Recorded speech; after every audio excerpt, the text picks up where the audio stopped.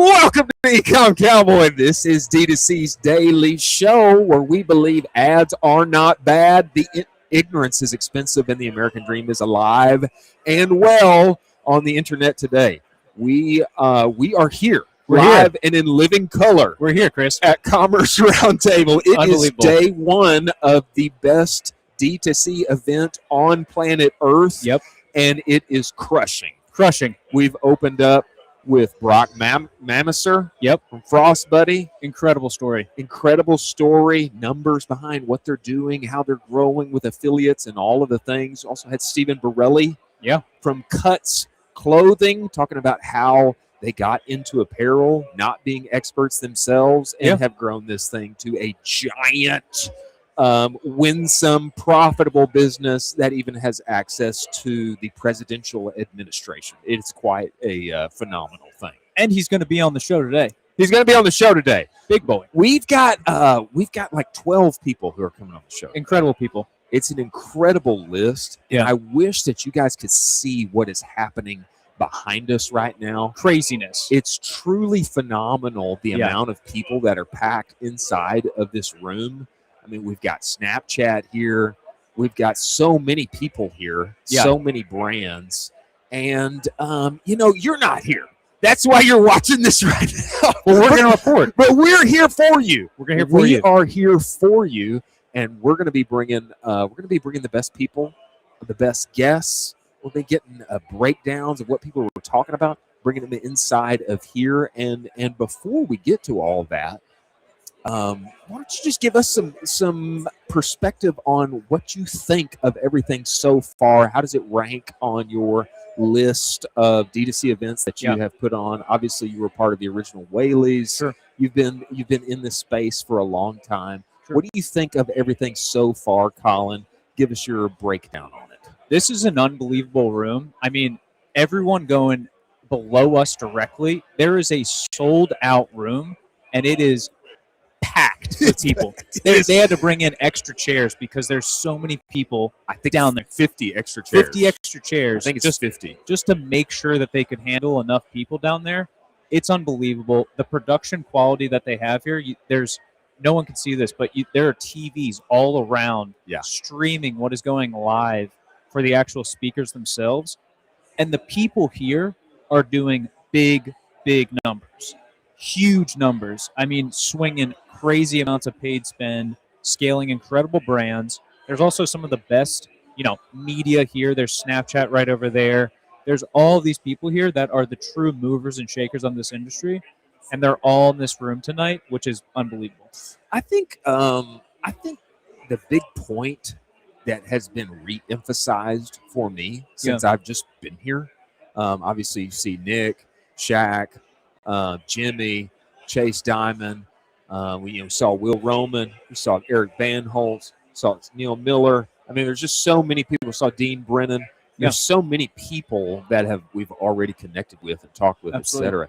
Just reminds you why you need to get face to face. Yeah, you need to get face to face. And if you don't do that, you're like hanging out in your frog well. Yeah, and all of those people are helping each other win right now. For sure, they are not playing their own game of I have to win and nobody else in the industry can't win. Right. They are all helping each other, and they're all in this room, and they're willing to have the most open, transparent conversations about, hey, this really sucked for these 3 months. This is how we got out of that. I think the only people here are the winners. Yeah. There's nobody who's ever had a bad experience. Nobody ever had a bad experience or a negative experience here. Yeah. I don't think those people. No, that's a joke. No. That's a joke. Everybody has a tough time. Yeah, everybody has a tough time, and they're so willing to share here. It's true. Because by coming here, you are saying, hey, I'm willing to learn. I don't know it all, but I'd love to learn and hear from some of the best in the industry, and that's what we have here today for the next 2 days. Just a little real tea, little real talk can go a long way. Yeah. And I imagine we're going to get some real talk tonight at our dinner, big boy. Let's go. We are reviving. We are reviving in a way. It's a new era. New era. But I would say, in a way, we're reviving the spirit of D2C Supper Club. Yeah. It's back, and it's better than ever. and we're officially doing it together. Ecom Cowboy Dinner. I think we've got about 68 people that we could not get in, and that to me says that we need to do it again. We got to do it again. We got to do it again. Yeah. I think we need to do these at least quarterly, maybe monthly. Not monthly, maybe a lot, but at least quarterly. We got to do this. Bob's downtown, Big Boy Ribeye Steak, which is a huge deal for everybody that doesn't work at Heart and Soil. If you work at Heart and Soil, you eat ribeye all day, every day. Yeah, they just always have it. Most of us don't work at Heart and Soil. Yeah. We're going to be eating Big Boy Ribeye Steaks at Bob's downtown. Little real tea with people who are in the room. I mean, we've got Howler Bros coming, Atlas Coffee coming. Oh, yeah. We've got Battle Box coming. Caden Lane coming. Unbelievable. We've got Tenuity coming. We've got new edition, new standard. I mean, we've got so many people that are going to be there inside of that room. Yeah. And obviously Chisos, Beard Brand, they're going to be there. There was an operator that came up to you. We won't name his name, but that came up to you this morning and basically said, because I went to one of your dinners. Oh, that's true. That's true. I now have a full-fledged business. That's true. My business started at your dinner. He did say and that. Now I have a multiple six-figure business that I'm running very comfortably. It's kind of wild that he said wild. That. It's kind of wild. That's the quality of the room that we're trying to get in and establish, and that should show you kind of what can happen when you put yourself out there and have really good conversations with folks. Yeah, some of this is like not rocket science. It's really not. It's like you get in the right room with the right people. Yeah. You learn, you connect, you offer value, and then what happens? You get business.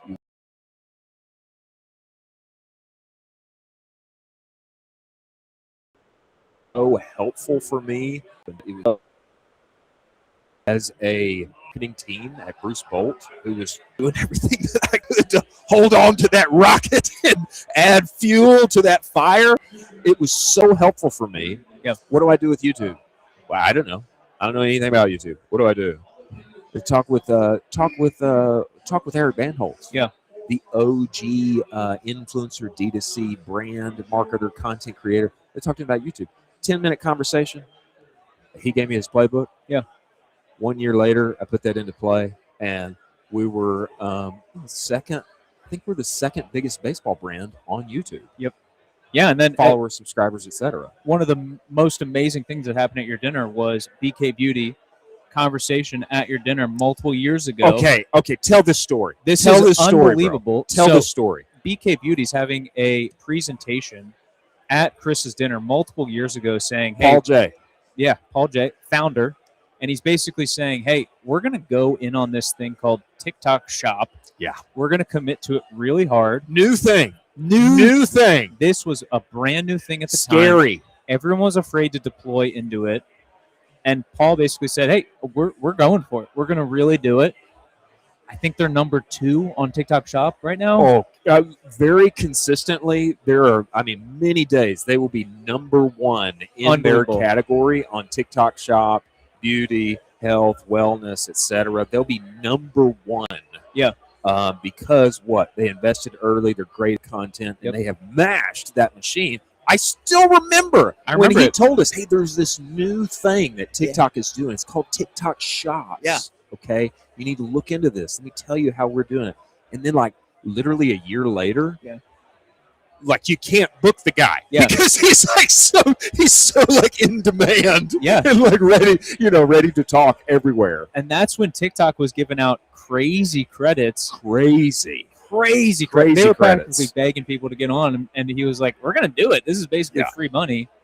Tonight, we're going to have a special little guest. We are. Talk about what we think is the next kind of wave of this. Absolutely. And he's going to talk about it tonight, and it's pushing real revenue for his business. Can we just tell the good people what's going to happen? John Roman, who we've had on the show, but I know too few of you tuned in to listen to that episode. Unbelievable. And the reason that I am beating this like a dead horse is because it is a huge opportunity that everyone in D2C is completely asleep on. Completely. Yeah. Is that fair? Super fair. Most people are afraid to do it. Okay, John Roman at BattleBox. Of course, everybody knows They've got multiple seasons of content on Netflix. Okay, big business, content, commerce. They sold it. Okay, sold the business. Great exit. Wonderful. Everybody's Mai Tais on the beach. Okay. Well, now they come back in. They buy it back. They buy it back. They got the business back. Okay. And they are doing the whole thing again. Okay, content to commerce, the seasons of content that they were doing on Netflix, they're now doing on YouTube on their own channel. And they have broken out on this new platform called Whatnot. If you are asleep on Whatnot, you need to wake up. Wake up! And it's a massive business. And what number channel is it for them? Number 2. Number 2, folks. Number 2. Unbelievable. I mean, it is unbelievable. It's unbelievable. Whatnot has become their number 2 channel for revenue generation. Number 2, it has surpassed Amazon. That's crazy. It has surpassed Amazon. And I know most of you are thinking right now as you listen to me, oh, what is Whatnot? I've never even heard of that. Yep. That's what most of the people who are listening to my voice right now are thinking. I don't even know what that is. That's right, you don't. And that's why we are making such a big deal of this. Yeah. BattleBox has taken it seriously, and in a year's time, Whatnot, which most of us don't even know about yet, has become their number 2 channel for revenue generation. Yeah. It's not cannibalizing their .com sales. Yep. It's feeding their .com sales. We're going to have John Roman talk about it tonight. In addition to some other interesting things that are happening with the people there in the room. Also delicious food. Also delicious food. I mean, if you're gonna be downtown in Austin, Texas, you need to go to Bob's. Delicious. Bob's to me is the place at night. You hit the steaks, a little rooftop action afterward. Oh yeah. And then who knows? Who knows? Make a friend. Find your way in. Yeah. I did just have somebody text me. We did have a single spot. One dropout. We had one spot open up, which is good news because we got a few people that are hankering to get in there. Yeah. Some interesting things happened over the weekend. We're going to have a bunch of guests come in here very soon. I think we'll have about 12 people come in here throughout the day. But some interesting things happened over the weekend. Specifically, one story that everybody and their mom could not stop tweeting about, and that is this new concept of chief clipping officer. Oh, yeah. Not chief executive officer, chief clipping officer. Greg Eisenberg, renowned Startup Ideas podcast, put out this thought that everyone was reacting to when we clipped it. When we got this screenshot here, it was 376K. I think it did a lot more than that. But he said, we'll soon see the rise of the chief clipping officers at companies, the person who figures out the 47-second moment inside the 2-hour podcast that gets 10 million views, probably will be the highest paid marketing hire of 2027. You're getting choked up about it. Well, I'm either getting choked up or I'm laughing. I'm not sure which one. I will say at outset, I think it's good that the biggest and brightest minds in our space are aware and see the value of clipping. Yep. I mean, significant value. Okay. Long content pieces, what inside of there is most valuable, that's going to get the most top of funnel reach that I can then use to push people further down the funnel. Very interesting, very needed. But chief clipping officer. Yeah. I'm not bought in on. Yeah. Any initial reactions for you? We've got reactions from all across the interwebs, but any initial reactions for you there from Greg? I'm totally bought in on it. You're bought in on chief clipping officer? I'm totally bought in on it. I think it's totally the path. You're doing this on purpose. No, you're doing this on purpose. The streamers have laid the foundation for us already. You're just trying to have some back and forth here. There's no way you actually believe this. I think this is the right move. No. They're copying the streamers' playbook. They're so bad. They are copying iShowSpeed. A rare L for you. What iShowSpeed is doing, for you. And iShowSpeed is now super viral. And so these brands can now kind of become that if they have the ability to clip up and upload to everything. I totally believe that most brands should become a clipping clipping/content house. Okay, but brother, listen to what he's saying. Yeah. Chief clipping officer. I love it. Yeah, someone's got to own it. No. Someone's got to No. own it, or else I think it's going to fall by the wayside. No. So the moniker itself is great for getting attention on tweets. Jack, why don't you bring us back to the other one here? The moniker itself is great for tweets, but nobody is going to hire a CCO, brother. Maybe. Chief clipping officer. Depends how much. And their actual job is to get lots of content and then just clip that? No. Yeah. No. It depends how much. Depends how much it costs. Yeah, it depends how much that person's salary is and also what other kind of functions they're having for their role. I think that could be very interesting where they're clipping content officer. So they're kind of chief of content more so. Video content. Yeah. They kind of own that bucket. Okay, well, let's read this next tweet. Bring us to our next tweet here, Jack. This is from drop this one and bring the tweet up for us a little more, Jack, so that we can see it. There we go. This is from Sharish. Instead, he's reacting here to Greg Eisenberg. Instead, every serious brand. I think this is a little better. I think this take is a little better, but not quite there. Every serious brand will have a dedicated creator for every major platform: YouTube, X, TikTok, Instagram. Each platform is different culture, different timing, different humor. You need someone who knows what works at 9 p.m. on a Tuesday on that specific app. One person, one platform, full-time, native to the culture. Brands figuring this out now will look like geniuses in 3 years. Okay, I think he is indexing more so in the right direction in that, the platforms are different. Yeah, okay? they're different. You need a creator, hopefully, that is dedicated in the sense that they get it. They know how to make digitally native content there. But all of this is still going to live under chief marketing officer. There's no CCO. There's no CCO that's coming. I don't know. I feel like no CCO that's coming. I feel like that's too much for the CMO to undertake because they're going to have so many different things that they're trying to own as well that I think you need kind of a chief head of content with a mix of head of clipping, head of content. Who does head of content live under? Marketing. Yeah. CMO. Exactly. But it's its own function. Agreed. Yeah. Agreed. It's unique. Yeah, totally unique. It's unique. Yeah. But I don't think we're seeing any CCOs coming out of this thing. There's no chief clipping officer. Maybe not. maybe not that level, but I think there's going to be designated roles that are going to be just about that for brands. I think that's fair. Yeah. But here's and we'll get to this. I think there's something to think about here. Like, does clipping actually work for everybody? Oh, yeah, that's true. I don't know. I don't know for all brands if it works. I don't think it does. Yeah, I don't think it does. And let's say you make cybersecurity software. Does clipping work for you? I don't know. Does clipping work for you if you sell cybersecurity software? I don't think so. I don't think so. I don't think it not. does. If you sell deodorant, does clipping work for you?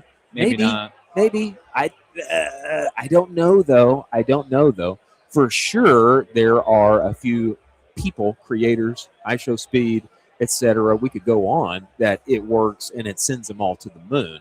Yep. But there is some question on whether clipping's already on the way out. No way. Yes, there's some question about this. There's some question about this. Let's bring up this tweet from Corey Dobbin, Jack. Okay, isn't clipping on the verge of death, given that it's about to be ruled undisclosed endorsements? Pretty sure the FTC is on the verge of cracking down on this. Did you know this? No. Have you seen this? Okay. No. All right, look at this. And if they do, it totally destroys the viability of clipping, in my opinion. FTC disclosure guidelines, the no disclosure rule, endorsement rules. The FTC requires that if a, quote, clipper is paid, incentivized, or has a material connection to a brand or creator to post clips, that relationship must be disclosed clearly. What this means is that what is supposed to happen everywhere on the interwebs, when clipping is done, if they are paid or remunerated for it, it essentially needs to have the ad hashtag. Yeah. It needs to be disclosed Yeah. in some way, which I feel like kills the whole thing. Kills the whole vibe. It kills the vibe. It Yeah, kills it the doesn't work vibe anymore. completely. You want people like discovering you like on some random secondary, tertiary TikTok Yeah. that looks like a fan account. Huge. And if it's all disclosed, and if it's essentially another influencer who's adding the hashtag ad, then I kind of think clipping is done. Yeah, it'll be probably also just nuked with reach. Like it's not going to go Nuked crazy with viral reach. anymore, which kind of Nuked. sucks. It kind of sucks. Yeah, that sucks. It big time kind of sucks. So there is some legality question. Yeah. That brings into the view some murkiness about the future of clipping. Okay, a little more on this now. The Cut 30 boys, and even though Brian Bloom is not a part of Cut 30, I kind of consider him like one of that's fair. He's like one of the Cut 30. He's basically one of the Cut 30 boys. That's so fair. I mean, the guy is like he's got his agency. TikTok shop, all of the things. Yep. Look at Aaron Warshawski right here. Can we just shout out our boy Warshawski? You want to bring him in here? Aaron, do you need to get in this show? Come you in. want to get on this show? Come around. Get come in around, here. Come around. Get on this show. Jack, we need to give a hand clap for our boy Aaron Warshawski. That's Get on for here. you, Aaron. Take a Get seat. in Take there. a seat. Get in there. What's up, man? How you doing? Jack, bring us Oh, over. wow. Bring us over to our next shot here, Jack, so that we can. I look good. Don't you look Jacked. good? You look good. You look jacked. There you go. You look slim. I'm trying. You look great. I'm trying. Whatever you're doing, keep it up. It's Proud of like you. it's the old school GLP ones. It's like the pre 2000s, Which means GLP don't eat as much? Yeah, Stop basically. being so fat. Yeah. Basically, Yeah. basically. Take some other things, Yeah. that you don't have to inject, Yeah. to help you lose a little weight. Now, Aaron, brother, so glad that you are here. I wouldn't miss it for the world. And you're not coming to dinner tonight, and we're not even going to mention We're going to be it. there. What- We're going to are be there. you? I'll be. We're going to Are you make gonna sure be there? Dean's thing goes fast, and we're going to Okay. go right. Okay. Okay, and then But don't pay for us. Okay. There's nothing. Don't. Okay, We'll be will there. you just slip in? We got Taylor's coming in right now. Is Taylor coming in? Yeah, he's he Wow. just landed about 15 minutes ago. So Wow. Oh my gosh. Taylor Holidays There we coming in go. hot Yeah. All right. from Yeah. Southern California. Now, Aaron, recently here, we're at Commerce Roundtable. Here we are. Here we are, and CTC has taken a position in Commerce Roundtable. Wild. It actually is more natural than not. Taylor has built a business based on educating people Totally. basically for free. Like if you look at our content Absolutely. at Common Thread Collective, you go to our podcast and you go to the shows that we've put together, it's how we try to engage with a potential client or our clients is education. So Jimmy and Nick are also just salt of the earth. Yep. Great Totally people. agree. Doing this, not necessarily like, I don't know if you guys heard, you guys were upstairs, but the first thing was like, we don't really make money off this. We do this because we like to do this. Yep. Yeah. Like this is our network. We feel like we need to continue to give back to the industry that has given to us. And we kind of like everybody here too. So it's like, it's great to give everybody together, have some conversations, see how people are winning, people are losing, and how to adjust off the losses. Yeah. But yeah, it was a natural fit for us to be able to say, hey, we're talking at these things anyways. We still have a line of different channels where we can spread the good word of this event, get more people out into this thing. And it's done awesome. Like these guys are great. This event is awesome. Like It's if incredible. you can't see, turn around, but it's just like this, what we're looking It's at right beautiful. here. It's This a is what you beautiful wanna see. sight. I mean, the stuff describe on- it for the people. You got 150 people out on the other side of this camera. Yeah. Having conversations about growing the biz. Totally. That's it. That And it's are like, True that's it. operators. Yes. True operators in the space. I think a sign of a great, because I've probably been to 500 conferences over Yeah. the last Yeah. 5-10 years. What makes a good conference? Tell us. And what doesn't? What have you What seen? doesn't? What have you seen that you know now is different with Yeah. Commerce Roundtable? So it starts with genuinity. Yeah. So what? So that means keep your sponsors away from don't try to sell constantly. Fair. That's fair. And then when you're bringing somebody that's going to have a topic in any of these panels, it really doesn't have to be the most perfect presentation. It just needs to jog something to start having the conversations after the talk is done. These guys that are out here right now, the buzz right now that everybody's talking about is how Frostbuddy went on stage and started talking about what they were doing with TikTok Shop and how they scaled, and it's impressive. And it's just like, so everybody here right now, you can kind of just hear the buzz of people like, I probably should start taking a look at what organically or affiliate wise can I start running up this TikTok Shop stuff. You can hear it. The buzz is unreal. But yeah, I would say genuinity, don't sell anything. Make sure that you give time in between some of these talks where people can reflect on the ideas that were put in, because nobody wants to be talked to for 8 hours a day. It ends up getting boring. You want to like work through things. So, Absolutely. We're here with Aaron Warshawski, VP of Revenue, Common Thread Collective. Recently, CTC has taken an equity position in Commerce Roundtable, our partners of putting on this event. And I totally agree with you, Aaron. I think this is a valid point that everyone needs to hear, because it really sets the stage for like what this thing is about. It's like Nick, Jimmy, they're up there at the front. They say, we really don't like make money on this deal. This is about getting the community together, investing, and when you give, then what happens? It's like a law of life. You get given back. And now I'm glad that you brought this up about the TikTok Shop point, because Colin and I were just talking about this. Brother, 2 years ago, I don't know if you remember this, Paul from BK Beauty was at the Supper Club, and he was telling us, you got to get on TikTok Shop. You got to test this thing out. You got to try this new platform. And now Frostbuddy is up there, and everybody's abuzz with it right now, how they have leveraged that engine and shot everything up and to the right. I want people to come to IRL gatherings like this, because I think what you get, of course, you get the losses. You get to mourn together a little bit. Here's what's not working with us. Sometimes that's the most helpful thing. But also you get to see, like, actually, here's an example of somebody who's like us. They're category adjacent to us. They've taken the plunge, and now it's working for them. They found a path forward for profit.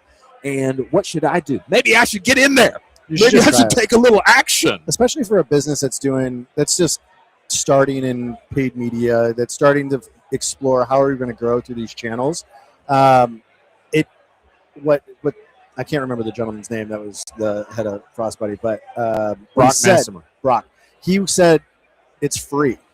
To start this stuff, it's free. It was my time. He went through this whole playbook of like, I did 5 to 10 videos myself a day and just made it in the schedule. It's kind of a lot like how you guys are doing. We got to get a schedule. We got to get some stuff going on this. We're going to be doing Get sweaty, baby. Just being disciplined about it in a way that's like, all right, and see if it's going to work based on the person that owns the brand, because you don't have to go get models to be able to do these. When you hear it from a founder, people will listen about their passion. It's just going to ring out on their products as well. So it's like, get out and try it. And then if it starts working, then start thinking about if and when and how you want to expand. The only caveat I'll say about the TikTok Shops thing is it does come with a price once you start actually scaling on it. So as you do go into TikTok Shops, it's important to make sure that you have a clear plan and strategy, so it doesn't just dig into your margins constantly. We've had, you remember, Colin, we had Jordan West who was telling us you need to be ready to lose money for 3 or 4 months. And then he expanded that and said 6 months. He did. He said 6 months. And they're like, whoa. When you were on the show, you said 3 months. And he said, no, let me bring that back. I meant 6 months. He said 6 months. I'm like, all right, man. Like, I guess we're going to be losing a lot of money. But the path to profitability is there if one can get sweaty and dialed enough and disciplined enough and to find a way forward. 100%. Like, look, D2C at its core is a bunch of entrepreneurs trying to start and build successful businesses. And it's a lonely game. Boy, it is, isn't it? You see, maybe that's why these people all like each other. I think so. That's why these are important. But it's like, these are the events that start sparking these conversations. Be like, it doesn't have to just be a stat on a PowerPoint presentation that said we went up and to the right and to the moon. It's like, oh, here's some practical ways that you can actually do this for yourself, for your brand, and you can do it cost effectively to see if it's something that works for you. Wow. Feel that. I love it. Feel that. That's huge. Huge. So what's your guys' deal for the next couple days? Next couple days, we're going to be live and in living color right here. Great. Yep. We're going to have about 12 guests on the show today, covering everything that's happening at Commerce Roundtable. People coming through. You got to take advantage while everyone is here together. Yeah. We got the dinner tonight. We did have one person drop out, but that's okay because we've got a 69-person waiting list. Yeah. That we can and somebody's going to get in there. Yep. We're going to have a great time. We're going to talk about Whatnot tonight. Yep. Huge opportunity with John Roman. What he's doing on Whatnot. Oof. I think this is TikTok Shop 2 years later. What's John? 100%. John Roman is John Roman at BattleBox. CEO at BattleBox. Whatnot has become their number 2 revenue generator. Really? Number 2, beyond Amazon. Massive business. Massive business. I'd say I have no idea what's going on. Exactly. But that's why I'm here. That's why I'm here. Exactly. That's why you're here at the round table. Well, Aaron, brother, we appreciate you stopping in. Hey, you guys are doing God's work out there. That's what we want to do. That's what we want to do. I love being in the booth here. Hey, everybody out there, just follow, swipe up for more. Swipe, retweet, all of the things, and we're going to stay glued in to what CTC is doing, brother. Yeah. I mean, we're excited about these. We're excited about these roadshow workshops coming up with Commerce Roundtable. Press Taylor, get him over here when he shows up. He'll be here in like a half hour. Yeah, we're going to. He's got some announcements. You got to talk to him. We can get some breaking news. Come on, get him in here. We're going to get some CTC. I don't want to take his thunder. Okay, don't take his thunder. But you heard it here first. Yep, it's coming. That's why you got to stay glued in. That's why you got to stay glued in to the live stream. That's right. That's why you got to stay. Wow. Like and subscribe. That's great. Appreciate you guys. We look forward to hanging out more tonight. Absolutely. Oh, we will. Thank you, Aaron. Let's wrap him up. Thank you, brother. Wow. An honor. An honor and a privilege. Yep. Honor and privilege. Bring us back here, Jack. Wow. I mean, well, that's exciting. That's just a kind of a sprinkle of the type of operators that are going to be here. Just a sprinkle. A sprinkle. That's just a sprinkling of the multiple folks that are here already. I'm texting our boy TH right now, by the way, and I'm telling him to come up here as soon as he arrives. Let's keep do going. It. Yeah, I mean, this room is filling up like you wouldn't believe. You're just looking around. You're seeing all the operators.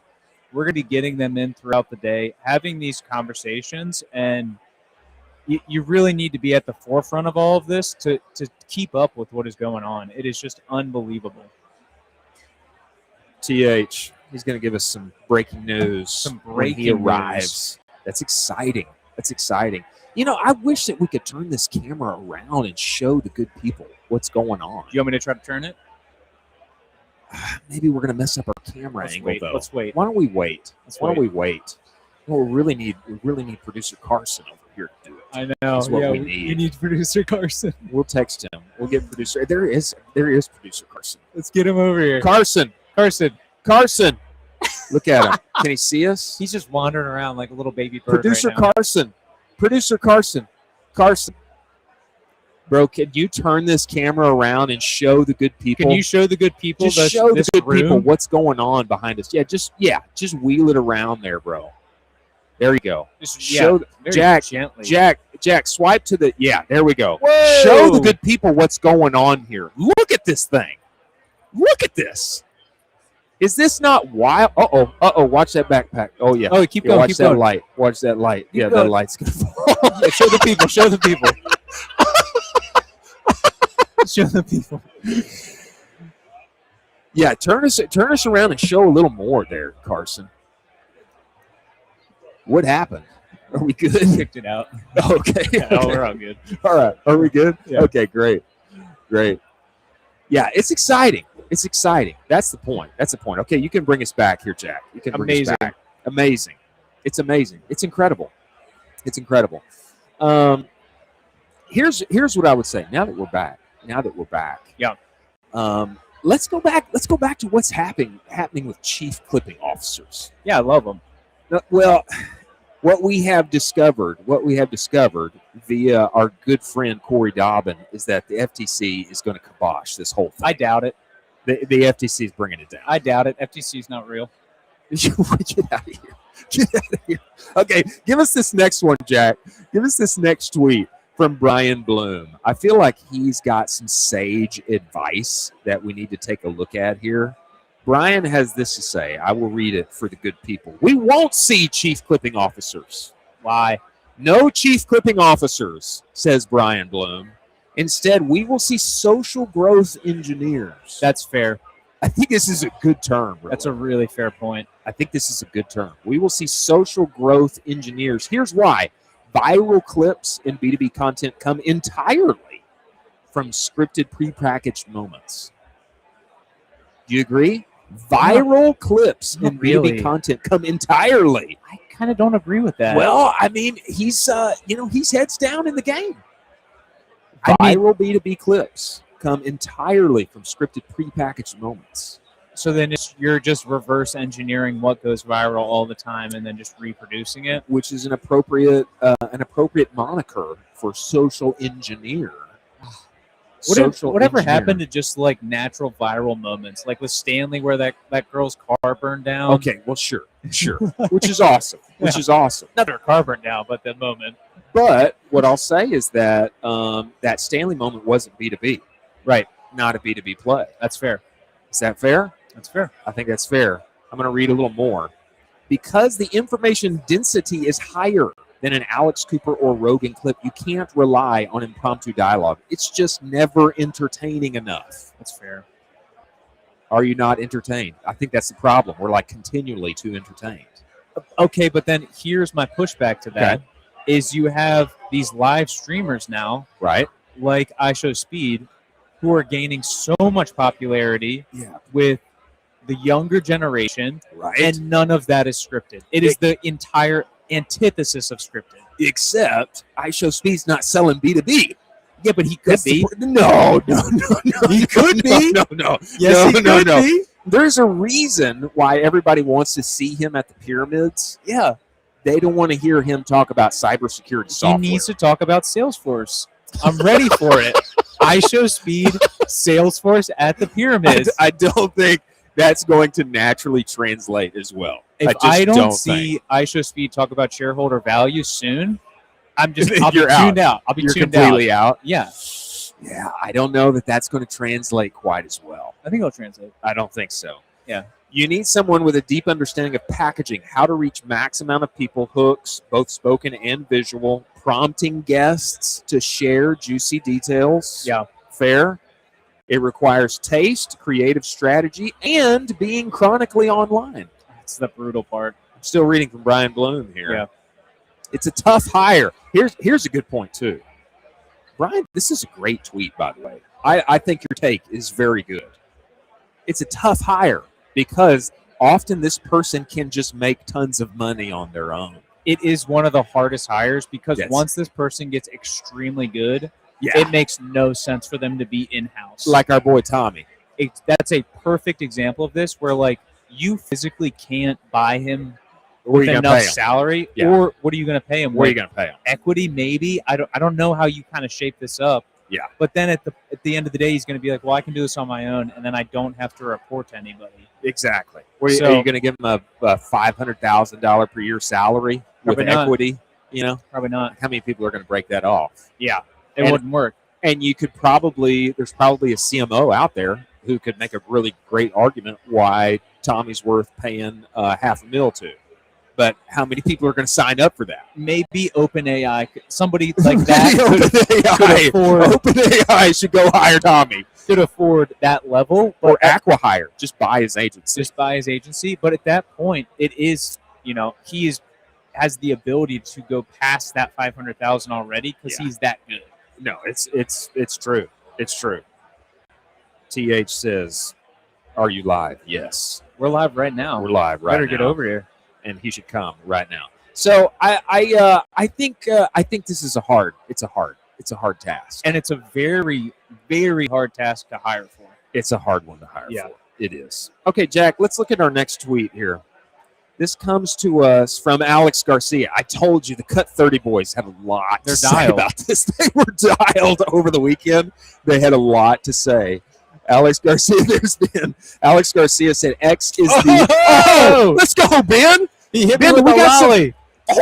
He hit me with one here. Here we go.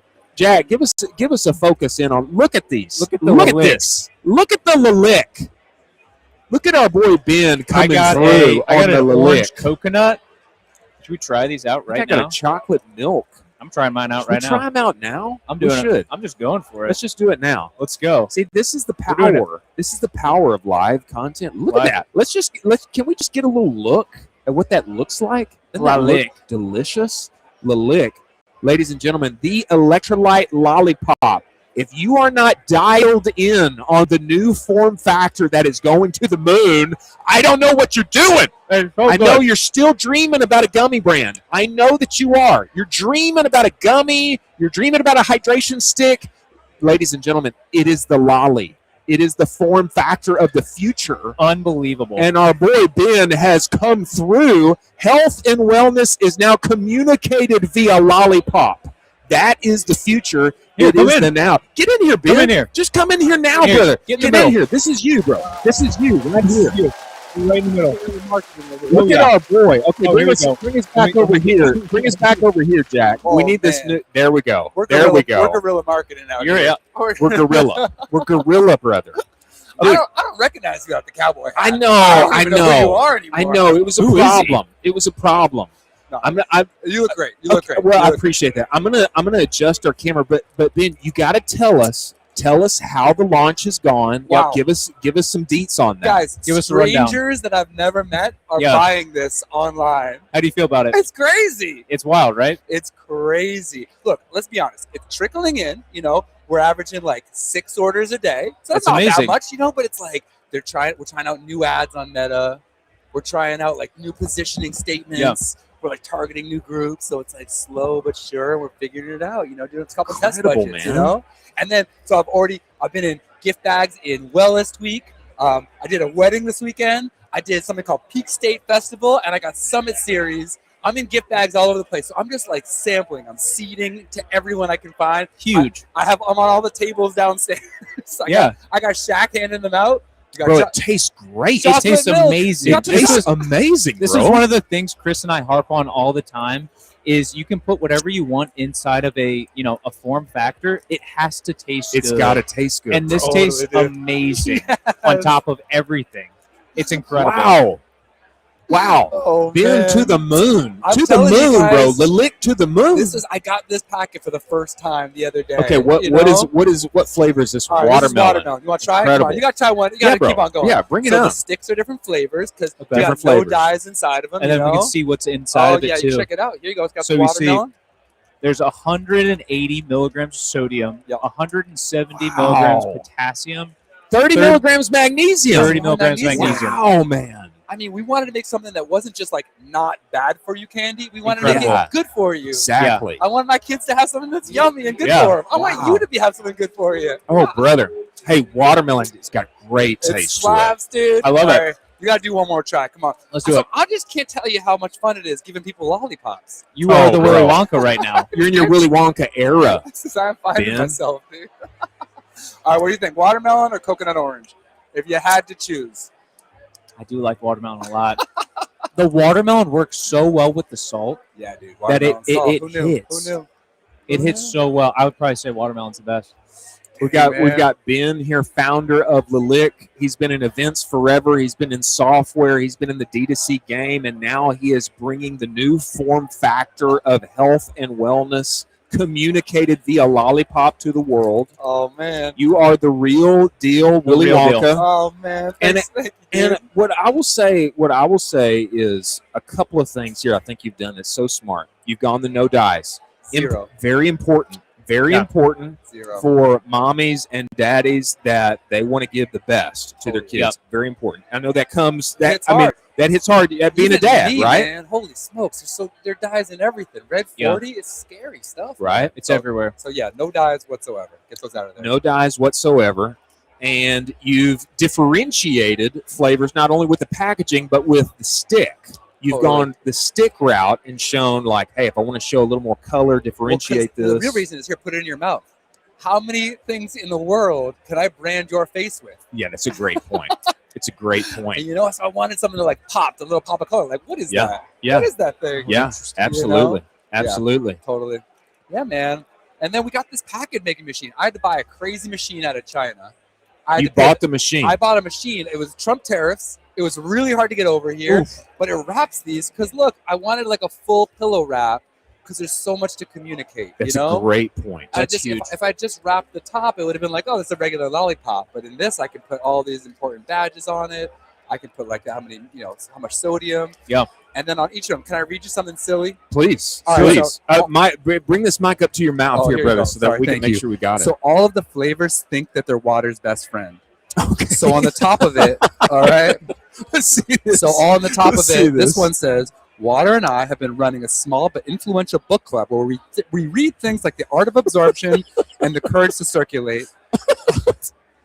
It says there's a lot of drinking involved, H2O kind, but this is just more proof that I am water's best friend. And then this one says water's main squeeze. This one says, they all say something different. They're all different. So a little bit of a collector's item. It's water got fancy with glass bottles and rare destinations recently. We knew her when she was just coming out of the spigot. You know what? Tap. You know what it reminds me of? Grounded. It reminds me of Snapple. Where you would have that awesome little, what's underneath it here today? What's my little, going to be my fun little thing? I want something. It's a little surprise here and there. I love that. So this one's water's BFFAE. So that's just a reminder, guys. You got to drink water. You gotta drink water. Can't just have lollipops for the rest of your life. And we can't just drink. We can't just drink Kirks. We can't just rip Kirks. I'm sorry, I bear bad news. Probably bad news. Probably bear bad news here. Sorry to Costco. Oh man, yeah. Okay. All right. So we need to remind the good people, Ben. Yeah. This incredible idea. You have obviously executed. The taste is excellent. Okay, packaging, primo. Yep. Okay, tell us how many decades you have been working in CPG. Tell us how many decades. So, dude, I've been in software for decades. And I've never touched a CPG product. It's crazy hard, man. It's not easy, is it? It's so much different. It's the hardest thing ever. It really is. There's so much different. The cash flow is different. The data stack is different. And just like, it's so personal, you know? Everyone's taste buds are different. I'm trying to get into your cupboard, into your pantry, into your gym bag. It's very different than the software stack where you're just like, hey, can I solve your problem? Yes, no, buy it or don't. This is an emotional experience. You know? I totally agree. Chris? I totally agree. Look at our boy! Look at our boy! C8! Get in here! Look at this. Get in here! Can we give you a lollipop, sir? This Would you is care for a emotional. lollipop? This is Taylor, emotional. Taylor, you need a lollipop. You need a lollipop. This is the next form factor. This is the new Groons. This is the new Groons, bro. La Lick for you. Let's go. Our boy Ben is bringing it up. Taylor, we need you in here. Can you get in here, Let sir? me sub out. Can you sub out? Yeah, we want you. This one works. Hey, Jack, we need a hand clap for our boy Ben. Ben, we want to talk more. Ben, we want to talk more, brother. We appreciate you joining us. Thank you. Hand clap for our boy Ben. New form factor, Groons, new 2.0 to the moon. Lalick is doing it. We are Pretty good. Isn't that good? Isn't that good? I mean, it's going to take a minute to get all my electrolytes. I mean, it's going to take a minute. We got to take a minute. Do we chew it? What are we going to Well, do? just Think about this, though. Think about this. Okay. We're joined right now by Taylor Holiday, Can you CEO come of here? Common Thread. Well, I know you're giant. But you want me on the couch? I You just want to be want me on the closer to couch? you. You want this? You want on the couch? for Okay, it. Jack, bring us back. Let's just test it out. Let's test it out. Yeah. Now Jack, we're talking. we need. Wait for Let's it. see. There Do you we like go. this better? Oh, Do you way like better. this? You like this way better? You looked hunched and kind of awkward over there. Really? Like someone put you in the corner. You think this is better? Yeah, She we're loves talking it. to the people. We'll That's get fair. there. I feel that. I feel that. That's Okay. fair. You All can right. go back when I leave. Okay. How's it going?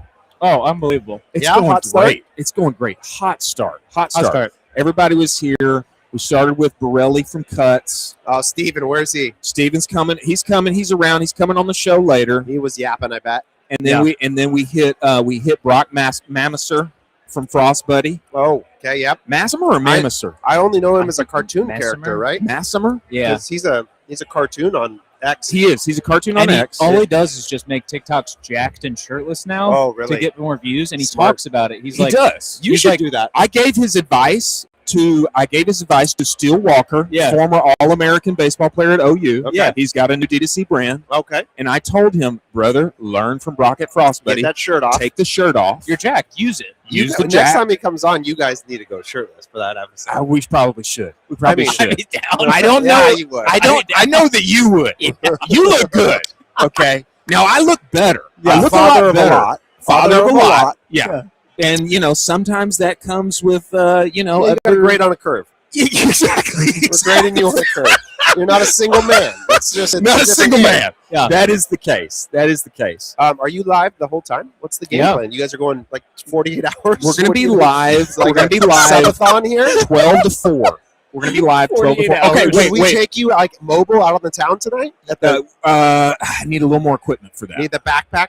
We need the backpack. Now, Yeah. I did get a hot spot, but it was atrocious. Atrocious. It's so bad. Just nothing. Where's Where's nothing. you can't 2 get megabyte Elon to upload. hit you with the Starlink and like That's throw you in the I think backpack? that's what we need. I Yeah. think we need backpack Starlink. This guy might have it. He's got a backpack. I think we who need do to we find know it. here, guys? What's the I know scene? Shaq has a Starlink. A lot and he of talks lot about of it all dudes. the time. A lot of dudes. Here's Yuki. So many dudes. What's up, Yuki from Pluffle? Boom. Boom. What's up, man? What's up? Yuki, we need to have you on the What's show up? tomorrow. We're live right now. We need to have you on the show tomorrow. Yep. That's right. So, guys, what? Give me the update. How's this going? I think it's been a smash Yeah. so far. You look around here, we have turned around the camera to show the good people. Yep. And you look around here, and what you get are great vibes, Yeah. high vibes. Yeah. Good signage, street signage. Great It's great. signage. I was Yeah. impressed. Take over on what street is this? We're on 4th Street. What is 4th. this? Yeah. Street takeover on the outside. Wrapped stairs. Everything. Everywhere you go, branding. Isn't this better than a booth? It's better. How much better is this than a booth? Yeah. No, it's It's smart. great. And now we're talking about how good it is to part owner of Commerce Roundtable, whoa. Taylor Announcement, Holiday, breaking news. CEO of Well, Common after Thread. after my You- Dynamite appearance, on You the might last have some episode. breaking news for us. What's been That's rumored? okay. So we had Aaron Warshawski, VP He of made an Revenue, appearance. Common Thread, and he said when Taylor gets here, Taylor should come because I think breaking news. But don't give us anything first. You need to tell people on Twitter that you are here right Yeah. now. Can we Oh, get you out? want a little retweet? I think we need to hit a retweet. Let's we do need it. to tell all the good people. We've been mean to make people pay the tax Okay. of Yeah. telling people I like that. Smart. because we want everybody to hear their content. We want everybody to hear it. Yep. And they may not hear it if they don't retweet it. How is our footage looking right now on Twitter? Does anybody know? Well, I don't like the latency. I don't there, like you how know. that's looking. I love Yeah. how that's looking. That one's looking great. This Jack one's says not it's looking not so- good. Jack says it's not good. Not good. I Oh, don't- it hurts my feelings Okay, so so bad. I'm trying to figure out what you guys did here. So we switched. We gave this account to the To the show, To the the show. endeavor. Yeah, Smart. it's. I and mean, then this is this fella. that's me also. Okay, all right. They're kind of both me. I like it. I'm just But- trying to keep up. Yeah.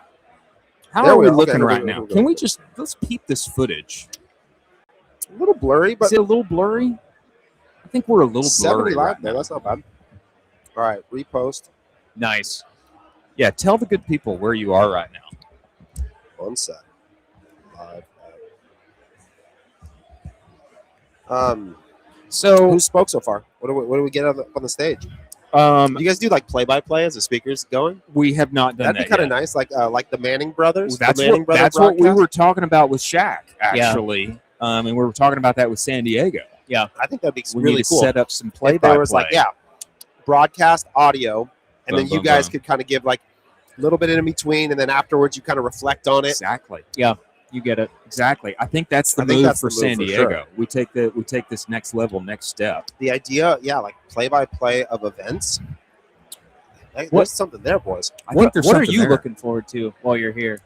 Because it's interesting because you're kind of like speaker level. You're like the OG like mentor teacher level, where like old. He called me old. That's what. Goated. Goated. seasoned. Goated. Seasoned. Yeah, Seasoned. veteran. Little salt, veteran. little salt and pepper. Little salt What and are you? pepper in What there. are you looking forward to here?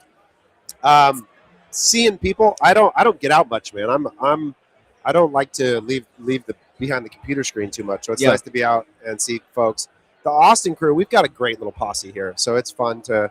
We'll be coming to dinner tonight, and then we're going to jet over to Dean's for dinner and see that crew. And great. Play some golf tomorrow. You know, Mother Nature withstanding. Mother Nature allowing. Doesn't seem too interested in it now.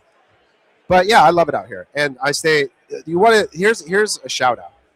The best hotel in America that I stay at every time I'm here. You always are on this. Always. Which one is it? The Lauren at Lady Bird Lake.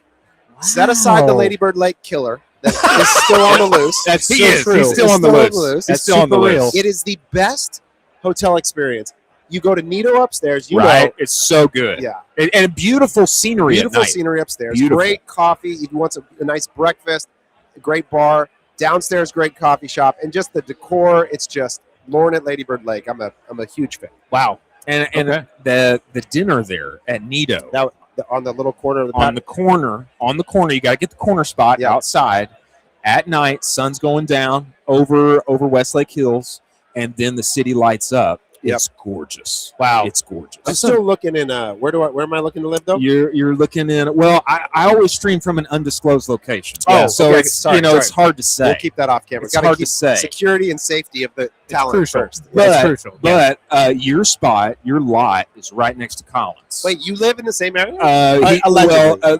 Maybe in the future. Wow. You know what I'm saying? We got plans. Are you from Austin? No. Where are you from? Originally, I'm from Maryland. Wow. Never go back there. He was here though. He's OG Triple Well. Yeah. Okay. He was here. So you moved out here for Triple Well? Yeah, I lived here for 3 years. I was in East Texas for a little bit. I was in Dripping. Bro, that is not East Texas. All right. I know Dripping though. But you that's love Dripping. You love Dripping. I was in Dripping. Dripping was beautiful. A lot of shoeless, shirtless men running around Dripping Springs. It's cool. It's a chill vibe. A lot of hills. It is. It's a great vibe. It's a great vibe. But what's just slightly better, just a slight edge, is the undisclosed location. That's fair. That we will all be living in together. Are you married? Kids? I get married next month. No way. I know, Congratulations. right? Thank you. I appreciate that. He's a youngster. How did you two meet? Triple. Yeah. I mean, I was doing everything I could at Bruce Bowl. Yep. And I was trying to get all the help I could. So I came to everything that Triple was doing. Yep. And that's when Colin and I got together. Cool. I also happened to notice good-looking guy. Face for live television. Face for live television. Face for radio. Face for live television. Retired frat daddy. There you go. That always helps for making relationships. Charismatic, telegenic. People like him. And I always thought, Colin and I, man, we could do something together content-wise. Yeah. I really believe that. Yeah. And then this guy's happened to work in partnerships for like the last 5 years, and so he knows everybody as well. Might be able to sell some ad sponsorships. Might be able to sell some ad sponsorships. You thought maybe you know some folks? Smart. And so then we got together. Tell me about how's it going? Like, what's has it been better than you expected? Has it been harder, easier? What's it been like doing the live show every day? Yeah, the whole show. Yeah, the whole thing, the whole experience. Chris, you want to go first? I'm interviewing you guys. I would say number one, it is a grind. Dude, yeah, it's super real. It is a grind. Super real. When we first started, I would prep for like 3.5 hours every day before we went live. That's gone. And then what I will say now is it doesn't take quite as long. Yeah, because we had to make systems in place. Systems in place. We really had to establish that. Get Claude pilled, Anthropic. Yeah. All the things. Yep. I will say that we talk to so many people. Sometimes I cannot literally remember who the people are. Like yesterday that we talked. So many. Just so many. Do you think every day is the right recipe? Do you think you'll stick with that? Here's what I think. Yeah. What do you think? There's an interesting kind of balance to it where we've talked a little bit about, maybe it's 4 days a week, and then that fifth day is like a very long, in-depth interview, like a story, like what Mark is doing over at Open Residency. Yeah, Open Residency. He does a good job. Like that type of level is the fifth story. Yeah, and it's just these different that's content a big pieces project too, though. Again, that's a big project too, but but here's what I will say. The piece where it's a grind and it's kind of like unfathomable that you do it every day. That's what I like. Well, that's the moat, too. That's the moat. It is That's You the have moat. to do the It thing really that nobody is. else is willing to do. It Exactly. really is. And so I think there is something about the obstacle is the way here, right? Like, Exactly. that you got to just keep going, keep persisting in that process. But Yeah. because you don't know, especially with this kind of content, you don't know when you're going to have the moment. You Something don't that- know. An interview, a conversation that takes Exactly. off. Yeah, you That just don't it's just know. so hard. That's the thing is we had that happen yesterday to us. I mean, a clip that we posted yesterday popped off, and it's at what? 400. Last time I checked, it's had 407 bookmarks. Yeah. Almost double the amount of likes. Yep. And It was just like a random story we That's right. covered, and we were just like, yeah, we'll throw this in there today. Yeah.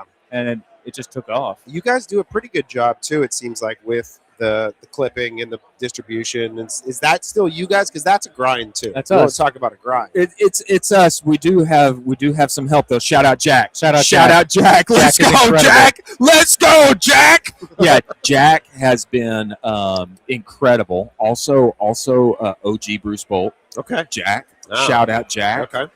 Jack says in gang, the gang. house with the studio. She is in house somewhere. Jack She- says gang, yo, gang. gang gang. That's Gang, what's gang. up, Jack. Yeah, she's with us. She's At, with us no, full at time. Bruce Bowl at the house. Was She was not. Okay. She was not. She was not. And Jack also does. Anyway, there's other talented people Yeah. there behind Jack. Yeah. But I would say there's room for us to get better. Yeah. We've made progress there. Now, go There ahead. is that V2 of the show that you have Okay, teased. okay. That is, oh boy, I I got up out of the seat for It- that. it's incredible. Okay, my boy Colin is impressed. Okay, Okay. I've been working on It's this thing. Give it to me. Unbelievable. Okay, V2 production. It's I mean, unbelievable. We're much fancier. Okay. Okay. We've got actually. We should see this next week. Yeah. Hopefully Wednesday, Oh, Thursday. so this is coming. Gorgeous. This is coming. We've got a ticker Okay. that is rolling through news with metrics Mm. and numbers, campaign launches, collabs, social likes, reach on posts that nobody else has. I like Nobody that. I has like this that. info. I And it's Nobody. updated every 24 hours, and it's rolling through.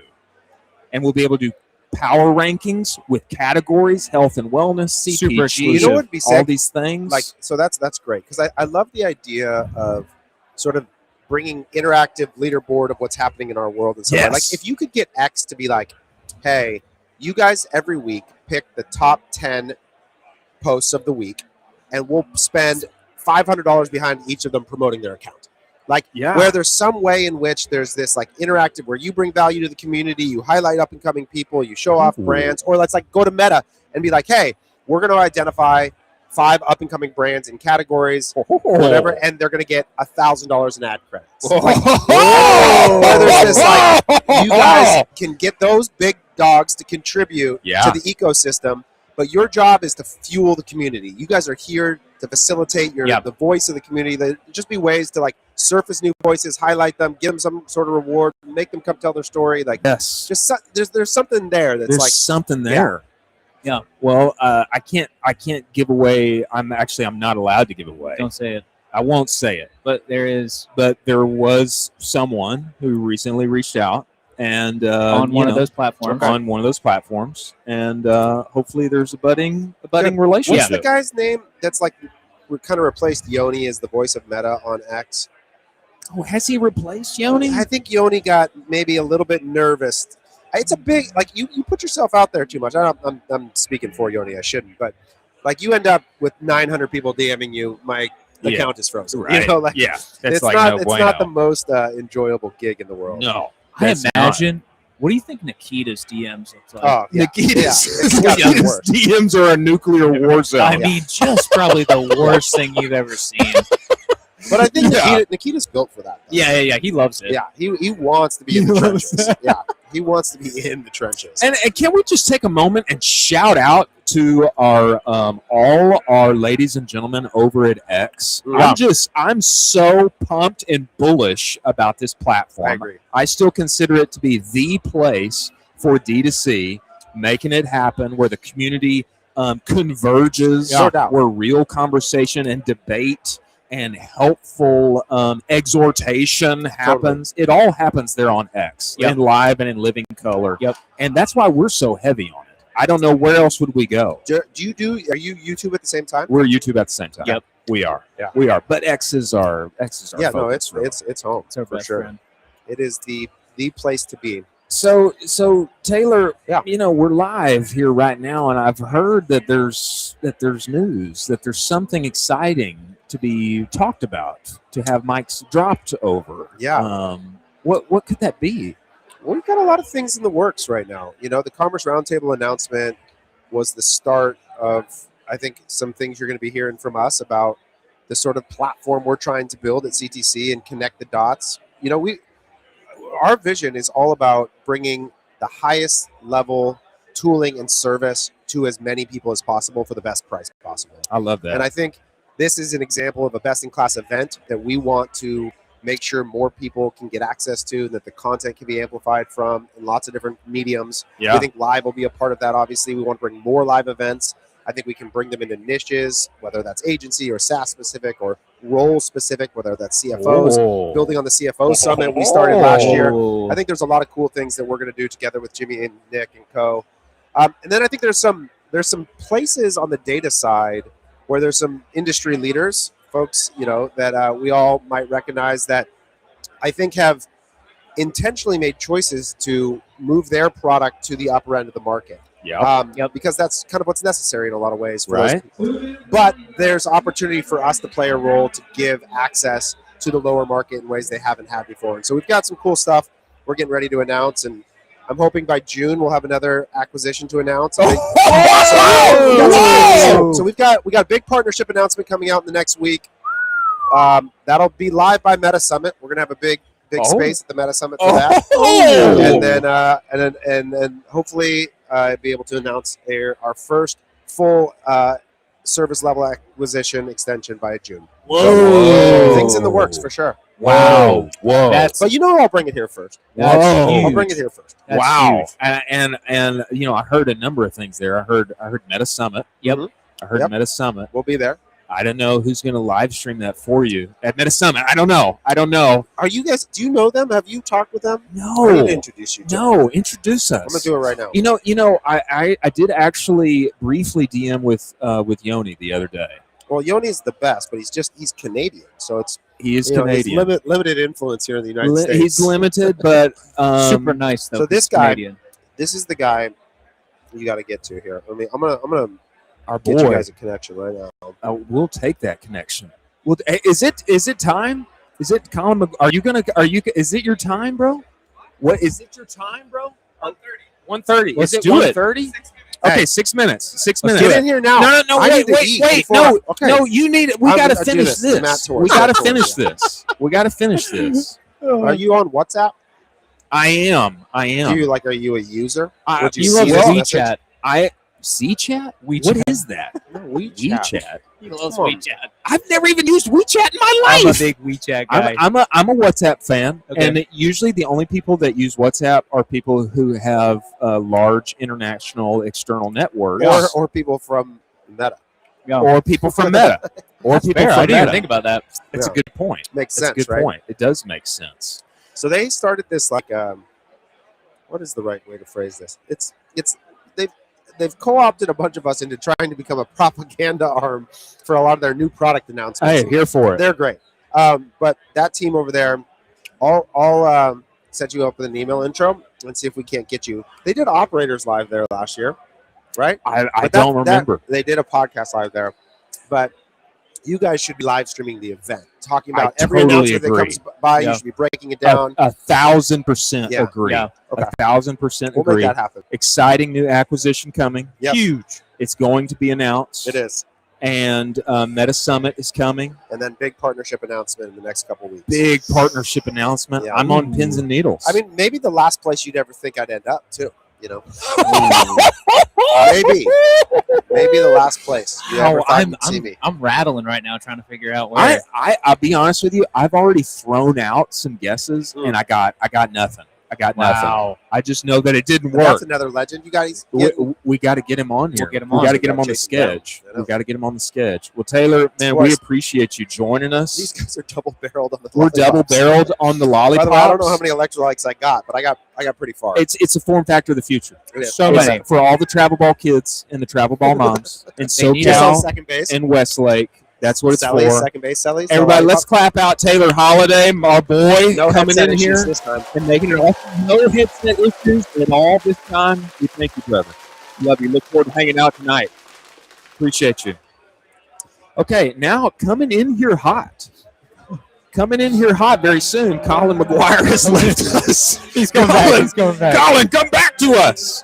Wow. What an unreal announcement from Taylor What an Holiday. unreal announcement. Unreal announcement. Multiple pieces of news. Multiple pieces. We got to clap in our boy Colin McGuire of Boomin' and Glimmin'. Get in here, Colin. This There we is go. for you, brother, right here in the Here, middle. Let's get you in here. We're going to get in here nice and this bad boy on snuggly and cozy And then all get the the way mic. down Oh, from yeah, look at pure this. Michigan. Okay, now here's everybody needs to know that you're on Okay. right now, Colin. So we All right. need you to give us a retweet. That way everybody can I already find did. you. You already did? I said Look I'll be at on our in 5 boy! minutes. Look I'll at be on our in 5. boy! I know, On Ball. fire right I know, now. Ball. Wow, I'm a Colin, you marketer. do know You're at a you marketing are. event. You Exactly. don't think I retweeted it? Come That's on. our boy. That's Wow. our boy right there. Okay, now, Colin, last we spoke, we got the deets. We got the deets Yep. on Glimmer and what's happening. I think at the time we were rolling into Target, or we had been doing well at Target. Give Yeah. us the update on what has been happening since we last talked. Yeah, man. So we crushed our pilot with Target. Took our first basically like 6-month swing at mass retail. I think we did exceptionally well. We're basically going to be Wow. rolling out nationwide with them. We'll be doing a bunch of SKU expansion. Come on, bro. So yeah, it's a really exciting time. It's a totally different skill set than D2C. It's one of the most challenging things I've ever done in my career. I've been doing Wow. this for 15 years on the D2C side. It's just a totally different skill set, totally different type of work. The deadlines and the timelines, and again the type of work and the people you're working with, and the amount of fucking emails. Oh, I send so many emails now, dude. got email. Emails out the wall. I'm just not that type. Like, what made me successful in D2C and in e-commerce is all of the growth marketing. It's all the creative work. It's the creative strategy. It's the media strategy. It's the product positioning. It's it's the go-to-market strategy. That is a totally different skill set than what I'm doing now.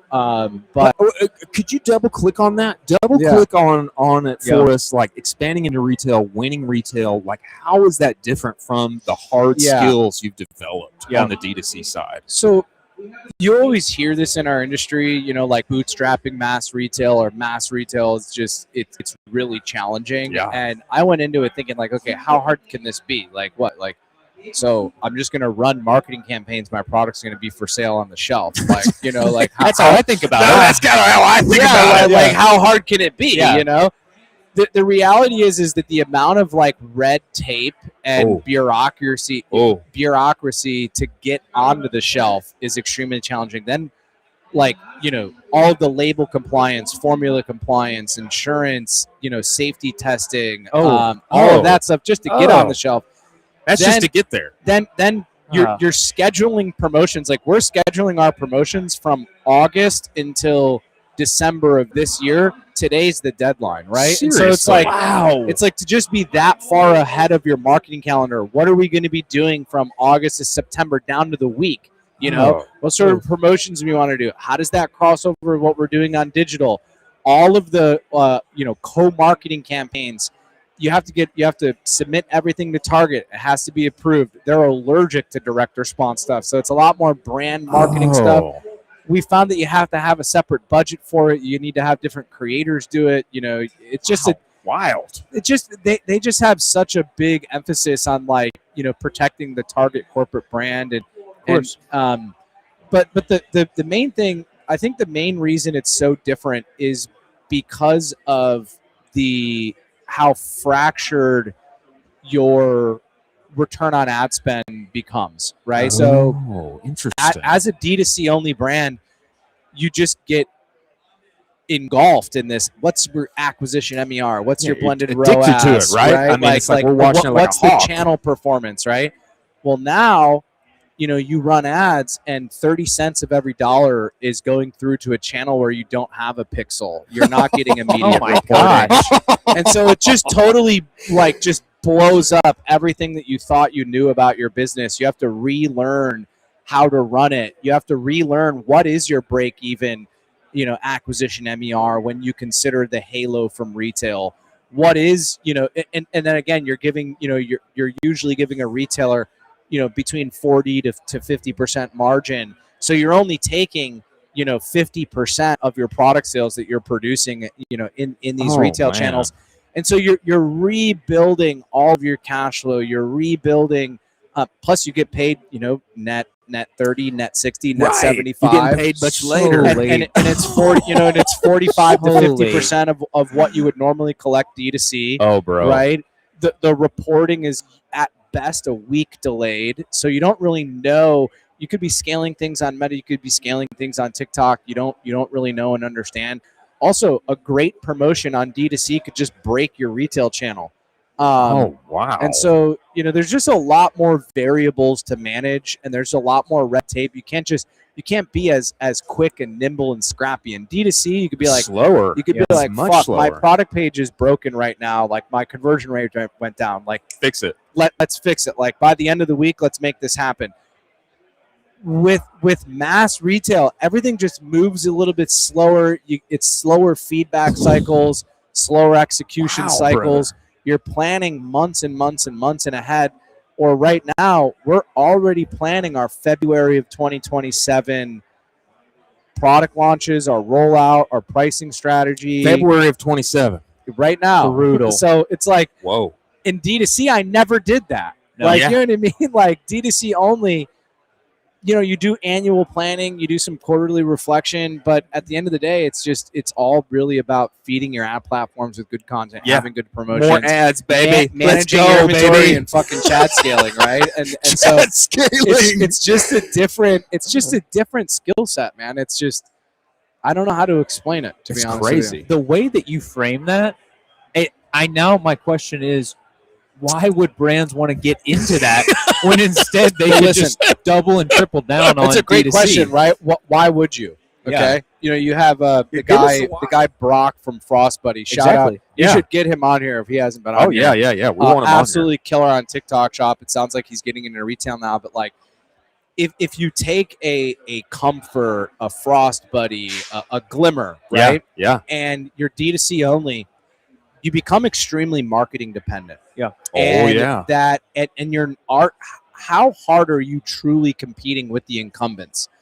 Like, if I want L'Oreal or Unilever, or I want some sort of big exit at a really big multiple, you have to truly be disrupting the incumbents. That makes and the only way you can disrupt the incumbents is by fucking going hand-to-hand combat with them. Let's get in there, baby. Let's get in there, baby. And fight them. You know what I'm saying? Yes. And when you can prove that you're beating them at their own game and not this make-believe D2C marketing dependent thing where, hey, if you turn off your Facebook ad account, your revenue is going to go like this. It's going to, it's going to crash and burn. When really the reality is like, no, man, we're head to head in the same fucking aisle, and I'm beating you. You know what I'm saying? Out. Yeah. What happens then is you can command higher multiples. That's how you're getting these big multiples, right? That totally makes sense. And when you can combine two things, subscription D2C and mass retail, which we all just learned from the Grunz news, right? Right. You can get the attention of Unilever, right? Unilever is now bought in Nutrafol, right? Mass retail and D2C, Grunz, mass retail D2C subscription. Sorry, I should have said Nutrafol.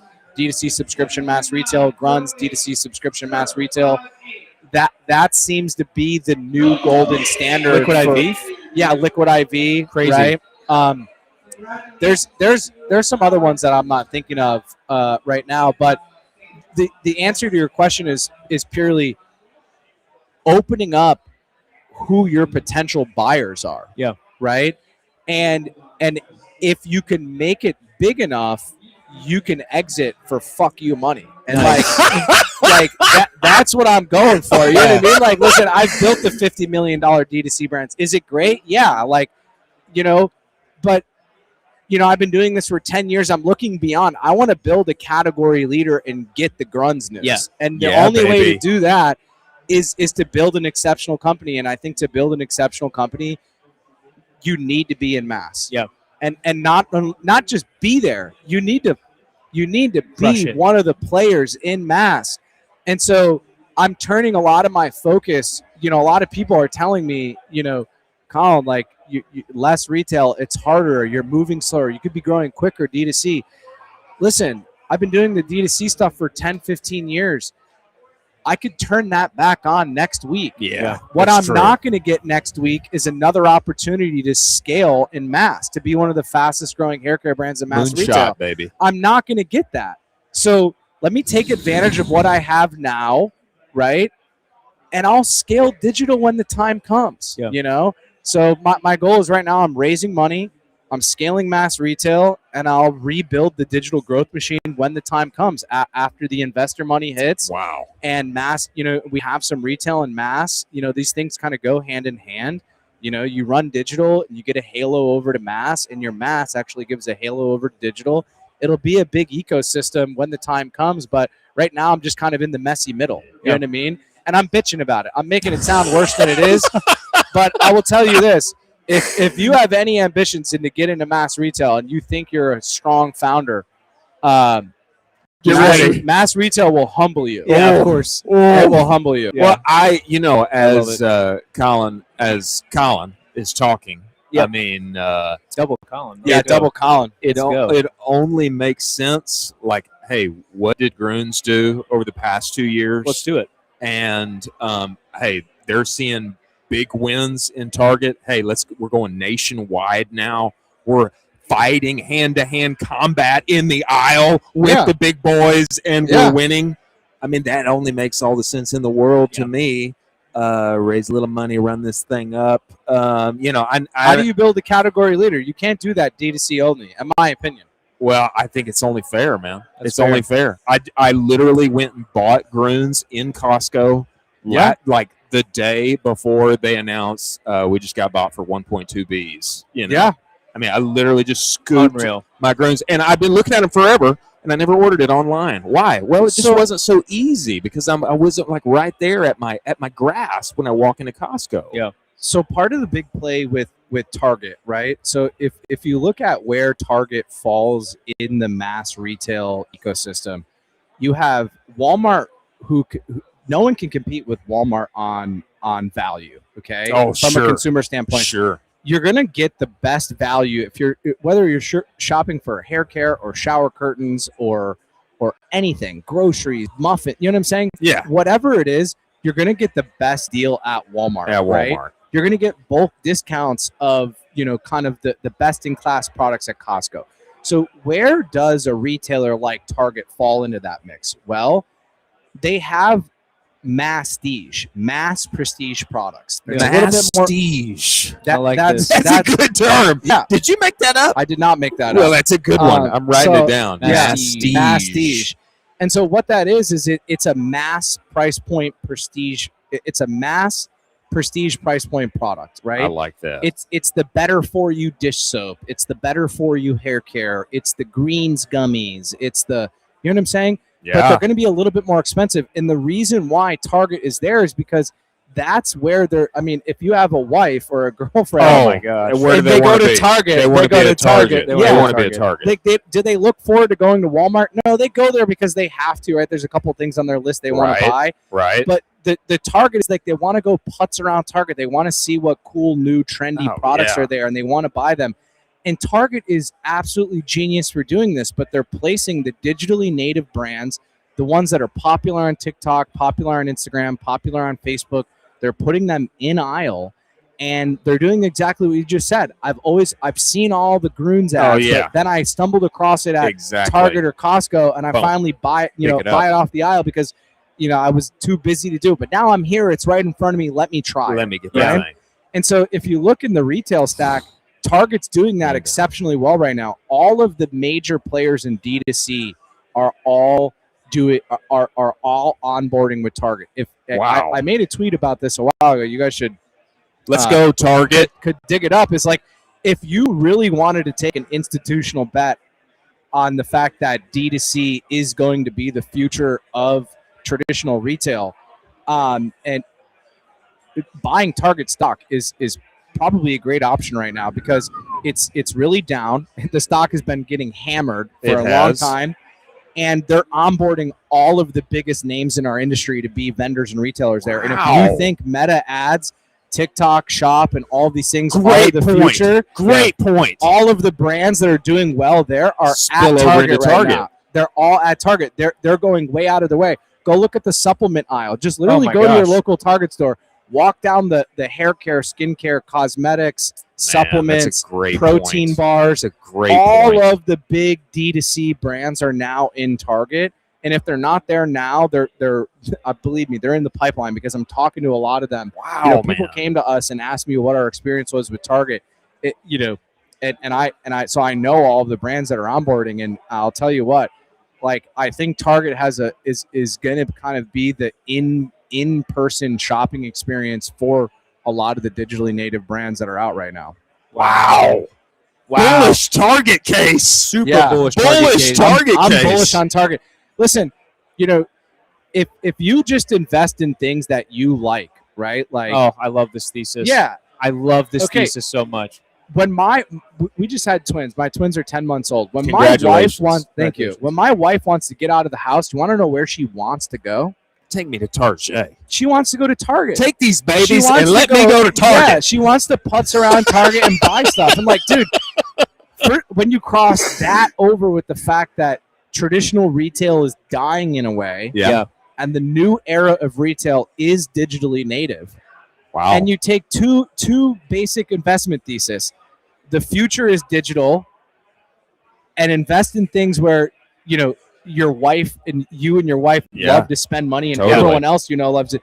Yeah. And you marry those things together. I think I think there's a big bull case for Target. Yeah. And that's part of the reason why we wanted to go all in with them. Like, Wow, in my man. opinion, I would rather be at Target than Ulta or Sephora. That is I truly would be. That is Wow. long Target. That's Target. a bullish case for Target, It is, man. Right? And I think this is a good point on why maybe Target has a significant future outside of just what we have known from the past, where hey, bougie mom likes to go there and walk around. Maybe there's more and more of that to come for generations lower and beyond, for Gen Z, for Gen Alpha. Digitally native brands being well represented there, spill over from Meta and TikTok, driving footsteps there. Oh, I've seen this. Let me take that. Yeah. That's an incredible point of view that I think is really unique. Thanks, man. I appreciate it. Well, I'm bullish on Glimmer. I'm bullish on Glimmer, and I'm bullish on Target now. I'm bullish on Target. Yeah. Seriously. And I think I want to see this thing go to Mars, Colin. Yeah. I think we're going to the moon, but I We think we are. need to go to Mars now. We are. And you We are. sprinkled a little bit out there the fact that you may be raising a little bit of cash. Well, Yeah.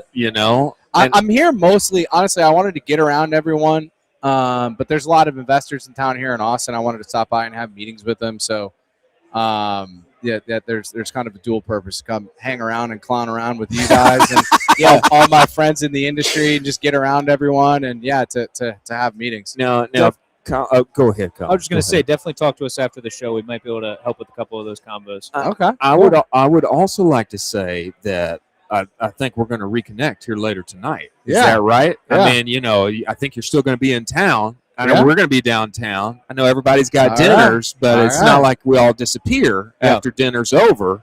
I think we should hang out and have some more time tonight. Cool, man. Yeah, I'll stop by. We'll get a drink on the roof. All right. There we go. Sounds fun to me. Wow, Colin, man, so excited to hear about what's happening with Glimmer and you guys taking over in retail. What a unique kind of endeavor that is, and it sounds like the next steps are in place to raise and run. and then we run this thing to the Mars. Yeah, man. I want to build a category leader, and I think this is the path to do it. Like, I think, there's certain things you got to do to be the best, and we've got a long journey, but I think we're on the right track. I love that so much. I'm taking that one and I'm stealing it. Hand-to-hand combat in the aisle, necessary for giant, life-changing FU money exit. I'm serious, dude. Listen, I think I have a unique perspective in this category. Like, a lot of the people here, like, I remember, a lot of the big players here. I've been doing this since 2010. Oh my gosh. And I remember the very early days of, like, even Nick Shackelford's early career. Like, I connected with him in the Facebook ad buyers group, and I've seen him, like, probably surpass me in a lot of ways in, like, success in this industry. And but I have a unique perspective in the sense that, like, I've seen every stage of this industry. I was one of the first group of people to advertise on the self-service platform of Facebook. It's crazy. I alphaed and beta. It's crazy. I alphaed and baited Meta ads, Snap ads, TikTok Shop, GMV Max, Google, a bunch of Google products, and back when there was arbitrage everywhere. Oh yeah, and Amazon. Like, I was really early seller on Amazon. Like, I've just been in the space for a long time, and I think I have a very unique perspective in the sense that, like, I've built an agency, but I've also run my own brands. Yeah. And in a lot of different categories on the agency and my own brands, from food and beverage to beauty and whatever. And I've taken all of, 15 years of learnings. And I had this really unique perspective of, like, what's going on the macro environment of retail crossover between, like, mass and digital because of my agency. You know what I'm saying? Like, there's not a lot of people who have seen food and beverage and beauty and home goods and in so many different categories that have done well D2C, but also have seen what happens when you go into retail. And I've talked to all the retailers. You know what I mean? Like, I've had good meetings with them. I understand, what their corporate initiatives are. And listen, have I talked to all of them extensively? No. But even just getting 10, 15, 20 minutes to hear about what their corporate initiatives are, and you can measure it against the knowledge you already have in the space. Like, I really truly think that everyone's margins are going to be compressed D2C only unless you're going subscription. Yeah.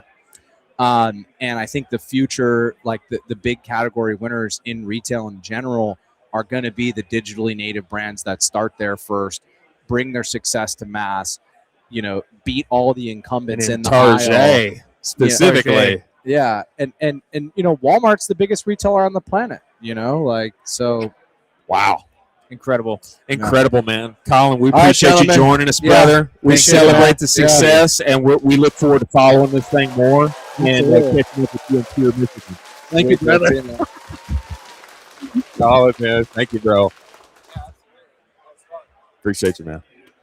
Wow. We're still live. We're still live. We are still live. Get in here, Dane. Dane, get in here, brother. Rock and roll. Dean, right in the middle. There we go. Dean of Winback is joining us now.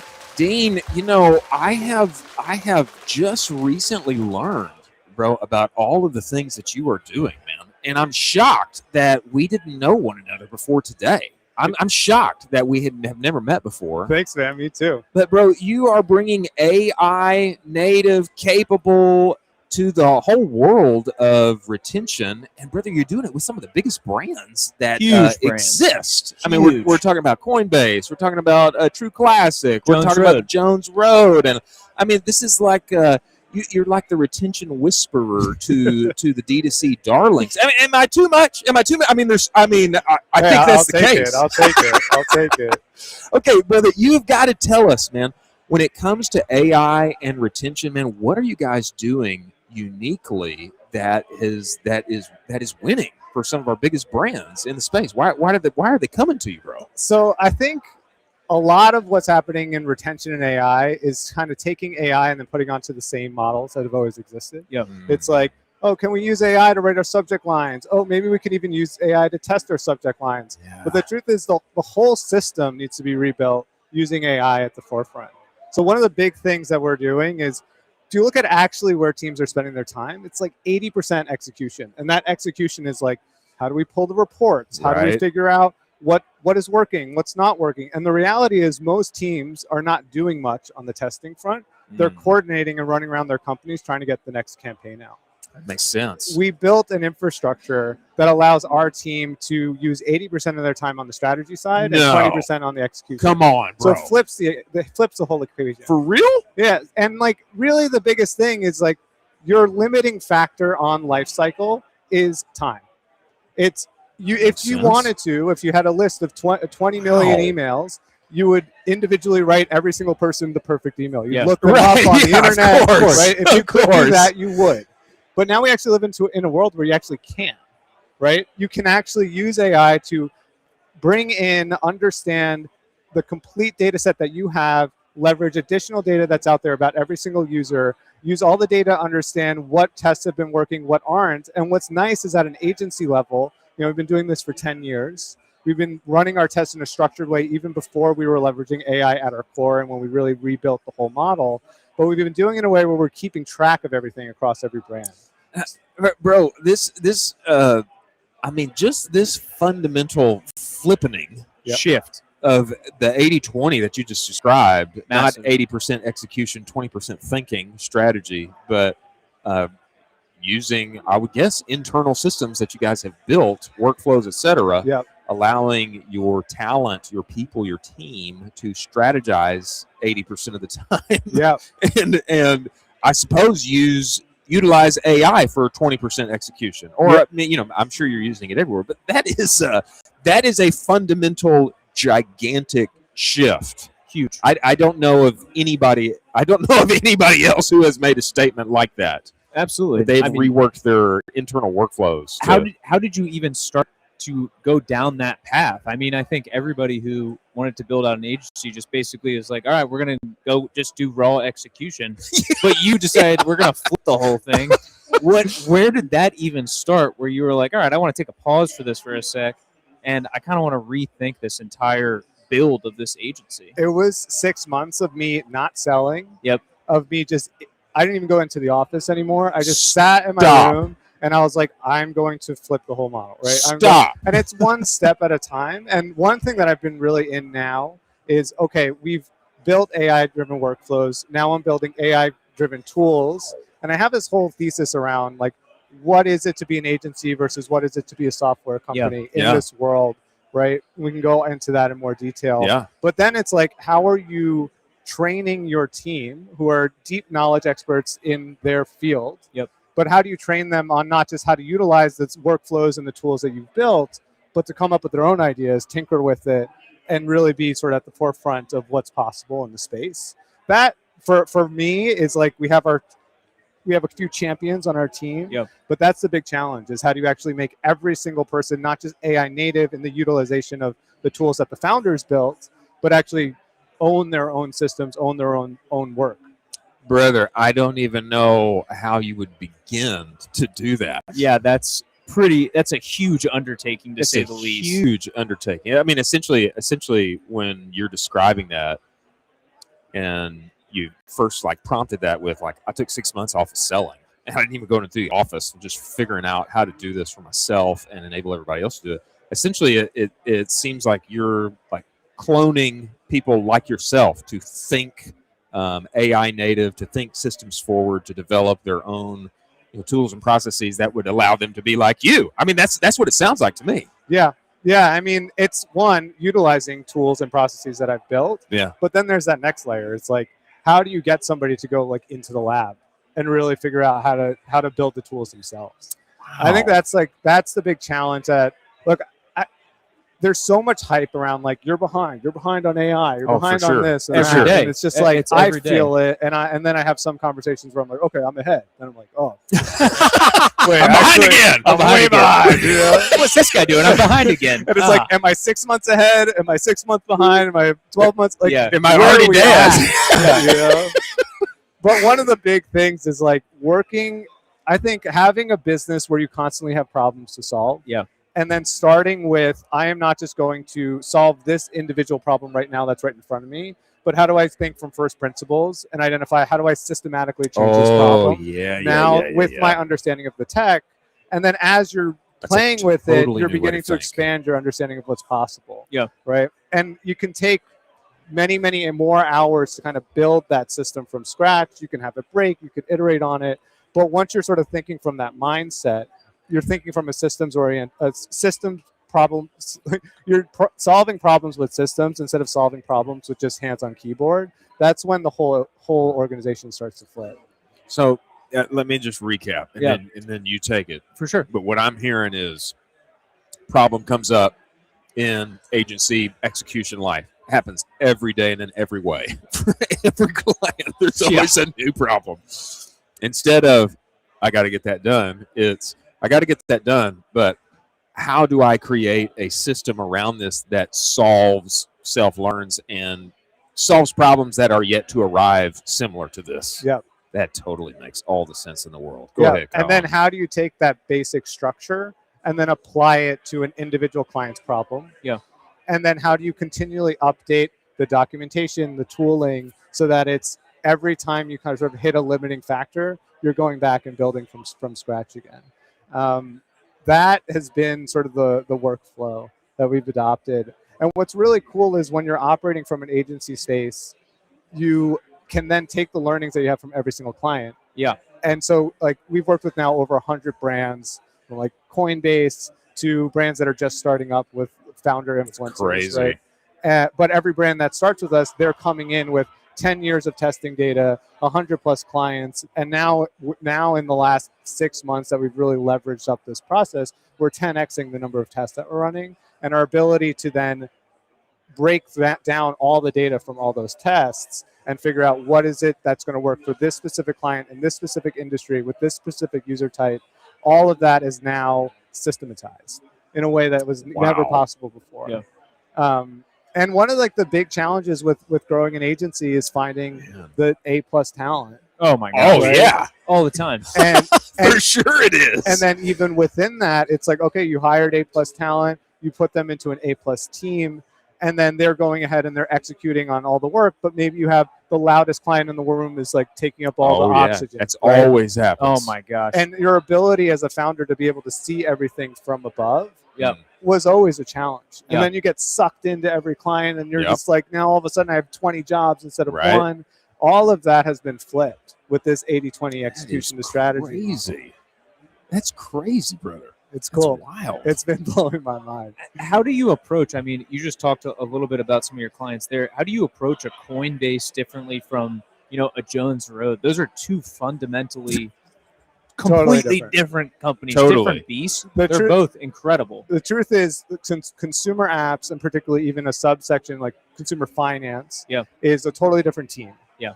Totally different I tool see. structure. The same mentality around testing. How do we understand data, et cetera, but completely different user flows, completely different stacks, totally different.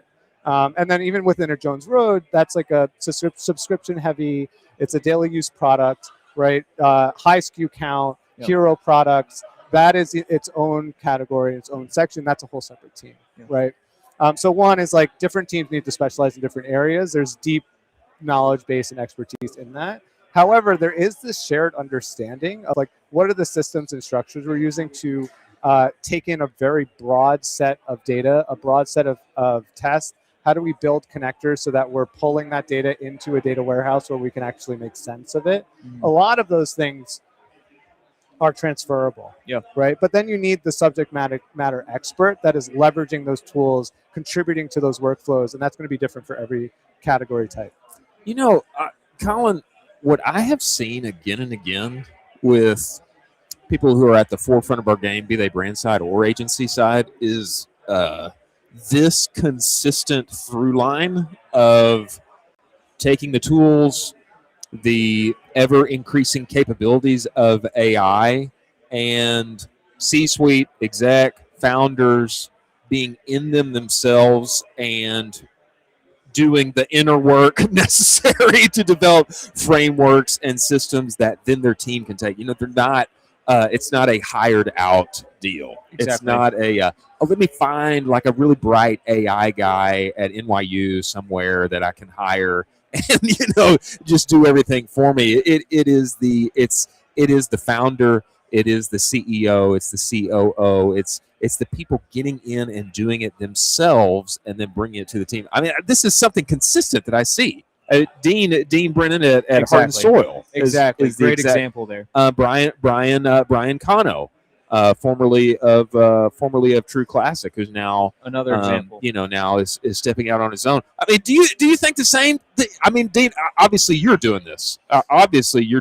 Yeah, I think as a founder, I think my limiting factor was always that I get too deep in the weeds, and as the company grows, it just that has always been my limiting factor. 100%. And so I want to preface that of I honestly feel like in this moment and with AI, it's been this leapfrog where I'm like, well, I guess that I didn't have to solve that problem for myself, right? Like I work with business coaches of like, how can I leverage myself out and make these big hires who can like run the company for me? I just never figured that out. Yeah. And I know that there's founders out there who have done that and are incredible, right? It's like Elon Musk runs way too many companies for time in the day, you know? And it's like, I just can't figure it. That's a form of entrepreneurship I've just accepted, but maybe it's not for me. But he also, at some level, he'll go into the weeds one-on-one with an engineer. It's true. Totally. And he'll That say, is true. what's the problem you're working on? Let's work on it right now. Yes. Yeah. And it's very intense. Yeah, and very some people focused. just cannot handle it. And that's why working at those companies is very unique. Because he'll come up to you and he'll say, hey, what's the problem? Yeah. Great, let's fix it right now. And you're like, oh gosh, this is Elon Musk. Yes, this is my problem. I'm sweating so much right now. Please help me. Yes. Well, Dean, I love it that you are doing this with retention. I often feel that retention is not entirely neglected, but it's just it's a less sexy piece of everything that we do in e-commerce. It sometimes it gets kind of left to the wayside, and all anybody can talk about is meta ads. Sure. But the retention piece is if you don't have any retention, you really don't have a business. You know what I'm saying? You're cooked. You're cooked. And so I love that you are taking this AI forward approach and applying it to what you guys are doing at Winback. I mean, tell me, like, how do you see the agency and service that you're developing here forward? I mean, is it a merging of service and software? Are they one and the same? We recently had the article from Sequoia who said, hey, the future is like selling work, not selling software. Yeah. It's a melding of man and machine. It's a selling of outcomes. I mean, tell me, how do you view things going forward for Winback here? What's your perspective on that? I think that the models are only going to get better. Yeah. And it has been a worthwhile bet and a risky one of saying like, hey, I'm not going to sell. I'm going to go into the back into the cave. Yeah. Right.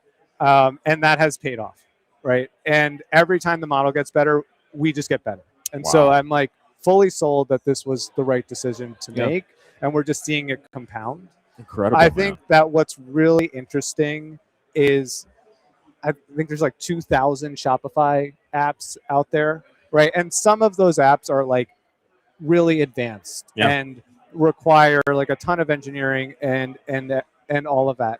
But the amount of money that brands are paying for so many pieces of technology, sometimes we come into a company and like one of the first things we do is audit their tech stack because we're just like, hey, did you even know that you're paying for this? And oftentimes brands don't. Yeah, a lot of times right? don't. And what's interesting is like, if you're building software for a large audience, you need to build a bunch of different layers that are not relevant when you are building software locally for yourself to solve this individual problem that you have in this moment. Yeah. And in the past, that just like never made any sense, right? You went from like a long time ago, a period where everybody was building custom software to solve every single problem. Yeah. And then you went into this world where it's like, okay, everything is integrated through, and all the APIs have connectors, and it makes sense to just buy software to solve the problem.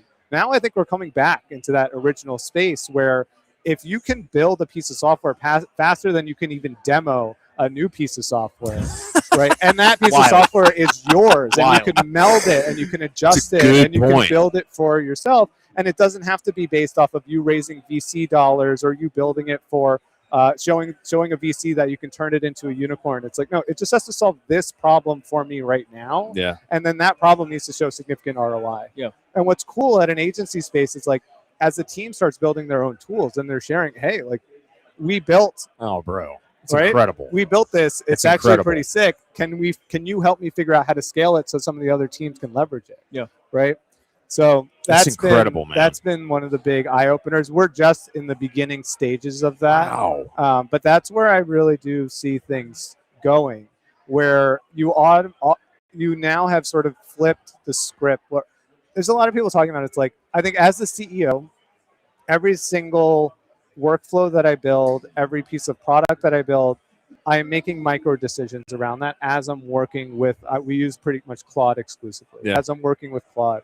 If I were to outsource that, all of those, like I'm essentially outsourcing it with like a brief, right? Yeah. A brief is a prompt. Yeah. Right. And then once I provide the prompt, there's a bunch of follow-up questions that are going to come through.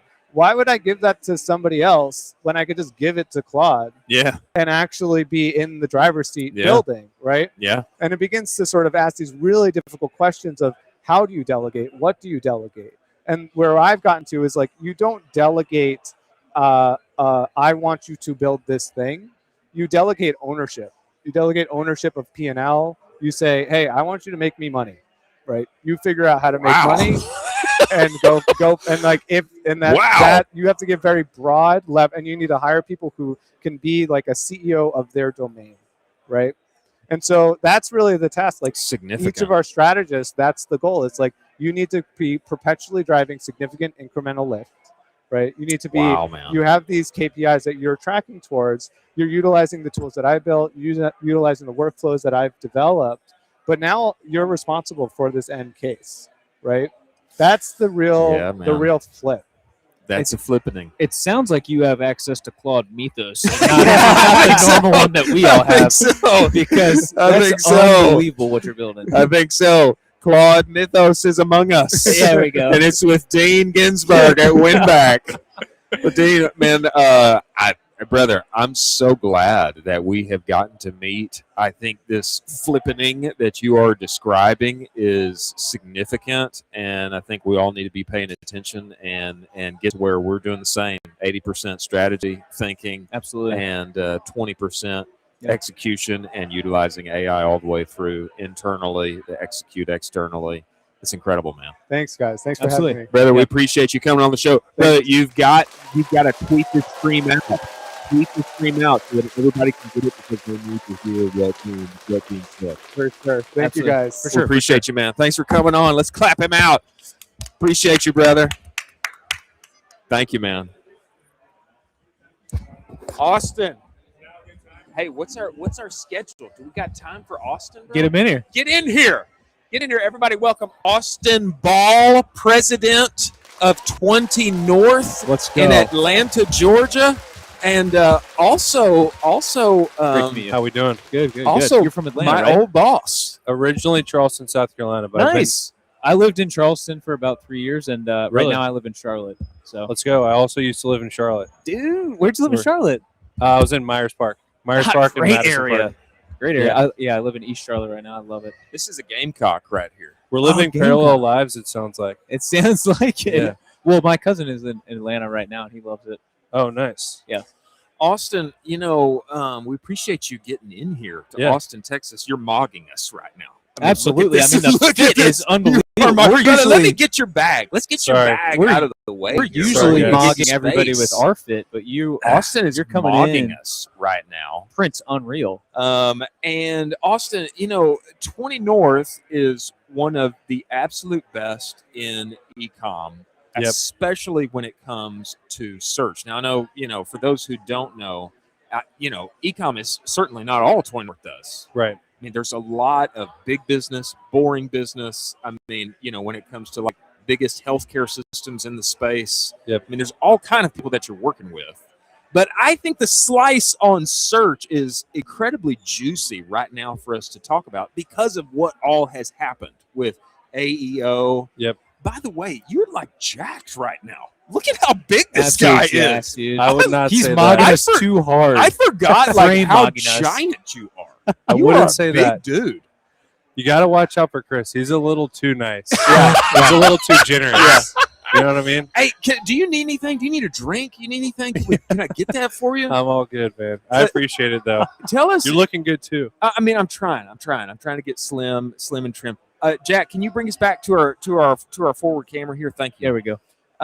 Austin, to give us some perspective on what has changed when it comes to search. I consider you to be an absolute expert, forward thinker, on the cutting edge of all that's happening in our space, especially when it comes to search. Can you just describe to us like what has happened as LLMs and all of this has changed? Is traditional SEO still the play, or how does that factor in to people getting results inside of chat and Claude and all the other places? Can you just give us some basis there? Absolutely. And I think to answer that question, you really have to think about, well, what's the market share of traditional search right now versus all the AI stuff that's happening? And, depending on how you measure that, there are some studies that would say AI search is in the single digits percentage of market share. Oh, all the way up to, let's say, 20% of market share still versus pretty small. Traditional search. Yeah. Relative to traditional search, still small. And the difference in measurement there really is with AI, you've got all these follow-on questions. You're having an actual conversation. Yeah.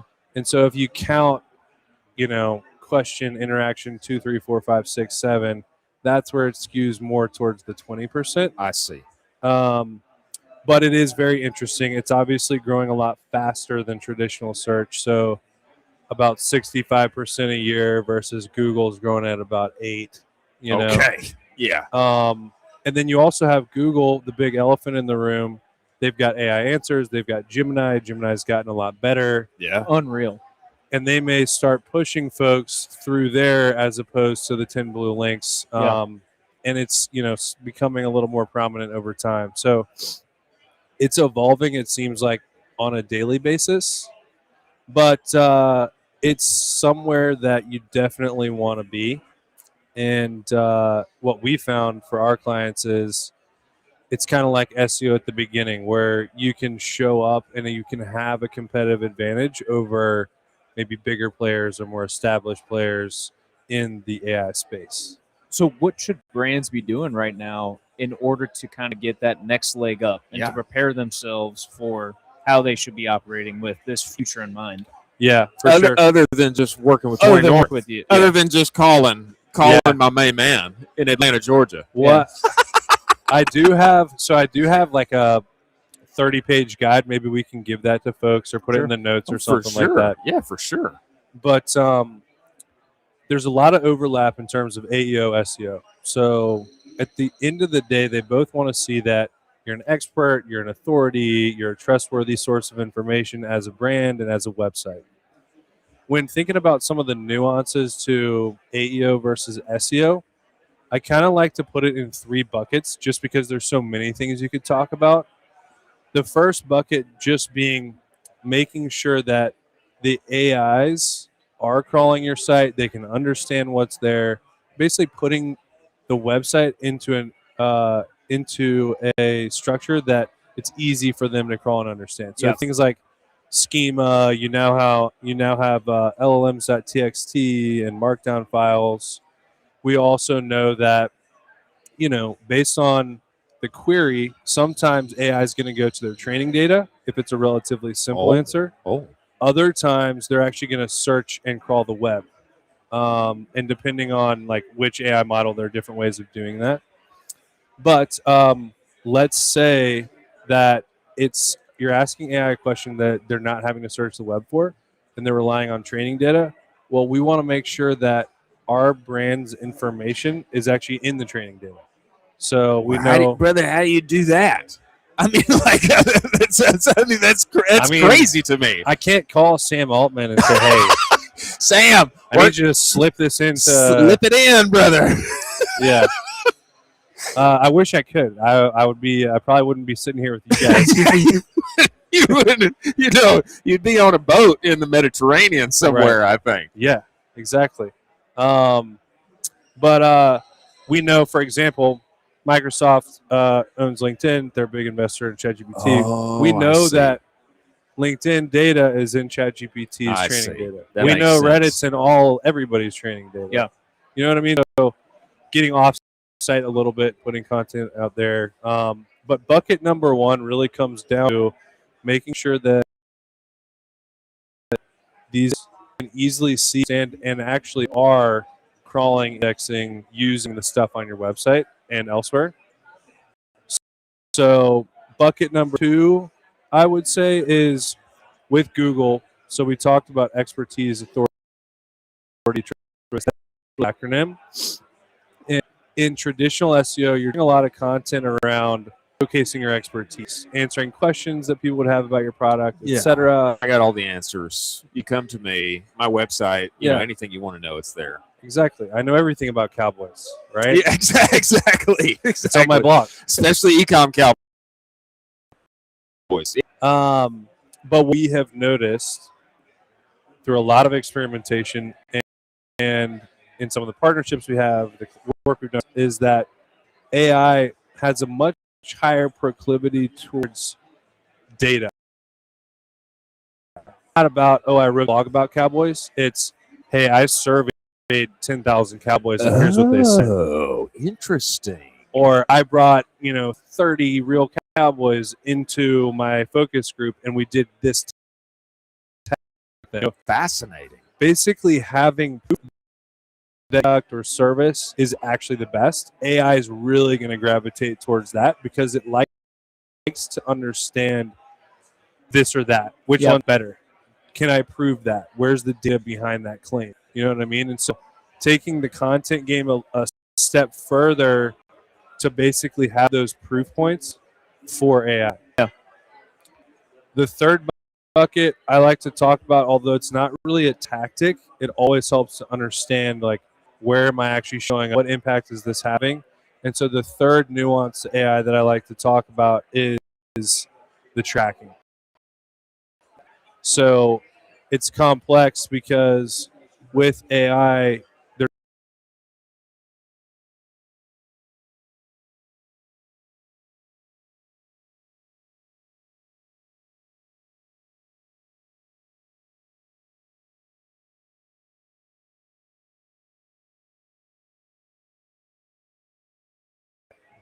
back to say, I'm being mentioned this many times, my competitor is being mentioned this many times, and there are some really good platforms that do that for you. We're partnered with a company called Profound, and we believe that's the best platform out there today for tracking AI visibility. Profound. Could you dive a little bit deeper into what they do and how that all works? Yeah, so they're kind of like a SEMrush, if you're familiar with SEMrush or Ahrefs or Moz, but for AI specifically. And on the back end, they're pretty. You'll put in your brand and what prompts you want to track.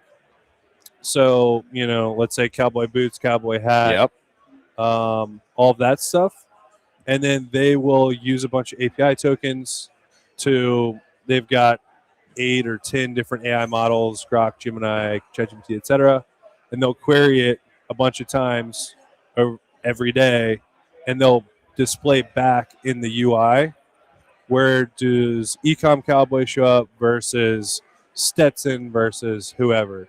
And so there are a lot of different things to look at in there, but that's really where you're getting the feedback loop of if what I'm doing is actually working. And, if you don't have the money to buy Profound, you can just type in a search to ChatGPT or wherever and see who comes up now. Yeah. But yeah, the three kind of buckets on nuance of AEO, SEO, in my opinion, that's going to be indexability, crawlability, proof, and then the tracking piece. Yeah. And there are a lot of other things within there and floating around, but it sounds quite fractured to me, and it sounds complex. It sounds like there's a lot to do. Yeah. Is that fair? Yeah. Well, it's a lot like SEO, just a little different, in my opinion. A little different. Yeah. I need to be There's findable. just more stuff to do. I need to be findable everywhere. Yeah. And not just somewhere. But if you think about it, right? Let's say let's in one version of the future, AI agents are making purchasing decisions for consumers, right? In that version of the future, AEO still matters because I've got to make sure those AI agents are finding my stuff, and I've got to be able to prove to them that my product or my service is better than all the other ones out there. Yeah. So even if you don't need to have a website, you would still need to have some version of AEO. Totally makes sense. Well, brother, I think I just need to get your mind on anything that I need to accomplish on that. That's probably easier. I think it'd be easier to just talk with you. And how do we get this 30-page doc that you got? Where can we get it? How can we share it? Why don't we do this? I'll get you guys the URL. We can like put it in the notes Let's do or that. something like that. And why don't you do this on top of this tweet right now? Why don't you retweet the stream, add the link, and then we'll get it in the notes thereafter also. That sounds great. Awesome. Sounds We great. appreciate you coming on, brother. Thanks, Appreciate guys. Great you. to meet you. Thank you, Austin of 20 North, in from Atlanta, Georgia. It's happened out. Thank you for joining us, brother. And now we need to have the one and only Stephen Borelli Unbelievable. of Cuts Clothing. Get in here. This is you, bro. This is you. This is you. Here. That seat right there in the middle is Rock and for roll. you, brother. All the way in from New York City. Is that right? No, Los Angeles. You're coming from LA. What's going on, boys? LA. Brother, this has been a long time coming. I know. Here. It's been a long time coming. And, the first thing that I have want to ask you about Let's go. is how does it feel to have a direct line to the presidential administration? Come Where on you now. have been the voice of e-com and Yeah. D2C You're the voice. directly to the Oval Office. Yeah. I mean, brother, It's been fun. just back up and give us some perspective on what happened with tariffs. Yeah. And then you start tweeting, and then you're on Fox News. And, brother, word is getting through to the Oval Office. And here we are a year later. Man, can you just back up and give everybody perspective on what that was like? And having communiques with the administration. You want me looking straight? Okay, cool. So we, like everyone else, we were using 321 de minimis, which was our inventory was in Mexico. Someone would order to come across the border. So the Trump administration did two things. They got rid of the de minimis and then increased the tariffs. So then we were going to lose like 20% of gross margin overnight. Oh, At that brutal. time, though, Hurts. I had voted for Trump. Yeah. I had seated guys on the team. I was friendly with them, on the social media guys. Oh, you had given them cuts. Yeah. Or fringe people, everyone there. Yeah. So it was I thought I had a unique position where I disagreed with the administration, but I still spoke and thought of them as high. Exactly. I had high admiration for their agenda. Good and all relationship. that. So it was kind of like I felt like I was getting the right person to get that message across. Totally. Because there wasn't people that on the political side, people don't want to disagree with their guy. Of course. But in this case, I felt like I needed to. So I remember sitting there. I was like, I'm just going to write a letter to Trump. I think it can go viral. Yeah. I sent it to my team. I was like, I actually think it will. So I wrote it up, and then I showed it to our VP of marketing, Sean, and he looks at me and he's like, I think that's actually pretty good. And so we put it live on Twitter within minutes. Oh, kaboom. It was like 140,000 views, and it was 200,000 views, 300,000, 400,000. Like by the minute. Where did it end at? 2.4 mil. Let's go. Let's go. Yeah. Let's go, man. And then I was on This Week in Startups. That got millions of views on its own. Oh, yeah, with JCal. JCal, yeah. JCal. Incredible, man. Yeah. Incredible. And then I was on I was actually on CNN. You were on CNN. Jake Tapper. Yeah. With Jake Tapper. Wow, bro. Yeah. Wow. It was pretty cool. It was like a 4-minute commercial for Cuts, too. Like, it was a long spot. That's incredible, man. And it brought a bunch of website traffic. It also gave me, like, credibility in rooms like this. People were like... For sure. Long story short, we ended up, like, we had been bootstrapped. We raised $7 million off that Jake Tapper interview, like, in days. Oh, bro. It was great. Incredible. And then I met with Secretary Bessent in Beverly Hills. Whoa. Yeah. Whoa. Let me just slow down. You met with Secretary Besson. Well, there was like a lot of people in this ballroom, and then I got to talk to him for a little bit. Wow. And I just told him my schmick. He had a lot of other.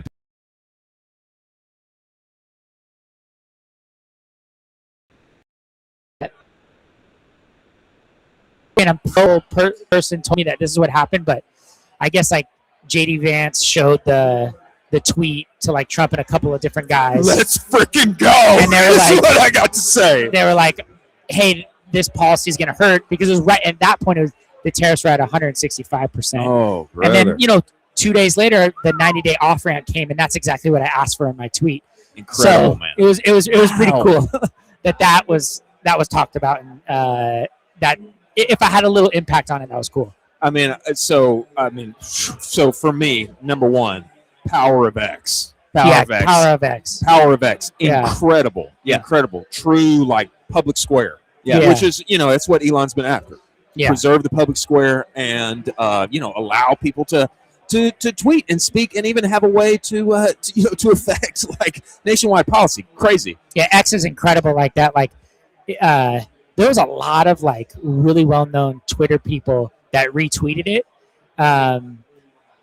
There's a lot of shit talkers because they were like, I went viral on Reddit of like, there was like something where like eat your face or whatever. I don't know. I forget it. Okay. But because on both the left and the right both didn't like me, and that's what made it so viral. The left was like, you shouldn't have voted for Trump. Right. And the right was like,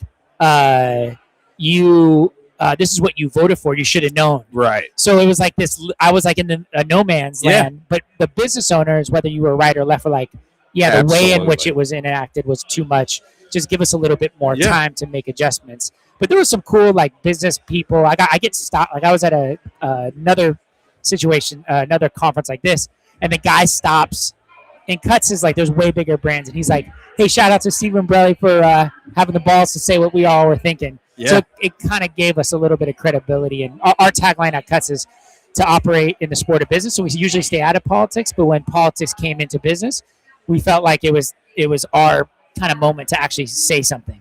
I mean, I feel like you're just glossing over the fact that it takes huge huevos to actually. It does. Yeah. You're also at that time you're not operating a small business. Yeah. And so you are on top of this saying, okay, I really want to say this. I'm going to do this. We're going to have a line in the sand here. And you did it. And then it got all the way up to the very top. Yeah, I mean, that's got just to the top. unbelievable. That's just pure execution at the finest point. It's unbelievable. Yeah, there was actually a couple people in the administration that retweeted it. And then one of the guys. They did? One of the guys. Yeah. It was pretty cool. They retweeted it. Yeah. That's wild. Keep going. And then I got a DM that was like, essentially, we're listening. Like, we that's appreciate wild. it. Wow. So that was really cool. And my whole point was I wanted to be super respectful of for sure. what I wasn't going to bash them. And if you read it, I was like, hey, like, we want to make America great too. Whatever your policy is, like, you got to do what you think is best. But here's the actual thing that's going to be the result of those actions. Yeah. This is how I think you have to adjust it. Let me just give you some more information. And I think it did do that. Yeah. We got the 90-day off ramp. The 165 came down to 58.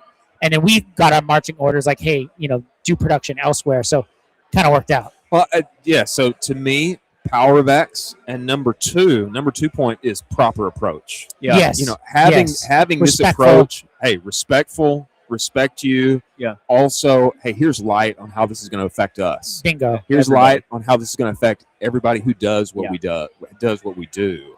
That proper approach, I think, of course, it got you, it got you negative remarks on both sides, but that proper approach, I think, is what threaded the The needle. business and got you owners in were there. like, hey, he's well spoken. Actually, Exactly. when we raised money, one guy was like, that's the guy I want to invest in. Absolutely. And so it was really a blessing. And then coming out of that, we used that moment to do the Jeremy Piven kind of. Oh, yeah. That's a great point. Yeah. That's a great point. That campaign was right on the backside of that. Because all the attention was on me, Stephen Brelli speaking up. Then we had like a month of lull. And then I came out and was like, hey, I'm stepping down, and I left it at that. And I was like, hey, there's going to be some transition happening at Cuts, like. I can only say so much. Yeah. I said that on LinkedIn and Twitter. Oh, this is really smart, and I'm you just got now me realizing. Too. You got me completely. Did I get you? I was like, all right, well, who's next? I don't know. And I was trying to circle the network and be like, hey, does anyone know What's going on with Borelli? Who's going on? Like, what is happening The here? crazy part is like people in the industry, my mom and dad, the team was like, Steven, if we do this, you cannot tell a soul. Wow. So everyone was like, hey, what are you doing next? Is the business like done? Did tariffs take you out? It was like the perfect, and it got everyone talking like, oh, like this is the end and all that. Wow. And then little did they know we were going to have Jeremy Piven, who was Ari Gold, be the chief entertainment officer. Exactly. And then we dropped and then it was cool. Like one of the guys, Taylor Holiday, he's kind of an agency guy, was like, oh, well played, or guys were kind of like, oh yeah, like Yeah, well, you got us. Yeah, you did get us. You got us. So that was pretty cool. That's capitalizing on like a once in a blue moon moment, and then creating a marketing moment on the backside. Yeah, of that, exactly. and really taking advantage of that. Yeah. It reminds me of Robbie Salter and Jupiter. Oh my gosh. When they Yeah. got all of their products stolen, $500,000 worth. and then they turned it into a campaign Yeah. afterward. And that is really, I mean, who came up with that? I guess I had the initiative to do Trump, but Brennan and Jeremy at the time, they're two like marketing guys on our team. They ideated that They on were the like- backside. All our attention's on you. Jeremy was a friend of the brand. Yeah. Before that, and we were gonna do a campaign with him, but we didn't know what to do with him. Oh, that's So then it just kind of we're like, oh, this would be perfect. Steven, fake your own death. perfect. You know, He was out. He done. yeah, he's done. out. The Ladybird Lake Killer got him. Got him. And so that Oh my was God. that was a cool moment for the brand, and you never waste a tragedy. You never waste a tragedy, man. Wow. That's so smart. Unbelievable. Yeah. Yeah, tell us, okay, Steven. So, like, year later, man, there's a lot of talk about tariff refunds and all that. I mean, do you have? I frankly, I don't know what's happening on that end. Do you have any indication of what what might be coming? The portal opened up today where you can like submit to understand it, and I have been here, but I guess you're supposed to get an approval of how much you're going to get, and then the date of which the refund's going to come in. Okay. And I've heard good things that it's going to come in like either the day it happens or like in 90 days. You get a date. So then you can kind of work your Incredible cash news. flow around that. Yeah. Incredible news. Great news. Great news. Wow, Yeah. that's so Millions good of dollars for e-com. us. Yeah, bro. Yeah, they're 20%. 20% of a few bills is a few bills. Yeah. And that's incredible. Wow, what a great story for ecom. Yeah. Man, I'm so okay. Now, we're 2026. We're moving forward. Incredible campaign with Jeremy, and man, I feel like you guys have really owned the sport of business in such a good way. I mean, that tagline is iconic in my Super mind. iconic. My old We have trademark too. my old boss at Bruce Bolt, he would talk every day, talk about cuts, man. And the latest Let's thing I go, got from Bruce. Come cuts, on. you know, on, he would talk about it every day. So, man, what are you excited about here moving forward, 2026? I mean, what else is there out there for you So- guys? Coming out of that, when we also had to cut a lot of OpEx because we didn't know the course. future. But with like, I think we'll all look back to that March 8th deadline of when this year when Claude Cowork came out. Yeah. And it just like changed our whole business. I mean, like, one, we can scale with a lot less people now. We're a lot more informed.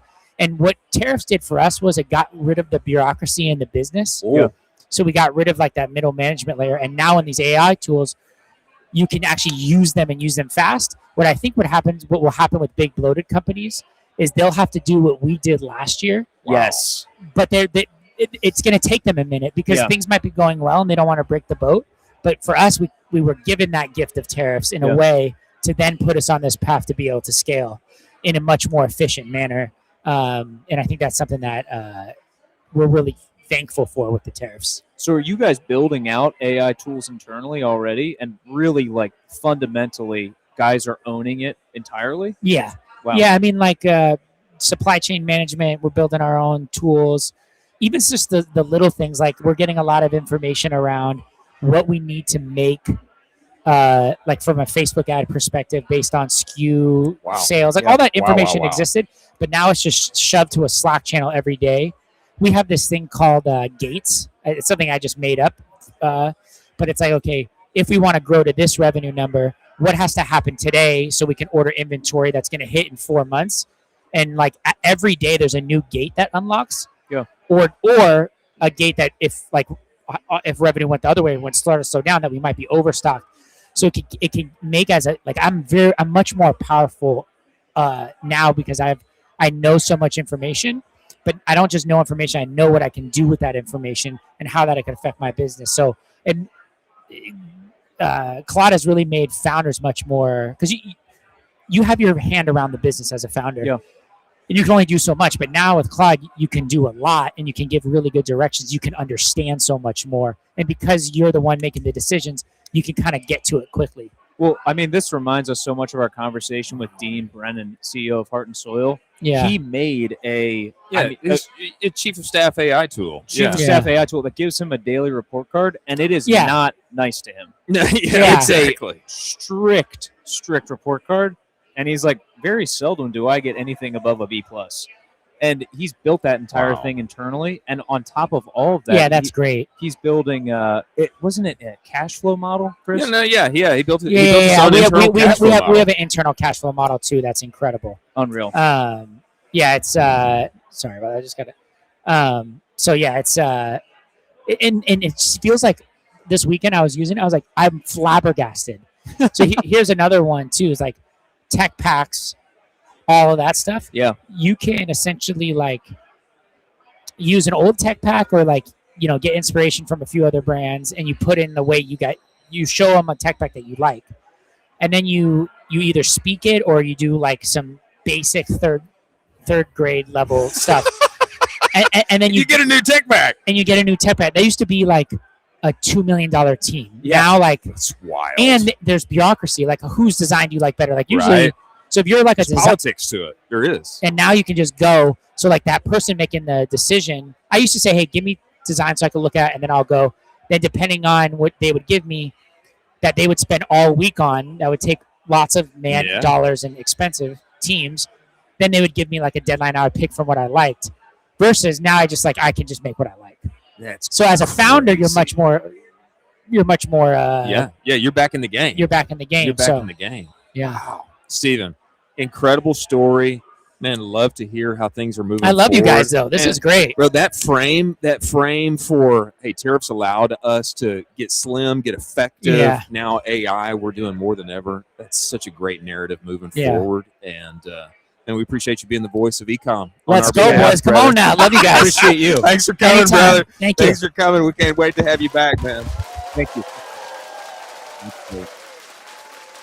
Wow. Firebrand.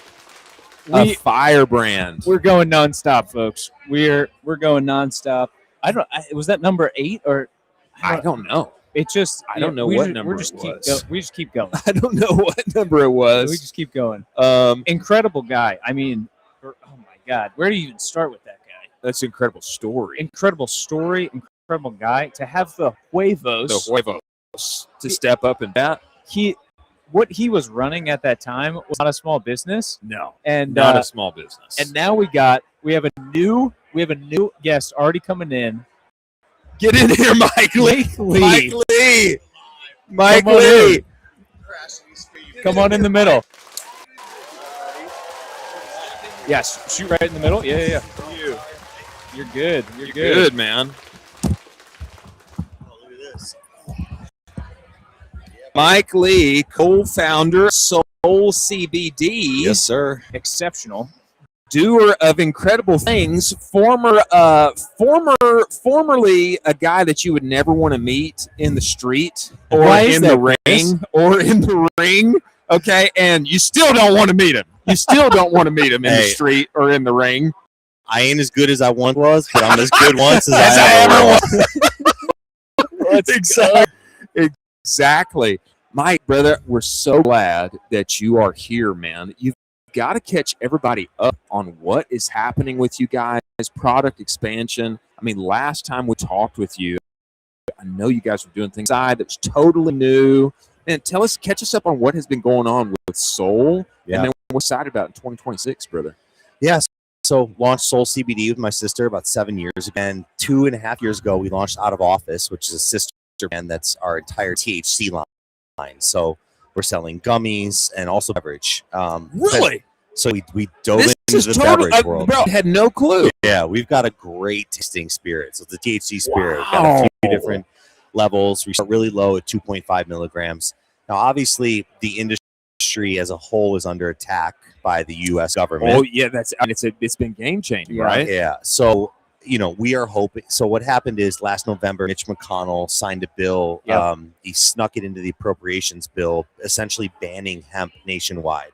Wow. Knocking out a $25 billion industry and essentially getting rid of 300,000 plus jobs in this country. Whoa. Really, we feel that it was a push from big alcohol and big pharmacy. That makes sense. Big pharma, rather.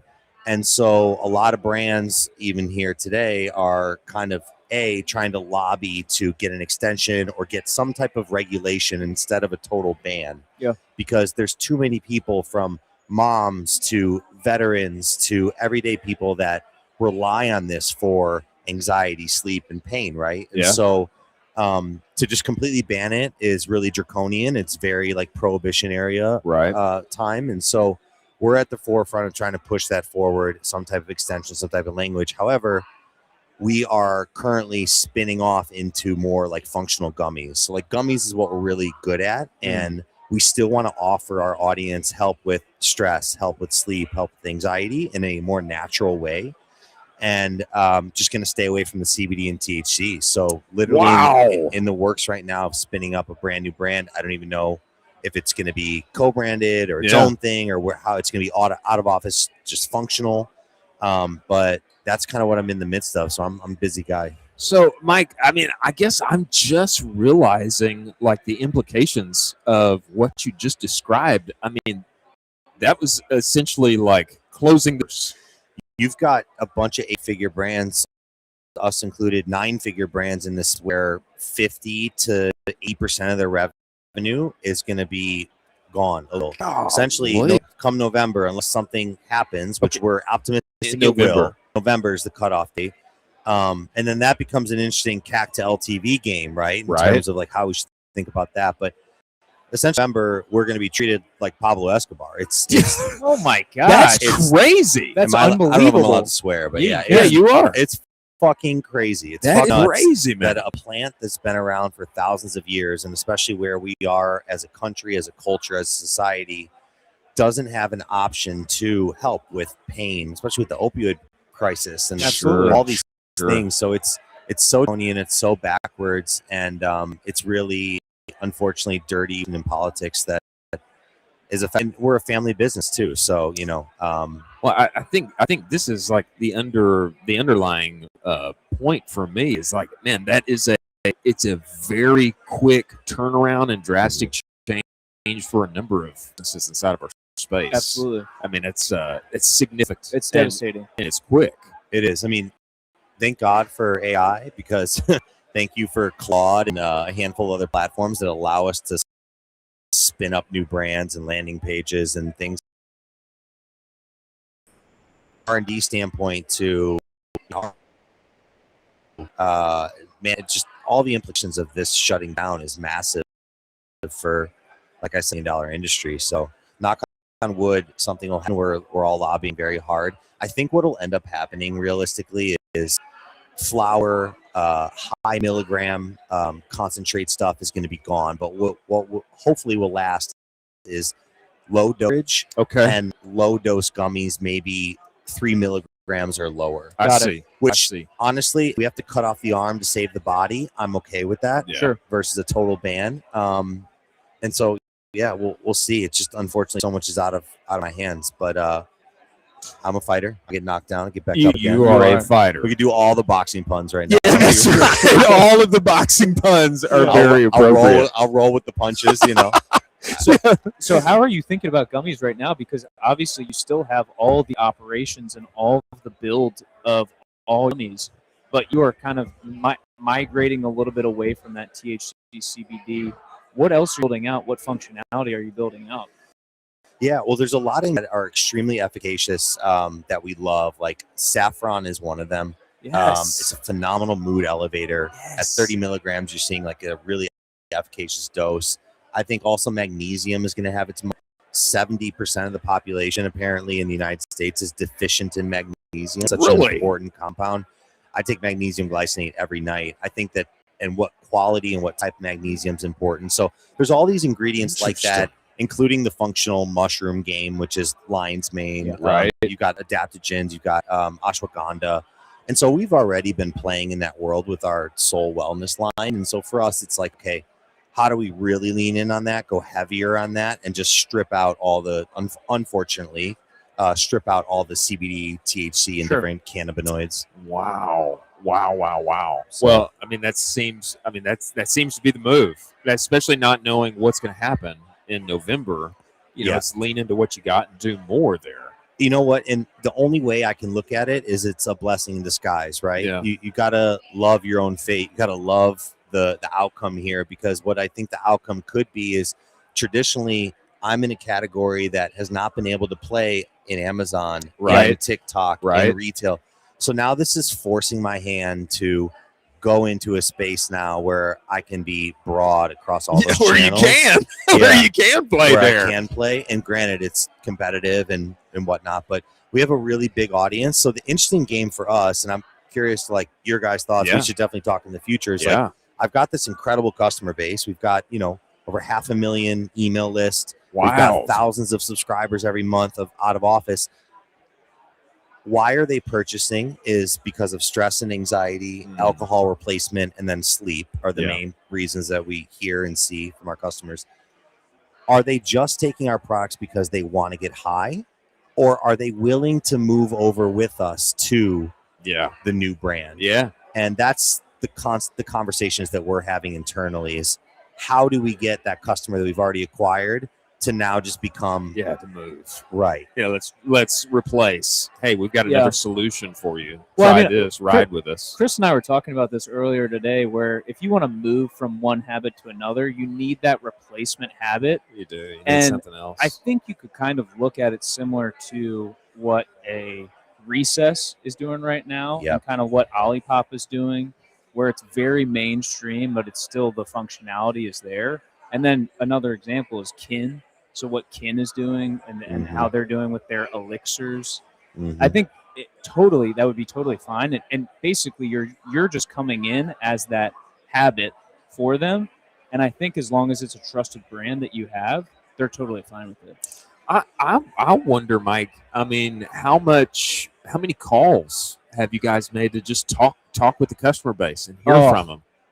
The reason that I asked this is there's a friend of mine who has a health and wellness brand, and we were working together on it.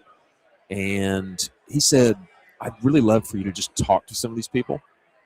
Just talk to them." Yeah. So he gave me a list, called them up, and 30 minutes of actually me personally talking to the customers, it completely changed my mind about the persona, who they were, why they were coming, what kind of like objections there were to like using it or purchasing it. Like literally just 30 minutes of being on the phone, it gave me an entirely new perspective on how to approach advertising and all those things. And so, of course, there's post-purchase surveys and things like that. But I wonder if like getting on the phone and just like talking to them, like, hey, why are you coming to us? If we develop this, what would you think about it? I wonder if that could yield something there. And then, Chris, that's my favorite ad format right now, where you call your customers and you got that second camera set up. IM8 is running these ads very aggressively now. They are. And it's with the founders, and they're just having conversations. They're saying, hey, you ordered our product like 8 times. Why do you love us? And then they record that, they run that as an ad, they whitelist that, all that, and they're just exploding with it. Do you think there might be anything there, Mike? My wheels are turning. I think there's a lot there. And the first thing I'm thinking of is that in and of itself absolutely is always a great strategy. but can I have a conversation with maybe our top 50, our top 100 VIP, call them VIP customers, and ask them more directly why they take it, obviously, but then educate them, because I bet a lot of them don't know. Everyone's living their lives. There's a million things happening in the world today. They probably don't even realize that this product that they love and subscribe to every month come November is done. I'm sure they don't even know, brother. So the question to them is like, hey, we're actually creating a better solution for you since you will not be able to get this. Yeah. Especially if you don't live in a recreational marijuana state like Texas. So would you be willing to, and this is what we're thinking of with the R&D, and I just think that opens up a lot of ideas. That's awesome. I'm absolutely going back to my team with that. Let's go. I think a conversation like that, number one, is probably going to be eye-opening for them. Like, oh yeah, I didn't know that. That's crazy. And number two, you'll probably get some really honest, solicited feedback. And speaking of Claude, you take all of those recordings, you take all those, put those into text files, dump all that into Claude to analyze from a very, very aggressive PDF report, and say, hey, I've had 50 conversations with my customers. Here's the customer kind of interview. This is the text. What should I be learning about this? Yeah, what insights? What's the through line? I like this a lot. This is gonna be fun. I'm gonna jump on this week.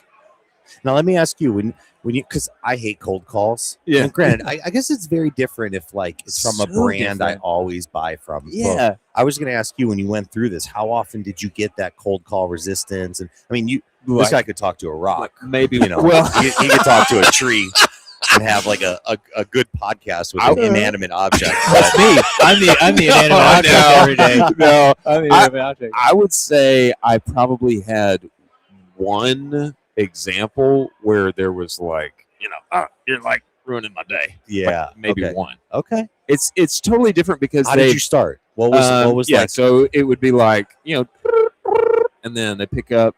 I'd say, hey, is this Mike? And they say, yeah. I say, hey, Mike, this is Chris from Out of Office, or this is Chris from Soul CBD. Man, I know that you have been an awesome customer for us, and I wanted to ask you a question. What do you think about that? Yeah. I said, oh, well, I didn't know that my product that I like and continue and I'm subscribed, I didn't know that it was going away. Yeah, fair. It's such a different ask than like, hey, is this Mike? And I immediately am like, who is this? But then they're like, oh, I'm Phil with AT&T, and I think that you could upgrade your plan, and versus like, oh, I know Out of Office, I'm a subscriber. Yeah. So, okay. I would also throw your title out there. Oh, bro, they'll eat that up. They will eat that because tell them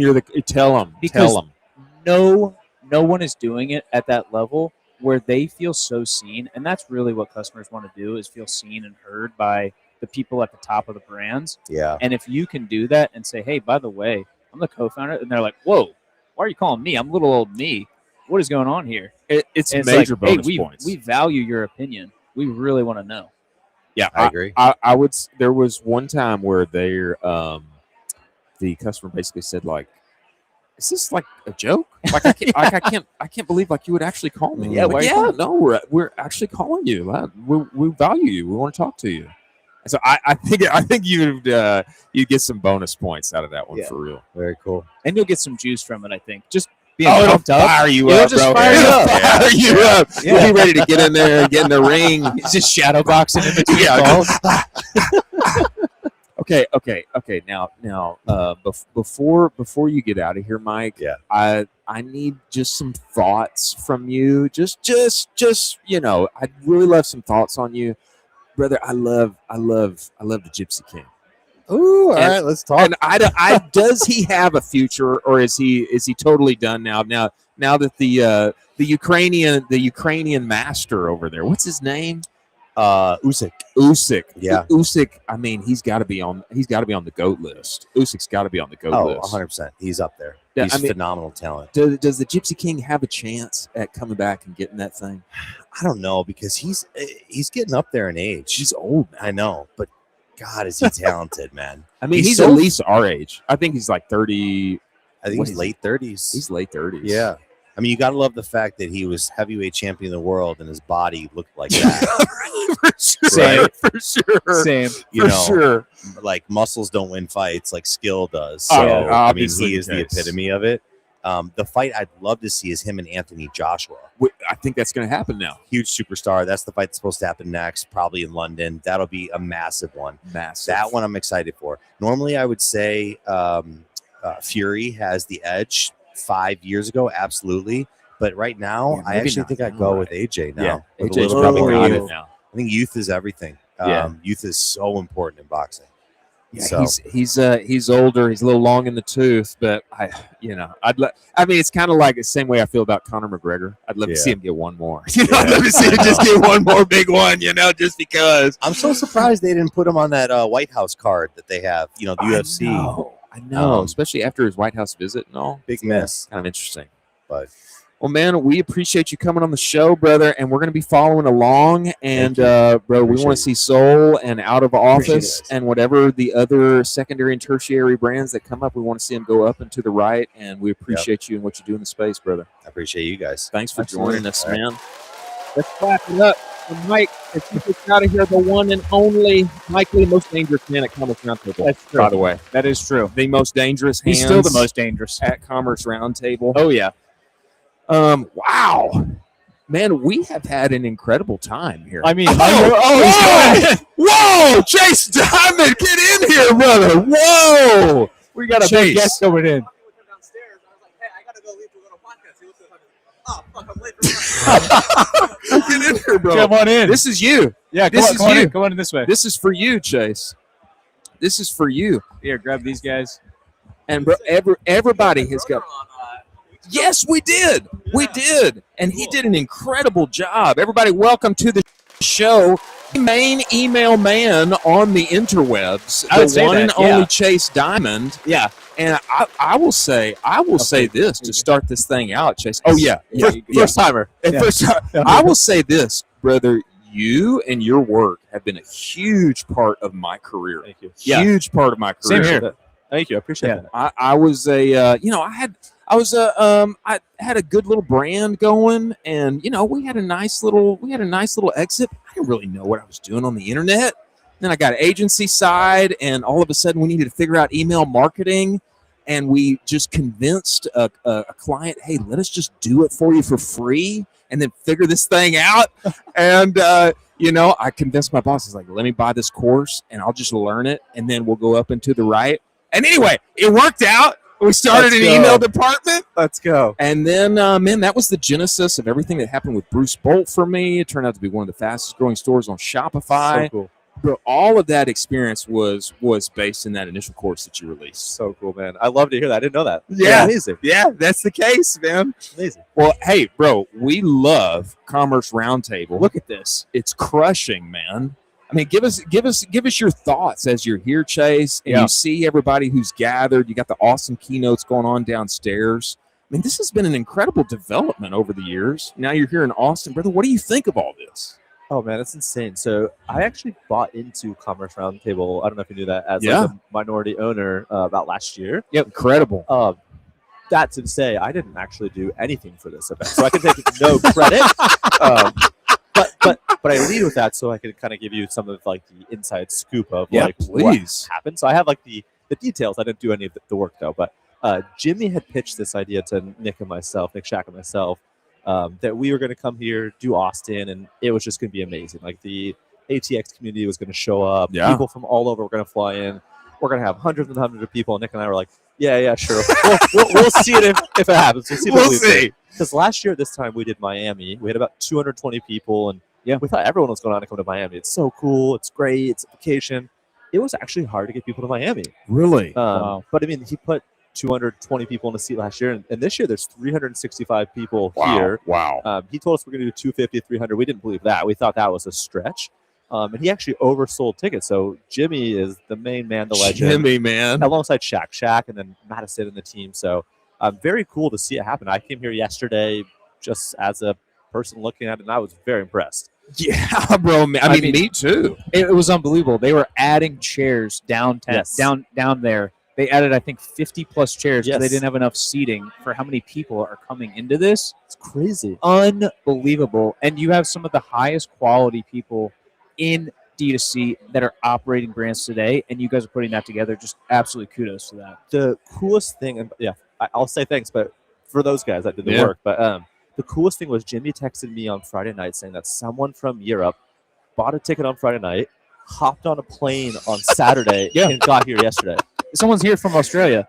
Oh yeah, I met that guy, and then someone from like the UK or something, And bought Israel. Israel bought a ticket on Friday night, and tickets today are still selling. It's People are even showing crazy. up, just buying tickets That's at the door. Which, crazy. like, really a testament to them. But it's very cool to be here, and this is sick that you guys are doing this. Thank you. Oh, hey, brother, we're trying to do our part, man. We Yeah. want everybody who's not here to get a little foretaste of everything Exactly. that's going on. What I will say that I think the people who are watching now, and the thing that they probably can't experience is the vibe. The here. vibe.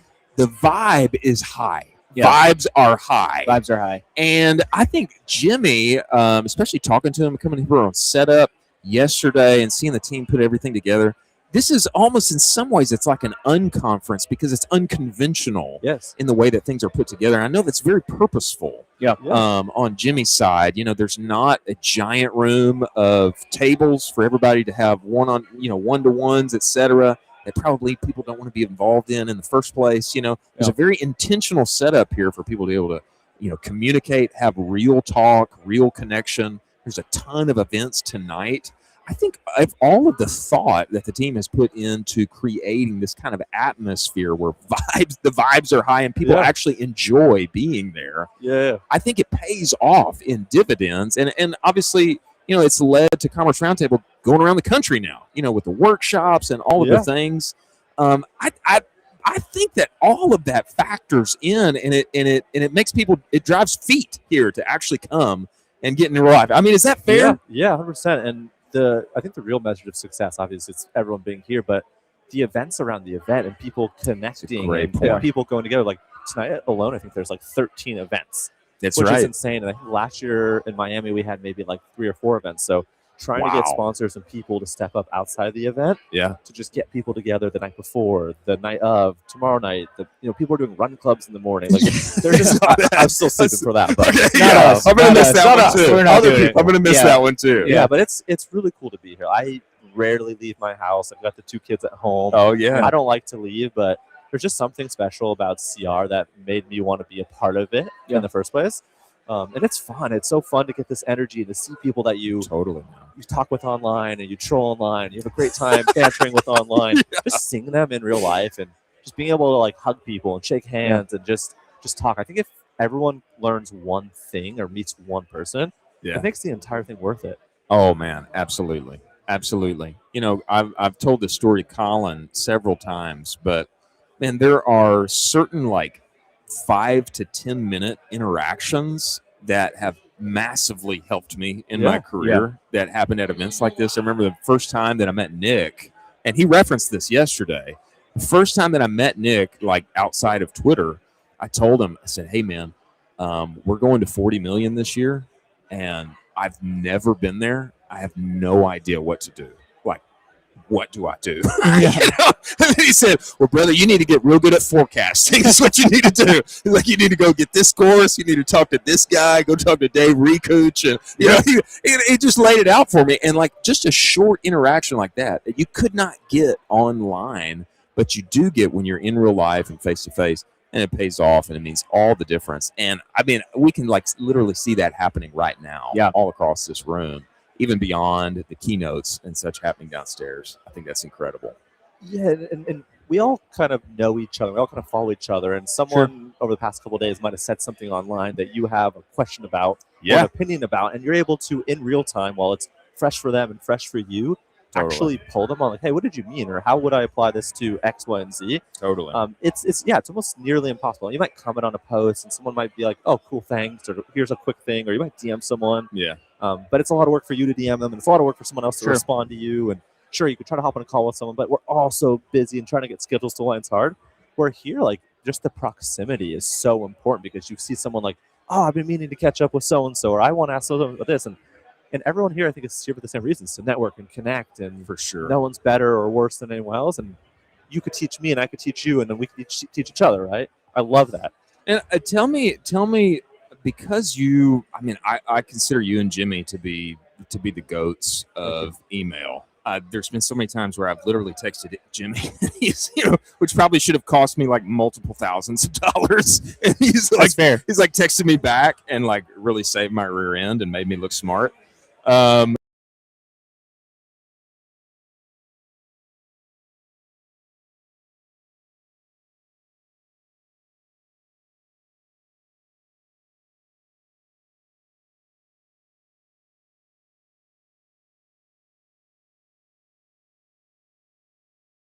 Tell me, like, I'm really excited about the workshops and such. How do you see email developing in 2026? What are you excited about? What are you concerned about?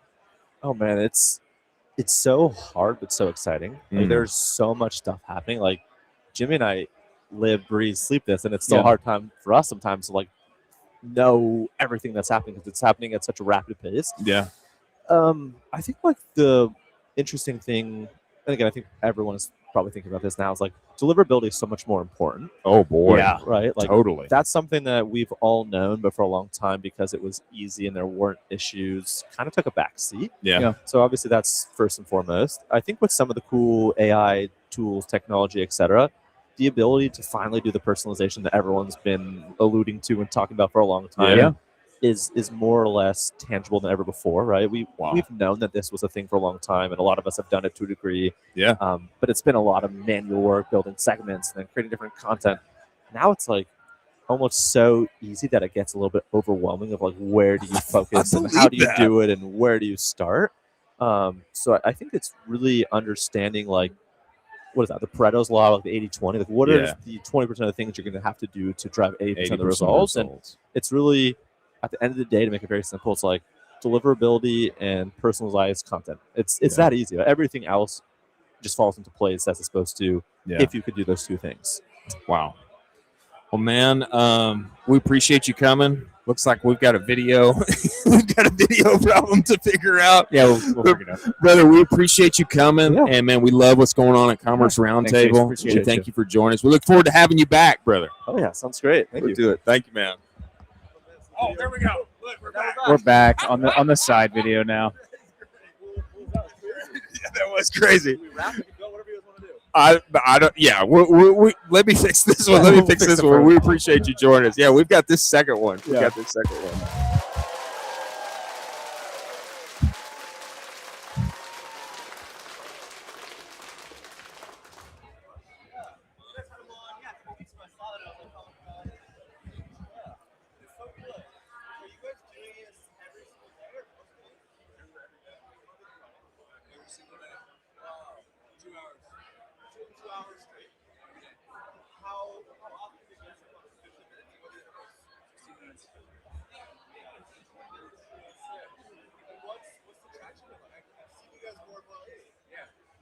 It's been good. I mean, the biggest thing is the guests. The quality of the guests has improved substantially, and just the quality of the content that's coming out is absolutely superb. I mean, you guys look great. Like, this is sick. Thank you. Yeah. Good. Thank you. Really appreciate it. Thank you.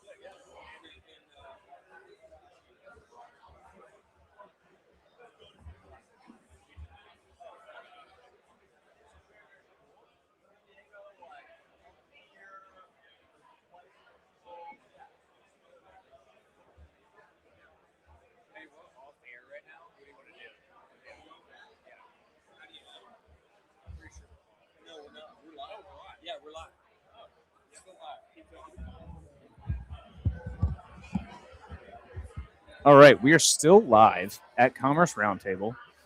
We are trying to basically fix our main camera here that Chris is fixing soon. And we'll get some more guests for everybody coming on soon.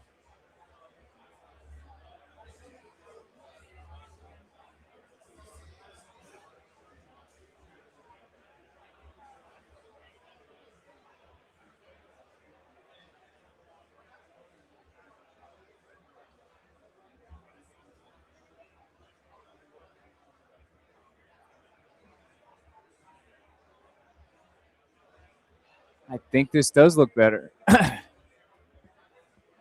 Clearer than the other one. Let's use it. We'll run with it. It's a lot of people up here. We just hit, I would say, the end of lunch, which is exciting. And, you know, we have a lot of folks in this space right now. We have a keynote that's finishing up, which is pretty wild. We're about to change out the battery. That's what we're doing right now. And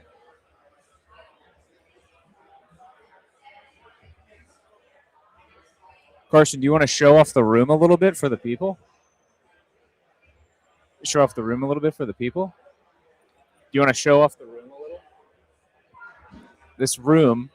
Let's check out the room for the folks. Oh, yeah, get that right. Oh, look at that. I mean, this is just folks having good conversations and nice. Thank you. I appreciate that.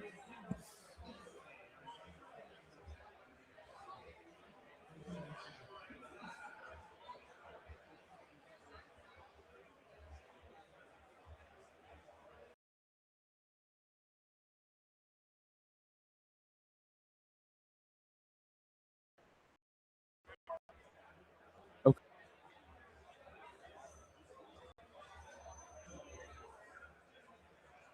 Nice. I like this one. Yeah, let's keep it a little wide. Let's keep it a little wide. Yeah. Unbelievable. Folks, you should have been here at Commerce Roundtable.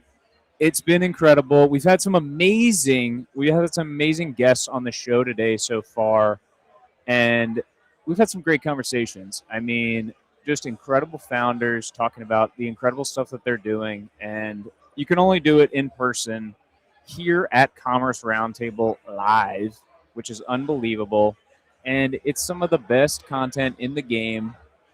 Chris is coming back. And we're about to have another guest as well. So we'll hit you guys with another guest pretty soon.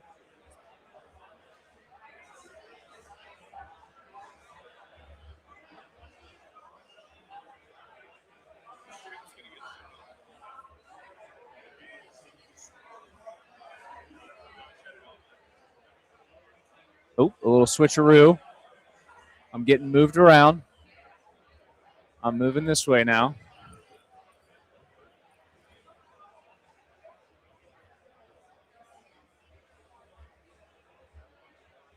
Okay. Jack says looks better. I love it.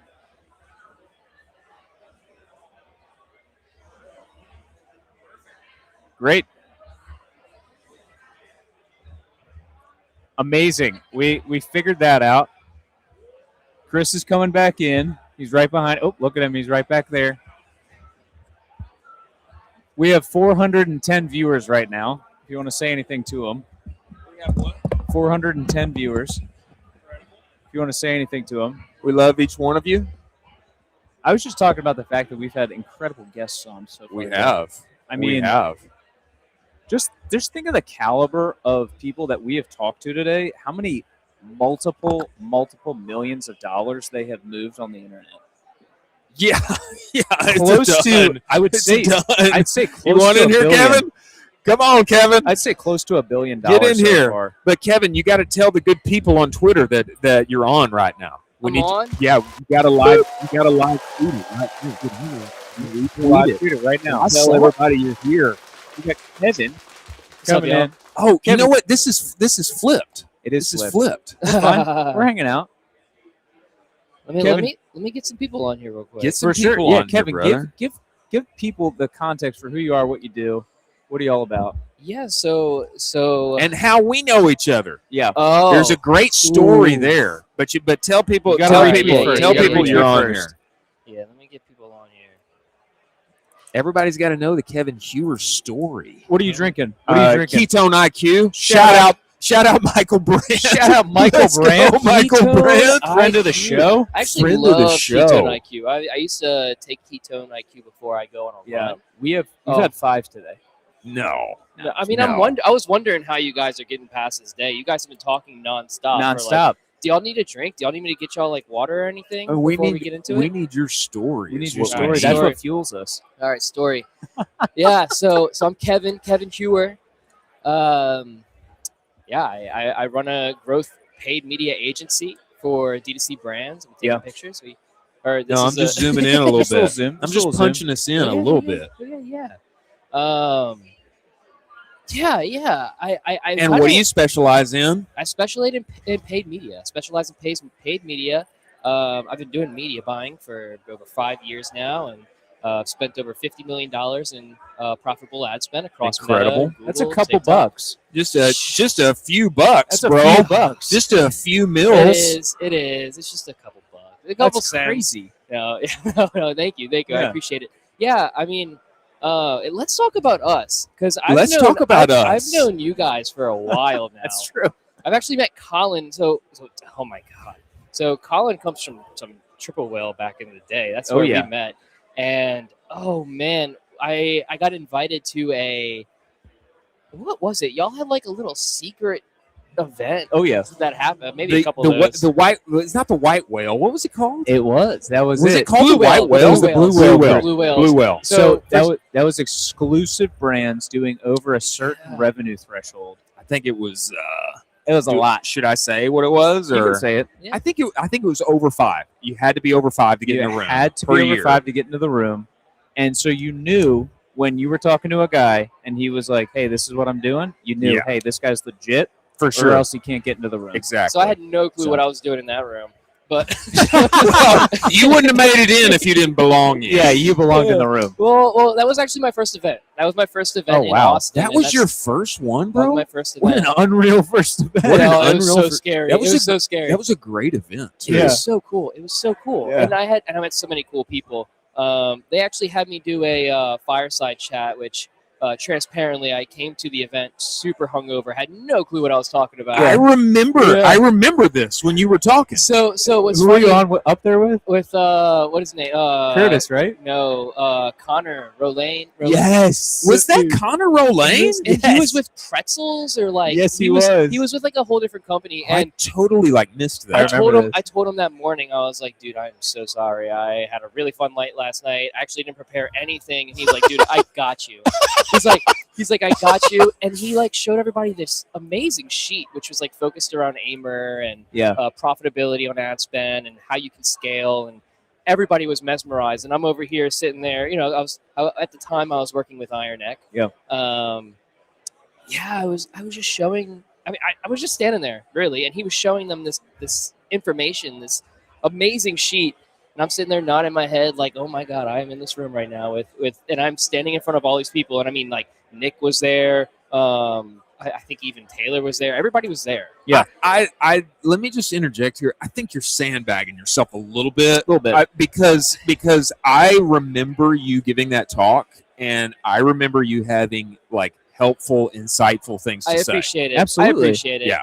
I appreciate it. I do that often. You do that. You do that. Well, you know, kudos to your humility. But I have to share the experience. So that's when I met you, and you were actually the first person in the room that I met at my first event in Austin.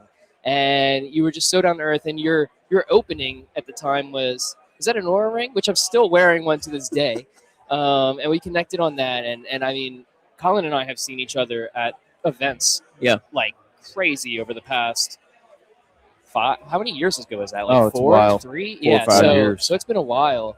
And then let me tell you all about Chris. Yeah. So my relationship with Chris was, I actually don't know what incentivized you to hit me up. Just get people together, man. Yeah. Get people together. Bob's downtown, baby. Supper And club. it was so much fun. And that was the first time I met you, and you were just so open and getting to know every single person in the room, which I don't think I've been to an event where the host of the event literally sat down with each person and got to know them. And long story short, I met a lot of people at those events, but one day I was sitting in a meeting and Chris hit me up and he was like, "Hey man, I've got an opportunity for you if you want to join, if you want to hop in this call." So I give him a call, and next thing you know, I have my first client And Let's now- go, baby. and that was the first client that caused the domino effect to creating the agency that I have now. So, Unreal. I appreciate that. Of course, brother. Yeah. Of course. And you know what, bro? Yeah. I knew that you were locked in, crushing, and good at what you do. Number one, because you gave that talk at Triple Whale at the Blue Whale event. Hey. And then number two, you were there at Iron Neck. Yeah, Iron Neck. You were there at Iron Neck, and brother, it's not like they was getting rid of you. You were Yeah, there they for a were. long They were, time. yeah. You were there for a long time, yeah. and brother, and marketers, if they aren't any good, they find their way to the door pretty quickly. Yeah, that is the case. So when you have a significant business that is well known, doing well and growing in our space, you can look inside of the operators there, and if those operators are there for a significant amount of time, it's not too much to infer like, hey, actually, there's probably more opportunities that this guy could be taking advantage of, and I got one coming my way. Let's just make an introduction and see if this works out. I appreciate that. Yeah, that was a surreal moment for me.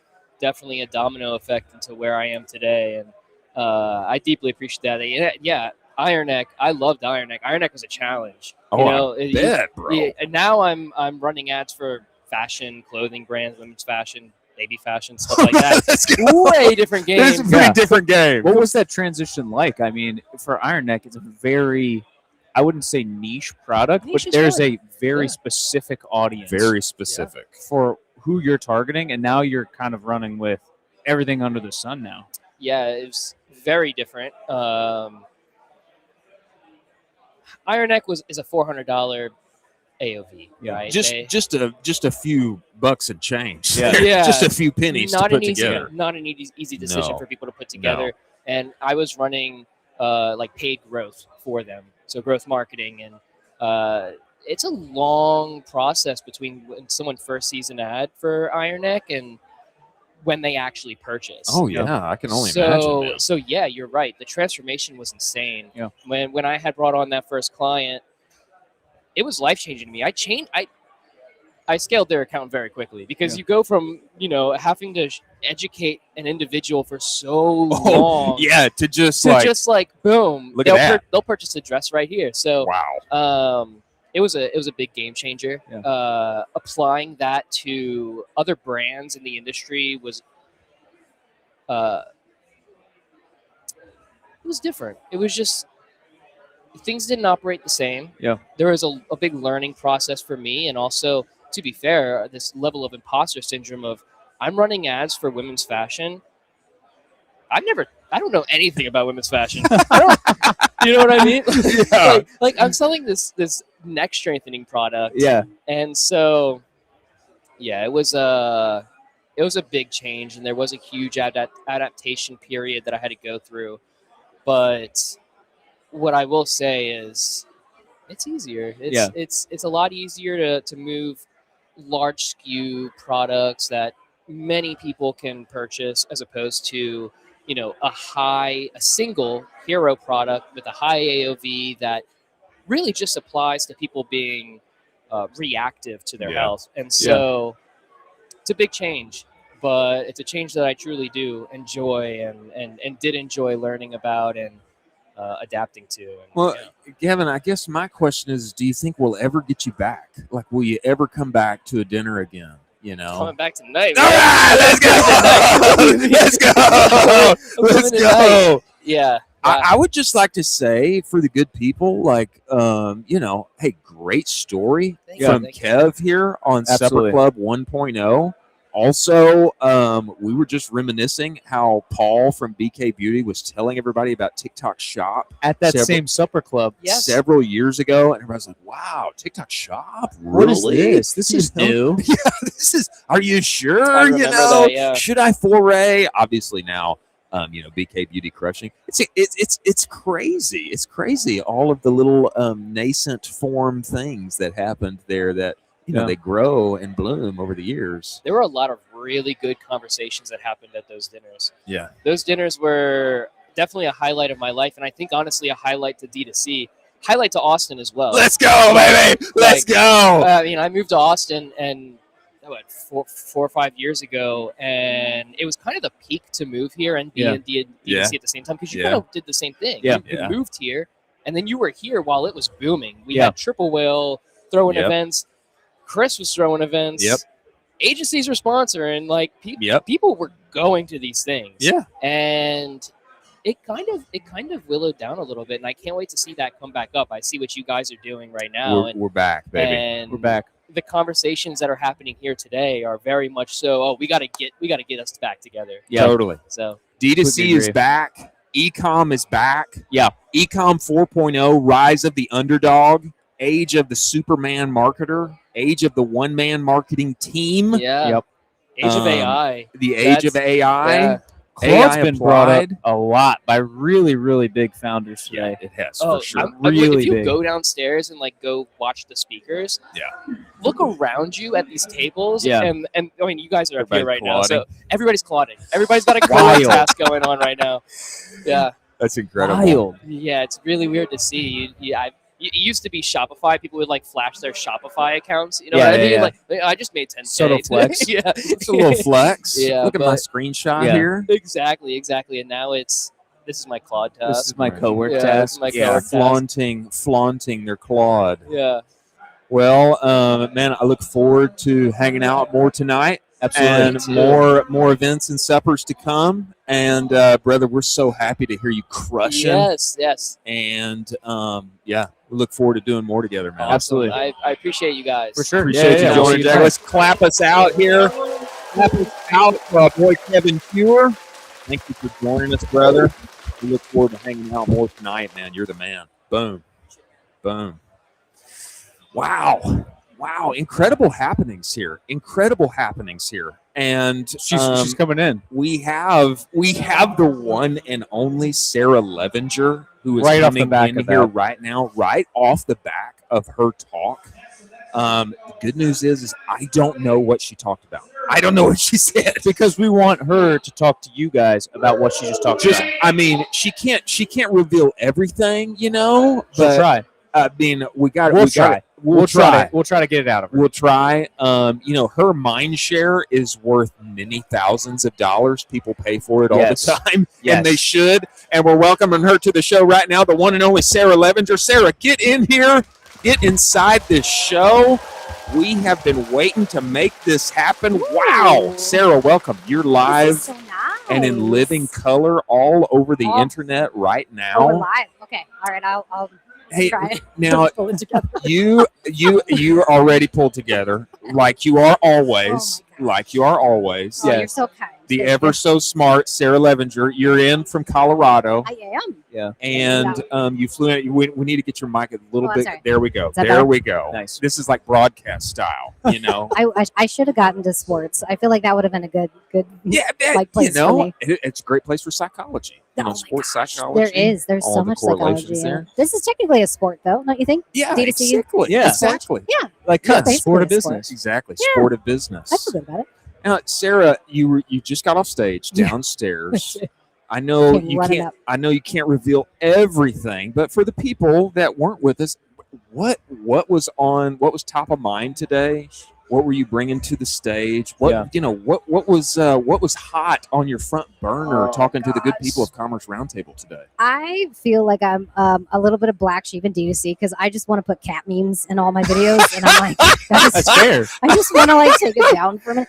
All Yeah. these people, they were everybody had such a great talk, and they were very technical, and everything gets super in depth on here's what we're doing, and influencers, and whitelisting, and TikTok, and all these things. Yeah. And mine, I was like, I think I'm going to take a left turn, and we're going to do basically a History Channel take. Whoa. Whoa. We're gonna History do Channel History take. Channel. I wanted to do like correlations between what happened in the Gutenberg press era and like how that came into the markets and Whoa. like, broke everything. Whoa. And then What a curveball. I don't know. Shaq always gives me free reign to do whatever I want. I'm Yeah. like, that's not a good idea, Shaq. Oh, I I'll think just it take is. it out. I think it So, yeah. is. It was fascinating, though. If So- you look at that history, it's fascinating. Okay, so bring us into that because I find that fascinating. It's an Mhm. incredible intro into what we're doing Yeah. today, selling on the interwebs. I mean, what's relevant about the Gutenberg Press, how that Yes. changed society? What's relevant there that's applicable here? So it's interesting because if you look back, the introduction of the Gutenberg press happened around the 1500s, the turn of the century there. And the interesting part was before that, there was about 1,100-ish books in circulation is what they estimate. Okay. After that, about 50 years after the Gutenberg press was invented, they had upwards of 9 million. Whoa! Some sources put it at somewhere between 9 and 20 million books. I was like, that's a Wow. large range. But Wow. okay. So rapid. I mean, there was so much information in the system. And this is when we started to see more people start reading outside of the church and outside of authority, all these Right. different things. So because of this one specific point in history, you have something that can produce at scale and anyone can do it. Yeah. Similar to what we're experiencing with AI. Yeah. Wow. So I'm making the point that like everybody's freaking out that AI is going to take my job and it's going to destroy the planet and the world, everything. AI is a Gutenberg press. How we choose to use it is what determines what's going to happen next. What a bar! Thank What you. an absolute bar! I tried so hard. AI is a Gutenberg press. That's so Bar. good. And you're taking the optimistic view of AI, where it is an educational resource that can 20 or 100x your output or knowledge base that you're operating from. I love that. Yes, yes. That's the best part. So I'm so glad that you made that application. It was so interesting. It's pictorial. It's based in history. I find that really interesting. I've heard a lot of AI applications in terms of, it's like, hey, we got to move on from horses to cars. There's new jobs that come up, like taking care of horses not needed anymore, but plenty of people need to build the Model T. But this is a really interesting take on the Gutenberg press, and what really determines our future is how we use that technology. Yes. Oh my gosh. When I understand the like correlation and the references between a horse and like a car, like the first Model T. The only difference is that's not information based. That's right? true. Like it's not. That's just one step up. That's It's an iteration of something, basically. This is different. This is like the invention of the wheel, right? Like it's like nobody had ever seen this before, and it's something that affects everybody. Yeah. Everybody on the planet is affected by this. Similar with the Gutenberg press. That's kind of why I used it as a reference, because it's the only one that I could find that was close to what we're experiencing. The only difference is, and I looked this up when I was doing all the history research for it, the Gutenberg press timeline, it took about 50 years for them to experience severe symptoms from all this like flooding in the market of information. Ours took about 50 weeks. Wow. So we have experienced something that nobody, So I'm like, it's okay if you're tired. It's okay if you're stressed, because nobody on the planet was prepared to deal with what just happened. Yeah. I think that's such an interesting point, because it feels like every single day you're kind of behind AI every single day. And Yes. Chris and I talk about this all the time, where it's like, are we cooked now? I feel like we just Are we cooked, cooking? fam. What's happening? We're like, are we ahead of everybody now? Are we behind Yes. again? Claude just released 17 new updates in a week. Yep. Like, what is going on? I think that's such a good point that you bring up, that it's just it's so rapid right now. Nobody's prepared to deal with this. And I don't think everybody has a good baseline for what everybody else is actually using it for. That's such a good So point. it's like very difficult to get a baseline of my own personal capacity. Am I behind or am I ahead? Yeah. Because it will change depending on who I talk to. Yeah. Yeah. It's a real deal. So, okay, that illustration being totally applicable, the concentrated effects that we have experienced from that technological innovation, totally valid. Having been in this, and I would say approaching things positively differently than a lot of us do inside of our space, like what's your recommendation for how people should leverage this new technology in the space that we exist? Any thoughts on that? I got that question on stage and I was like, I don't know. I don't believe that. I don't believe that at all. I have like an opinion. Yeah, what's But your opinion? I also like to look at this positively, because I'm like, okay, we are the first to experience this short amount of time and rapid succession of innovation. But that also means we're the first to experience it. I'm like, that's like first in line. Like, you have fast passes to the very first roller coaster ride ever. That's true. I'm like, oh, I want to be that person. So positively, just like to keep it in a good range, I always tell the larger teams that I can consult for, you got to choose something that's going to be helpful, not something that's just going to be useful. There's a very big difference because we want to apply it everywhere. We want it to apply to everything that we do. And in my view, it's damaging. It's also not necessary. Yeah, like totally. you don't need to change everything about your workflows. Change something that's like irritating, like very, very irritating. Go after that and use AI to fix that. Do you have? That sounds like a great principle. Do you have like a story or an example you could wrap around that helpful versus useful, attacking helpful first? Yes. Okay, so I have one that I actually built for myself. Yeah, please. Because I have all these. They're little bitty. I always call them like nano cloud or not cloud, Claude. So nano Claude tools because they're not big. Like they're not meant to do anything like crazy. So this one I have built to every Monday. It'll send me 20 new ad concepts, and these ad concepts will cycle. So I have like, I don't even know, probably 100 some that are in here, and it'll just cycle them through. But what it does is it will take about, I don't even know, a handful of these, and it will rotate the story that I'm telling. So for instance, the very first one that it will send me is a Pixar story framework, right? So once upon a time, there was a fish, and like he had a son, and this has happened to them. And then because he did that, this happened. And then because they did that, this happened. So Pixar has like a very specific story framework that they walk through. The next one will be another storytelling. So it will give me like in medias res. So in medias res will drop you into the middle of the story. That's that story framework type. Okay. And medias res is interesting because if you've ever seen anybody on a podcast where she's like, you don't understand. Always. I hate her and I can't talk to her ever again. Drop you right in middle there. of the story. Yes. Yeah. And you're like, why does she? Jesus. Why does she? This is intense. Like, I need to know what's going on what's the in tea? medias res. So there's about 15 of these stories that I've collected. They're just Incredible. frameworks. They're not a story itself. Yeah, but it's the framework just, for it. It's just a step 1, step 2, step 3, step 4. So every Monday, it'll send me 20 of these different stories, different types, and then I can take it to the brands that I do creative strategy for, and we get really different results based upon the story framework that we chose that week. I find that to be very specific and very enlightening and helpful. Absolutely. Super interesting. So you are fully Claude pilled right now? Yes. You're fully. Yep. We Pretty much all have Claude. talked to some CEOs of some very huge companies today, and all of them are talking about Claude. Everybody's talking about Every Claude. single one is like, Claude's Claude. revolutionizing our Claude. business. Yeah. Claude's it, and it's kind of unbelievable how it's taken over. It went quick, but I think it's because Claude understands.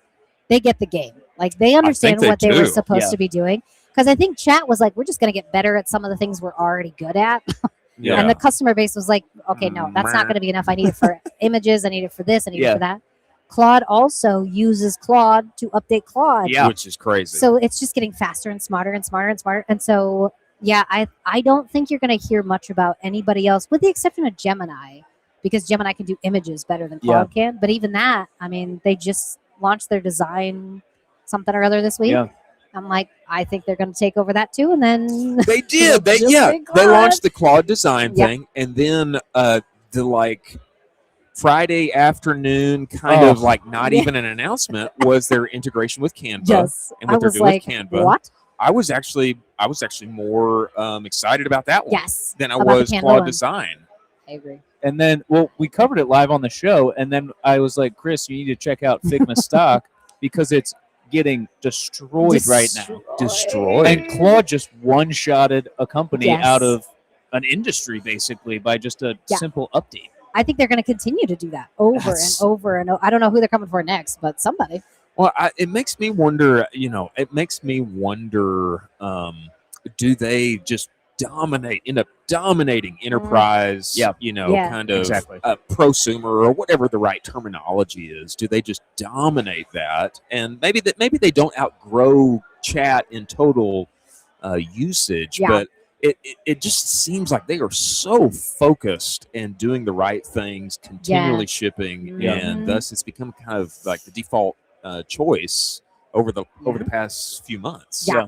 I also think it comes down to the fact that a lot of the humans are seeing other humans talk about it, so the humans go and do what the humans do. Yeah. So Claude is benefiting from herd mentality. That's a good I'm point. like, good job, That's a good Claude. point. Like some of it's luck. Yeah. They're getting lucky that people are talking about them a lot. It doesn't mean that their product's not good though. I mean, that's what Yeah. they started with. They got good products. It's easier to grow because you don't really have to work at it. You just wait till people Yeah. start talking about you. Well, Chris has access to Mythos, the I underlying. do. do I you do. really? Yeah, I do. I'm influencing markets all over the Oh world, my and I've already jailbroke many things. No, that's a joke. That's a joke. He does not have access. Please don't come after me. Yeah. Oh my God. I am not part of the chosen $40 trillion companies. Yeah, seriously. I was gonna say, dang. Yeah, You have good contact. It's like Apple Oh my NVIDIA, God. Chris. Oh my God, yes. Hey guys. Just in the back. Hey, what's That's up? amazing. So, Sarah, I find that you do this consistently. You always have a unique angle, and then you have something very specific inside of what we do that is enlightening. The way you talk about it, and then the way people can apply it. How do you do that? Yeah. Because you do that. You do that consistently. Am I wrong? I mean, All the time. Am I wrong? All the You time. do that consistently. know. I think That's I why think you're a about distinct things. voice. You're a Yeah. distinct voice. So this is the funniest part because I just tried to teach a room full of like brand founders like how to have a distinct voice because that's really the underlying current of what I wanted to teach was you got to have a point of view Yep. Yeah. and then you have to repeat that point of view until you're dead. That's the point of branding. Wow. And everybody in there was like, "What? What does that mean? How? Like tactically, how do you do that?" You do what Sarah does, and you just follow whatever your gut tells you. That sounds like very like frou-frou, like pie in Yeah. the sky. But it's the piece of business that's missing. Is everybody wants? I want metrics. Give me a performance report. Give me Right. data. I need points on everything. And I'm like, half of what happens in humanity happens in a way that you can't really explain. Yeah. Why do some businesses grow and other ones don't? Right? Why do some cultural trends get ingrained deeply and other ones fade within a couple Yeah, years? that's a good Like, question. it's not what we're doing. Like, the marketers aren't trying to make that happen. I mean, we're desperately trying to like grab a hold of those waves when we Yep. see them. Right. But this is the reason why, when it comes to like my own content, my own point of views, I kind of try and think about what it is that I actually believe first, and then I'll craft some sort of like a rhetoric around it based upon what I see everybody else talking about. So that's good branding. Very, very good approach. Okay, let me test drive this on you. We Okay. say this every day. Yeah. When we open the show. Yep. We say it every single day. Yep. Hit 'em. Ads are not bad. Mm, Ignorance ooh. is expensive. Okay, yep. And the American dream is alive and well on the internet today. Oh, it's a positive message. I like that one. Yeah, that's a Positive. good one. You That's like a good it? one. Close It's with very positive. positive. And I would say two things that we often hit is that this era of e-commerce is the rise of the underdog. Mhm. It's the era of the Superman marketer, the Yes. one-man marketing team, the one-man brand. Yeah. You know, Yep. which are accentuations. Perhaps they're Yeah. particular purposeful Hyperbole. hyperbole. You know. Yeah. But we do see that happening. We see it Yes. happening. So Yeah. that being said, what do you think of our propaganda and our branding? Can you help us? Propaganda. What do you think of our Your point of view. do yeah. we have a significant enough POV, or how can we better? How can we change it? I think it's very significant. I don't think you push hard enough. We need to push more. I don't think you go hard enough at it. We need to go In more. what way? So when you have a point of view, it's supposed to ostracize a specific group. Ostracize Yeah. meaning push somebody away, Yeah. right? You're not supposed to capture everybody. You only want the people who align with that line of thinking. Yeah. If you're too gentle, people go, "Oh, that's nice. Good for you." Yeah, we're you too know? gentle. We got to sharpen our Yeah. elbows a bit. Yeah, We you need need to- to get in there and be like, "No, this is actually what we believe." Like, not only is the American dream alive and well, but this is the only place you can find it on the planet. You can't find it anywhere other than here. It's a little bit more intense on the language Whoa. side, and people will resonate with that because it's more intense, not just because it's a correct line of thinking. Chris, we But got to get because it's intense. more And we need to dunk on the yeah. doomers. Yes, We gotta dunk exactly. on the Just be doomers. like, Dunk on the this is one of the doomers. best periods of time to be in this game. Are you kidding me? 100%. I love this. I like that. We also Yeah, need man, to. We need a trademark dunk on the doomers. We need to That's a we need to bar. dunk on the Trademark. doomers. That's a bar. And I like this. I like that what you're saying. You are Mhm. totally right. Yeah, got to get more intense with it because especially in this day and age, and this is why I always tell people somebody asked me down there, what happens if like I'm selling a subscription and I'm struggling to sell that subscription? Should I just tell people this is the anti-subscription subscription? And I'm like, only if the consumer believes that. Yeah. We're trying to sell things on the opposite side, which you haven't even proven that anybody believes yet. And this is, I called people out. I was like, this is the reason why we got the anti-agency agencies going on, because they think that's what their consumer wants. But that's not what those consumers want. They want an agency. They just don't want an agency that's like mean Yeah. or like indifferent to them. Yeah. They want to Yeah. feel cared for. That's different than I want an agency that's not an agency. So you have to like identify what it is that your consumer believes the most. Your consumers right now believe we're dead, period, right? Like everything's dying. Yeah. Everything. We're never going to have a business again. Everything is awful. Everything's the world is hard. ending. So you coming in and saying, no, this is great. They're like, no, it's not. So you have to match intensity with intensity. And that's what will I'm make you move. I'm taking your word. I'm taking loves your that. word. He's all about it. I am taking your healthy rebuke. I am taking this, and we are running with this. I learned this Sarah. from my kids, honestly, because I mean, you have kids, yeah? Yeah, I've Okay. got 4 little You don't have girls. kids yet. Okay. Someday you'll have kids, or if you don't want kids, that's fine. You'll have nieces, nephews. If not, you'll see a kid No, on the street. he's gonna have and it'll be 6. fine. He's gonna have at like least whatever kind of 6. kids 9 you want. kids.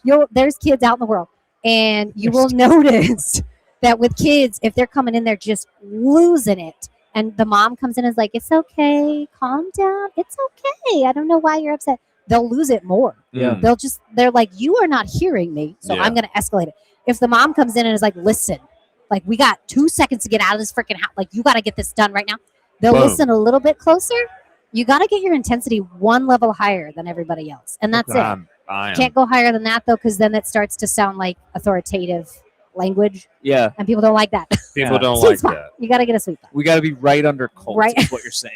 right under Yes. cult Right under cult. is perfect. propaganda. Got it. Look at this. Here's my note. My final Yeah, note Chris is drawing right now. This intensity. is lovely. Yeah. Oh my Intensity. I've been taking notes today. I forget I forget all of the incredible conversations that we have had, but I'll speak to 2 that will be transformative for the show here forward. Number 1, Taylor Holiday came in here and Yes. said, "Get rid of this camera. Like you gotta do this angle," and then we changed it. Oh, Yeah. okay. So this is the angle. Dang. Okay, This is that's the angle. transformative. Thank you, Taylor. And Yep. then number 2 is we got to dial up our messaging so that our POV is impactful. Yes. Yeah. Wow. Big Sarah Levenger. Okay, before you go, Sarah, where can people find you, follow you, talk to you, hopefully hire you, join your creator, Yes. join your creative strategist school and community, etc. Would you tell everybody? Yes. You can find me at Sarah Levenger, basically anywhere you consume content, except for Instagram. It's Sarah.Levenger over there because I couldn't fair get my enough. handle. Fair enough. Everywhere though, at Sarah Levenger. And then if you want to join the school, that one's at school.com/tether-lab. And let me just say this, like, there's a lot of communities out there, but who would not want to be a part of a community that's led by Sarah? You're so You know what I'm kind. saying? Like, you know I mean, what we I'm look at some saying? weird stuff every week. That is for sure. I'm like, let's look at the K economy and like understand all this stuff. And people are like, oh my God, Sarah, calm down. Okay, well, on the back side of this, we hope to have you back on the show very soon. I would love to. We would Yes. love it if you would retweet this stream and tell Yes, everybody, I'd love go to this exact mark and listen to me talk at 3 hours and 33 minutes in. And thank you for coming to Commerce Roundtable and enlightening us all. It's lovely to see you guys. Thank you. Thank you, Absolutely. Sarah. Clap it up for Sarah. Congratulations on crushing another keynote, and we look forward to the next one. Wow, folks. Wow. We are. We're 3 hours and 30 minutes into the I'm stream. hyped, man. I'm hyped. I'm hyped. I'm hyped. We've had technical difficulties, And we've blazed through it. and we blazed through it. I guess it's part of like doing something for the first time, like And live. every Yeah. time. Who's coming up here next is Nate Lagos. Let's get Nate in here. Let's I get think he's Nate in. right over there. Is he over here? Yeah. I think he's over there. Okay. Oh, we just had another spot at dinner open up, Okay. which is good news. All right. I mean, well, it's not good news. It's not good news, It's not but good news. more but people can it's come in. news that we'll take because we got a lot of people waiting. We should get Nate in here. Nate's coming. And you know who else? You know who else is it? Chad Ross is over there. You want me to pull him in? What is Chad doing now? Chad does everything. He works for one of the best in the space, Zach Stuck. Does he really? At Easy Street Brands. I did not know that. Chad is the head of retention marketing at Easy Street Brands. Is he really? And he also owns Dorsal Brands. So he is just a little beast. He also taught me e-commerce. Did he really, bro? In Charleston, he taught me e-commerce. He taught you So if you want to get an OG of an OG, I'd love to. I mean, do you see him over there? Yeah. He's over there talking right now. All right, we should get him and and look, there's Kenny over there. All right, let me pull Chad. Pull him in here. And Nate, if you see Nate, remind him to come over here. What an incredible day. I've got so many texts right now. That I have missed because we've been on stream and making it happen. I kind of can't believe how many people that we have talked to all in one shot here. Wow. Incredible. Well, here's what I'll say, ladies and gentlemen. You know, this is our first time around to do this. We're going to be back tomorrow. We've got a full slate of guests and people coming tomorrow. And good news is that we're going to run this back in San Diego, baby. We're going to run this back. You know, there's so many positive things happening here right now. Conversations being had. I've been hearing things about the keynotes that are incredible. We just got a little mini deep dive from Sarah Levenger. I'm looking at the screen right now. Okay, we had Alex Griefeld on the show Friday. She gave us a little foretaste of what she was going to talk about. Busting myths related to AI, the inner work that leaders have to do in order to do what they do exceptionally well. And now she's on stage giving this keynote right now, which is incredible. And get on in here. The CMO. So Chad won't come on. We talked to Chad about it. He won't come on. So we got Max at Hollow. Max, you are the CMO of Great Hollow. to meet you, man. And you work with the legendary Zach Stuck. That's correct. The legendary Mr. Stuck. Unbelievable. Yeah. I'm gonna fix our camera angle here. Yeah, we'll fix it. Max, we are so glad to have you on the show, man. Thank you, guys. We're here live and in living color right now. So Max, tell us, bro, what has been happening since, there was the big announcement. Yeah. There was a big announcement, and now I think Zach is over with Hollow and with Minda Mars. Correct. And he's stepping away from things over at Homestead. Man, tell me what's been going on since the transition. I'm sure you probably knew for some time, but man, how is everything over at Hollow? This thing has been going up into the moon. Yeah. We've been building Hollow for quite a while now. I've been at Hollow for over 3 years, so there's a lot of energy and notice now. But we've been laying the groundwork for this brand for quite some time, and we just keep scaling it, trying new things, and we're finding unique ways to grow each year. I think the thing that stands out to me, Max, is these are like alpaca socks. Yeah. Very unique. I would have never thought that alpaca socks is going to go up and to the right and we're going to travel to Pluto with it. I would have never thought of that. Where did this thing come from? Yeah, there's a great story there from Zach and then his co-founder, Brian. Really, the origin story is Brian is an inventor. He was a cyclist and he wanted to make socks better for cycling. For cycling? Yeah, because the standard socks on the market aren't breathable.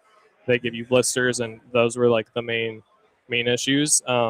Cycling's not like a core part of our business. We definitely have some customers there, but we end up finding that making thicker, more winter socks end up really being like the jump start for the brand. And then Zach early on actually found that like hunters were really interested in the product. Wow. So we went from the cycling as like the kind of jump start for the innovation, but really found a core demo and like the winter season, and then hunter specifically was one of our core like personas that we built around, and that's really how we've grown the brand, is identifying, socks for what, and finding that person and building a funnel around them. It's crazy that you mentioned this. Colin, whenever I think of hollow socks, I think of runners. I always think runners. I think of like ultra marathon runners. I don't even. I mean, like hunting socks are like an afterthought to me. Of course, I was raised in Texas where it doesn't get too cold. But maybe if you're from Wisconsin, deep in the Midwest, and keeping your toes warm in the Midwestern winter makes sense. But I mean, I guess at some point, built out the funnel there for runners as well, huh? Yeah. End of last year, we launched a performance running sock. So we've been scaling up that product. So we've actually started to make, like, instead of just having a no-show or ankle sock, like actual products designed for those different activities. So running being one of them. That's our newer product line that we're trying to scale up as well. And really, how we built the products are reverse engineering that that activity, and then making a better sock for them, not just with the material, but with the technical aspects as well. And then it's easier to build creative to the landing pages and build that full funnel congruency. I mean, you're a CMO in 2026 of a D2C brand. What does your day-to-day look like, given the fact that AI and Claude and all Claude-pilled people are just rocking and rolling nonstop? I mean, is it just you and 15 different agents, and you're just in the matrix, just approving things? Yeah, we've definitely like jumped into it like very quickly. The biggest thing we're trying to do is, I think this goes for all D2C brands, is they have so many different like tools, pieces of data that really get fragmented out. So the biggest thing we're trying to achieve right now is using Claude to pull things out of all these different dashboards into something that's like really bite-sized and usable. What are our core KPIs? What are they against forecasts? And then how can we iterate faster, taking landing pages and using Claude to like duplicate and replicate things faster, where it'd take 10 times longer doing it manually before. So really trying to find those like clarity points, and then the speed pieces that we can pick up on as well. And then the creative standpoint, just like creative production and just like creative ideas have gone wild with the ability to kind of speak with Claude and kind of bounce your ideas around, versus like previous blank page syndrome of just kind of drafting it from nothing. So a lot of improvement there. And I feel like we're all on Twitter. You get a new Claude like release every single day. You do. Every day. You do. It's insane. Yeah. That team ships over there. Yeah. Nonstop. Yeah. It's inspirational for brands trying to grow. You got to keep shipping, but they're on a legendary run. I mean, yeah, and then we talked to somebody earlier today who came on the show, and they basically said, "Hey, by the way, when you go down there, you see everybody's laptop open. They're all running cowork. Yeah, they're all running cowork tasks live, and it's like every single screen used to be your Shopify dashboard as the flex. Now it's how many cowork agents am I running now as a task? Yeah. It's like, wow, this thing is taken over completely. Yeah, I think it's done a lot of good, and I think there's it doesn't do all the work for you, but you can get much further faster. So it's a great innovation for the whole entire space. Yeah, for sure. Max, I'm still like wrapping my head around how Hollow has built a business on finding a unique material and then reverse engineering products with that material for a specific persona. I mean, this is like it's intensely D2C marketing coded. I mean, it's intensely coded in that way, in the most positive way. I don't think I have ever thought of product development in this way. And I know there's a real connection between product being growth and really them, being connected. But I find this to be very unique. Am I just like left out in the dust here, and this is like new for me? I find this like we've got a unique material. Yeah. Now we're just going to find like personas out there who we know probably want what we have, and we'll make a specific product for them. I find this to be fascinating. Yeah, it definitely. I don't think it's as common in the apparel space as it might be in like the supplement space, where you can make like different SKUs, different like products. But from like an apparel standpoint, especially in the sock space, I don't really see anyone doing it the way that we're doing it. And really, a lot of our like product development, we would test, our standard crew sock for something like trades work just validate it with like a standard SKU that we had, and then we see if there was enough traction. Then that led to, well, can we make this better for this person we're trying to talk to? So we kind of took like some middle steps along the way to like make sure we had enough proof that we had scale there. So it's been a really like, good balance, like marketing led innovation, but also like product development, trying to figure out how can we make this better than what we've already made and then what's already on the market. So it's cool seeing it all come together and creating like a full brand experience for the customers. I have been very, based on my experience at Bruce Bolt, I have been very adamant, or like core belief of mine, is that the hard work of marketing is done in product development. And I think for most marketers, they essentially need to get on the right ship. They have to be wise to see like, hey, opportunity's right, product's right product market fit, right audience. Let's go. Let me get on this ship and let's pour on the gas. But you have this unique opportunity inside of Hollow where you guys can test the products you have for different audiences that you think could be a fit, see if there's some resonance there, and then product develop on top of that. I think that is so. I hope that brands that are listening to this right now will take that route with product development. And I think that you have a unique opportunity inside of our space to be informative on product development in that route, and also verify like, hey, we've got a winner here. If we can add some technicalities around this product, we can specifically take this funnel to this level of revenue based on the results that we're already getting here. I feel like you have a unique opportunity inside of Hollow for that. Yeah. Congrats to you, man. Yeah, it's been awesome. We've taken just bets that we couldn't test, like compression, where it's like you can't really test it against some of the other SKUs. True. But it's been a blend of just taking big swings, but also making informed swings. So it's been cool to like be on both sides of it and bring it all to life. Wow. Yeah, I mean, and also I would say the team there is stacked.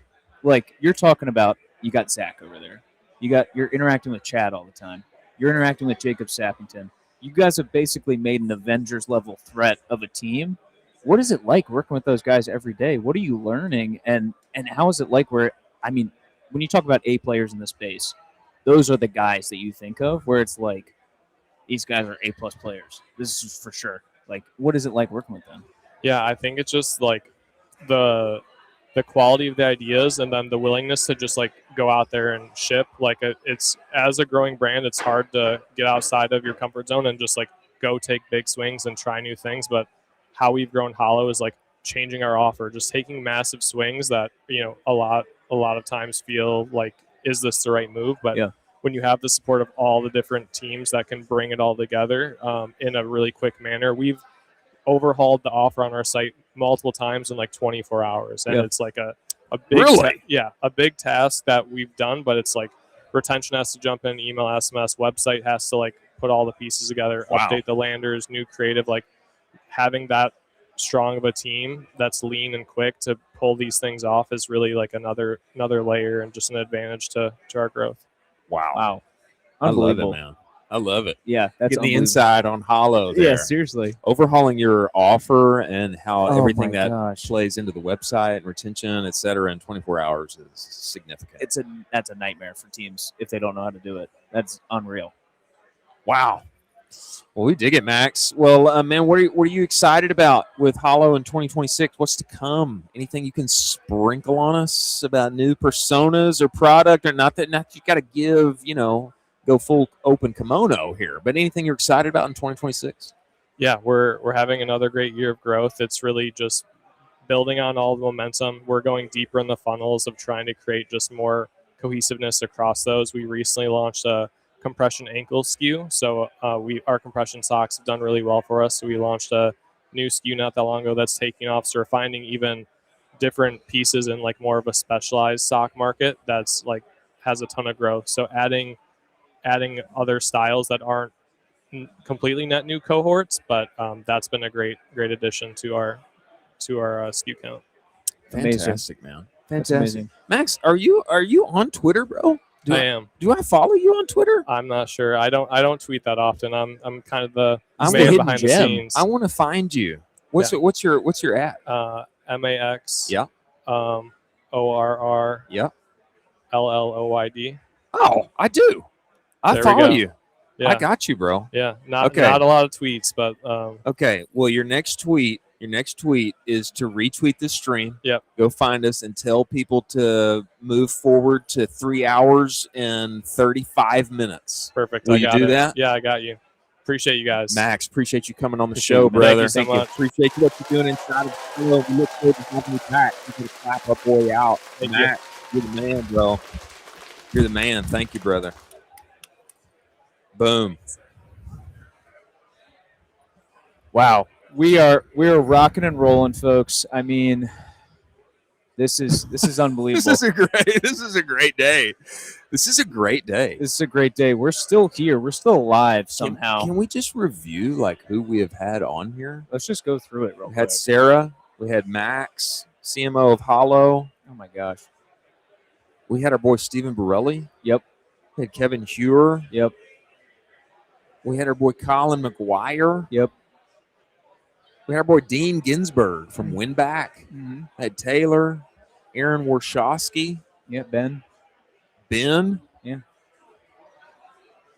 We've had an incredible day, man. That's probably $1 billion worth of ad spend right there. It's gotta be. It's gotta be. Wow, Oh, man. I don't even know if we got to. Any of our stories. I mean, should we use that as our recap? Is the fact that we talked to operators doing $1 billion in ad spend? Something like that. I mean, think that's a good- just. I think that's a good recap. We gotta lean more into what Sarah's talking about with this. We do. We gotta lean more into that. We talked to $1 billion worth of folks that are doing ad spend, and they're positive about the future. They're Yeah. excited about it. We've got to dunk on the doomers. Yeah. More intensity. Yeah. I think there's room for that too on ads are not bad. Everybody always cries. Everybody always cries in our space about, oh, ads stink, or, oh, don't sell to me, whatever. Ads are good. Fundamental good for society. Entertaining ads. People want to be entertained. Yeah, but I think sales are good. All right. We're that's all fair. in the sales game. That's fair. Everybody's got something to sell. That's Everybody's fair. selling something.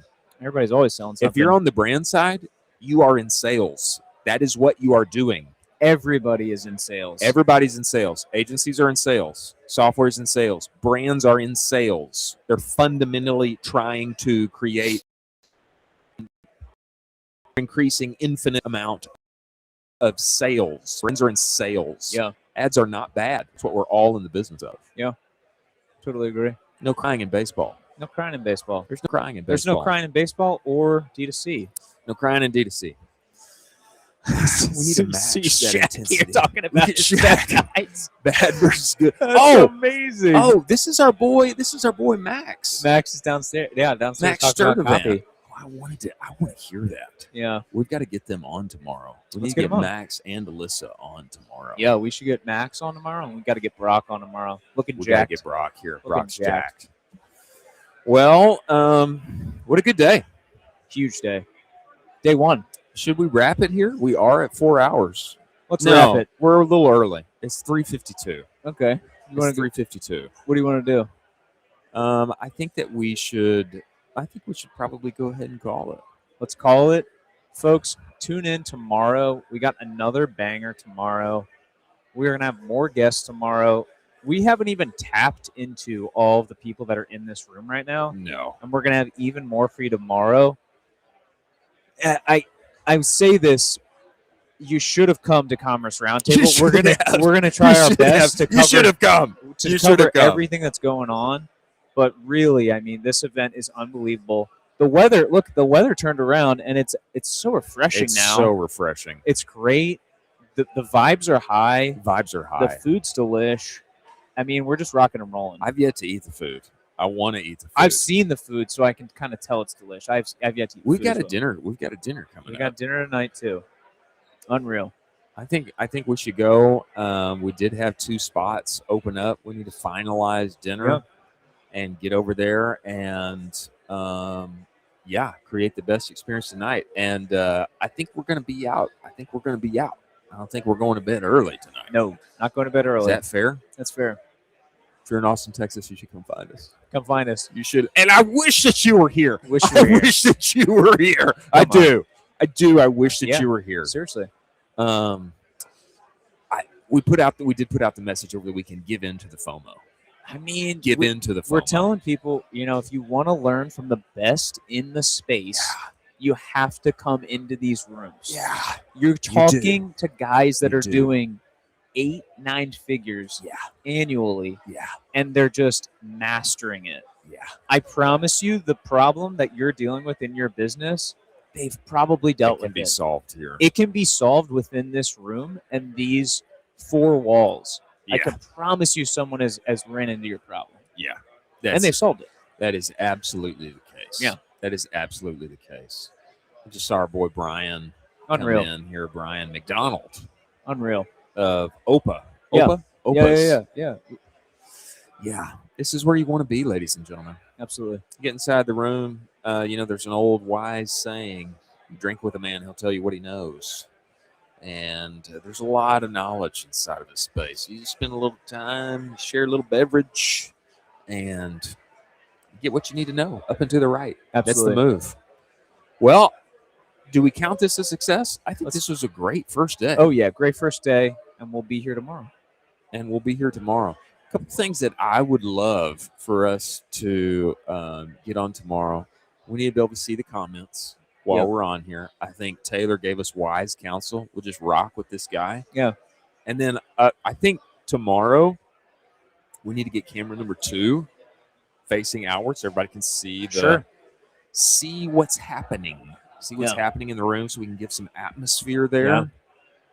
And any other takeaways? Any other takeaways on your end before we let the good people go? Gosh, figure out Claude. I mean, most of the business owners we talked to today have been everybody's Claude pilled. Everybody's Claude pilled. I Everybody's walked Claude down pilled. there. I walked down there and did a little lap. Every laptop is Claude. Yeah. So this is the best room in the space of the best operators. So if you want to be one of the best, you just do what the rest are doing. They're using Claude right now. They're using CoWork. I've got my gotta notes. we got so many notes. I was taking notes all day today. Yeah. Okay. I don't know what to say. I don't know what to say. There's probably still flights you can get here. Yeah. And I do know that somebody was telling us that people were still buying tickets this morning. Yeah. And they had to bring in an additional 50 chairs. Crazy. They had to bring in an additional 50 chairs to be able to seat everybody. Crazy. There's actually more people here. There's more people here than were advertised. Yeah. Which is kind of crazy. Unreal. Well, thanks to Jimmy. Thanks to Shaq. Thanks to Chase. Thanks to Taylor and our friends at CTC. Thanks to Commerce Roundtable for making this thing happen. Thanks to you for participating. I think that what we should do after this is we should send out a tweet with all the time marks for where the various interviews happened. Yes. And Catch up on it, folks. Yeah, catch up. And then we'll come back bigger and better and stronger tomorrow. Let's do it. The fascinating thing is I'm still high-key hyped. I'm not tired at all. Hyped. I don't know if it was the ketone IQs. I don't know what it was. For me, it was the peptides. It's probably the energy. Yeah, in the energy here. in this room. I think it's the vibes. Yeah, and it's the good energy vibes. in this room, and we've got many more hours to go. Yep. Baller. Good on you. Thanks for joining us. We will see you on the other side. Boom. Jack, can you